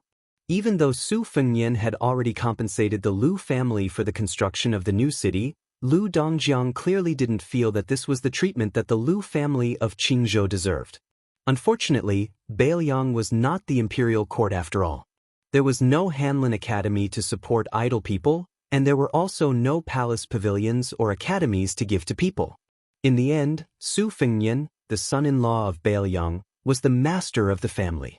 It wasn't that he didn't want the Lu family to be able to hold their heads high in Bailiang, but he really couldn't afford to give them this face. Su Fengnian raised his head and saw Baiyu slowly walking over. Su Fengnian didn't deliberately adopt a courteous posture to welcome him. He only sat up straight. Baiyu walked into the pavilion in the middle of the lake and stomped heavily on the steps, shaking off the snow. The two of them sat facing each other. Baiyu was the first to speak with a smile. Ever since I entered the mountains when I was young, in all these years, I've seen a few spectacular snowfalls in Jiangnan. It wasn't until I came to Bailiang that I realized that in the end, Jiangnan can't compare to the north. Su Fengnian smiled slightly. I heard Su Xiao say that the winter snow in Liaodong is even heavier. Snow as big as a goose feather isn't enough to describe it. Baiyu joked, the snowflakes are as big as a hand. Back in the day, when I was at Mount Longhu, I also heard of the poem written by the great general. The corners of Su Fengnian's mouth curled up. The civil officials in northern Liang all feel that Su Xiao is not easy to serve because flattery has always been done on the horse's hooves. Only my second sister's husband, Chancellor Wang, can flatter the right person. In fact, the heavenly secret here is very simple. It is to be as shameless as possible. He absolutely can't put on the airs of a scholar because Su Xiao can't understand things that are too profound and implicit. Just thinking about how to reply is very difficult. Chancellor Wang went straight to the point. The two lousy chess players were evenly matched with Su Xiao on the chessboard. They even praised Su Xiao by saying, "Great, great, this move is so domineering." Su Xiao naturally understood these compliments, so he was especially happy. And there's also Huang Manor's master, Zhao Shituan, who also knows Su Xiao's weak spot. I remember the first time he came here, he said that Huang Manor was born with innate intelligence and a handsome appearance, worthy of being the great general's son, and so on. At that time, even I couldn't stand it and felt that this old man was most likely a Jianghu swindler. In the end, I sent someone to bring a dog to scare the old celestial master. Now that I think about it, the saying, "the wise man doesn't show his true colors," is very true. Su Fengnian didn't know if it was because he started talking, but he couldn't stop himself. I remember when I went to Mount Wudong to practice martial arts and met the old chief for the first time, Wang Zhonglo. At that time, I heard a lot of Jianghu rumors about breaking the river with one finger and admired this Baoyang's celestial Taoist immortal. In the end, after meeting him, the old chief indeed had a celestial demeanor and didn't disappoint. However, he was soon exposed. Guess what it was? Bai Yu shook his head. Su Fengnian smiled. He squinted his eyes and said softly, "At that time, I was curious and asked the old chief if he really broke the river with one finger. He first shook his head and said no. Then he stretched out 2 fingers and said 2 fingers. At that time, other than being stunned, admiring, and fascinated, I also felt that this old chief was actually quite dignified despite his celestial aura. You didn't see the old man's expression after he said those 2 words. He was obviously trying his best to pretend to be an otherworldly expert, but he didn't do it well. When people thought about it afterwards, they felt that he was just an old man who had done great things in his early years. When he got older and was remembered by the young people, especially when they mentioned him face to face, he was so happy that he couldn't even hide it." Bai Yu said softly, "The celestial master's residence is different." Su Fengnian looked at the lake and murmured, "Later on, I understood that Su Shao was also such an old man. However, when I was young, I never praised him face to face. Instead, I often scolded him and even beat him up, always wanting to embarrass him. At that time, I only thought that you were the one who caused my mother's death. Now that I have no manners and no manners, it's actually all your fault, Su Shao. Don't blame me, Su Fengnian." Chapter 1680. Bai Yu's gaze moved past Su Fengnian's shoulder to look at the other side of Tide Hark Lake. After a long silence, he slowly said, "My parents passed away while Hongjia was on his way north. Because they were great pilgrims at Wudong Mountain, I was brought up the mountain." Su Fengnian asked, "You don't hold a grudge?" Bai Yu calmly said, "At the beginning, I held a grudge. Not to mention the commoners, even us scholars who read history, when we read about those fallen monarchs, the history books only describe the treacherous officials as deceiving the emperor. So I couldn't blame the emperor, nor could I blame those civil officials in Li Yang's newly compiled record of loyal officials, nor could I blame those generals who died on the battlefield. So after searching everywhere, I could only find your father, Great General Su Shao, nicknamed the Human Butcher. As a child, I personally witnessed the fall of my country and the fall of my family. How could I not blame him?" Su Fengnian was silent. Bai Yu suddenly sighed. "In the end, I can't blame him." Su Fengnian didn't ask if he shouldn't blame him or if he couldn't blame him. Bai Yu turned his head to look at the small path leading to the pavilion in the middle of the lake. At the end of the path was a graceful figure. She had probably walked closer and noticed them sitting in the pavilion, so she turned and walked further and further away across the frozen lake. Bai Yu smiled apologetically. "It seems that I've spoiled the scenery. Otherwise, it would have been your highness and her facing each other. It wouldn't have been better to enjoy the scenery." Su Fengnian glanced at that figure and said helplessly, "There's nothing between us." Bai Yu's expression was strange. Su Fengnian felt even more helpless. "It's true." Bai Yu once again looked at that figure and joked, "That's too much of a pity." Su Fengnian smiled but didn't say anything. Just as the two of them were quietly admiring the scenery, the steward of the Wang estate, Song Yu, quickly walked over and said that Regional Governor Yang Shenxing had come to pay a visit. Su Fengnian asked him to bring the recently deceased regional governor to the pavilion in the middle of the lake. Bai Yu smiled and said, "Old General Yang has been suffering in the provincial capital these days. The regional commander's residence is being smashed up almost every day. Scholars are throwing books at the door, and commoners are throwing rocks at the walls. It's said that there are even people throwing kitchen knives. It's very lively. The servants of the residence are scared witless and see it as hard work." Su Fengnian saw that Mr. White Lotus had finished speaking and was about to leave. He said coldly, "Mr. White Lotus, why don't you accompany me to see Yang Xinxing?" Bai Yu bowed and stood up. After hearing this, he hesitated for a moment before sitting back down. When Yang Xinxing strode up the steps, he saw the young lord sitting there, but there was an elegant scholar of unknown identity standing there to welcome him. When he looked at him, he was smiling. It was not the kind of smile that hit a knife. On the contrary, it was very friendly and natural. When Su Fengnian introduced the two of them, Yang Xinxing was shocked. Only then did he know that the person in front of him was actually the Taoist master of Dragon Tiger Mountain, who was not of the same surname as Mr. White Lotus. His heart suddenly felt warm. When he heard that Bai Yu personally said that he would go to the regional commander's residence to ask for wine when he was free, Yang Xinxing, regardless of whether it was true or not, and whether it was out of politeness or sincerity, felt a little closer to Bai Yu. After all, when he arrived in Liangzhou, the only reason he had closed the door to visitors was because he knew that if he took even half a step out of the door, he would become a street rat that everyone wanted to kill. Not to mention that none of the civil and military officials of Liangzhou had shown up. Even the servants and maids of the residence looked at him with hostility. Yang Xinxing had shamelessly come to Mount Qingliang this time because he had previously sent a secret letter to Su Fengnian to greet him when he returned from outside the pass. Whether or not the old man had entered the prince's residence on Mount Qingliang, or whether or not Su Fengnian was willing to let this regional commander enter his residence, the entire Bailiang officialdom was waiting to see. If he succeeded, Yang Xinxing might not necessarily be able to hold power in Bailiang. If he failed, Yang Xinxing's future days would definitely be difficult. Yang Xinxing's original plan was to make this trip today. He did not have any extravagant hopes that Su Fengnian would be able to put on a grand display. It would be fine as long as he could keep up appearances.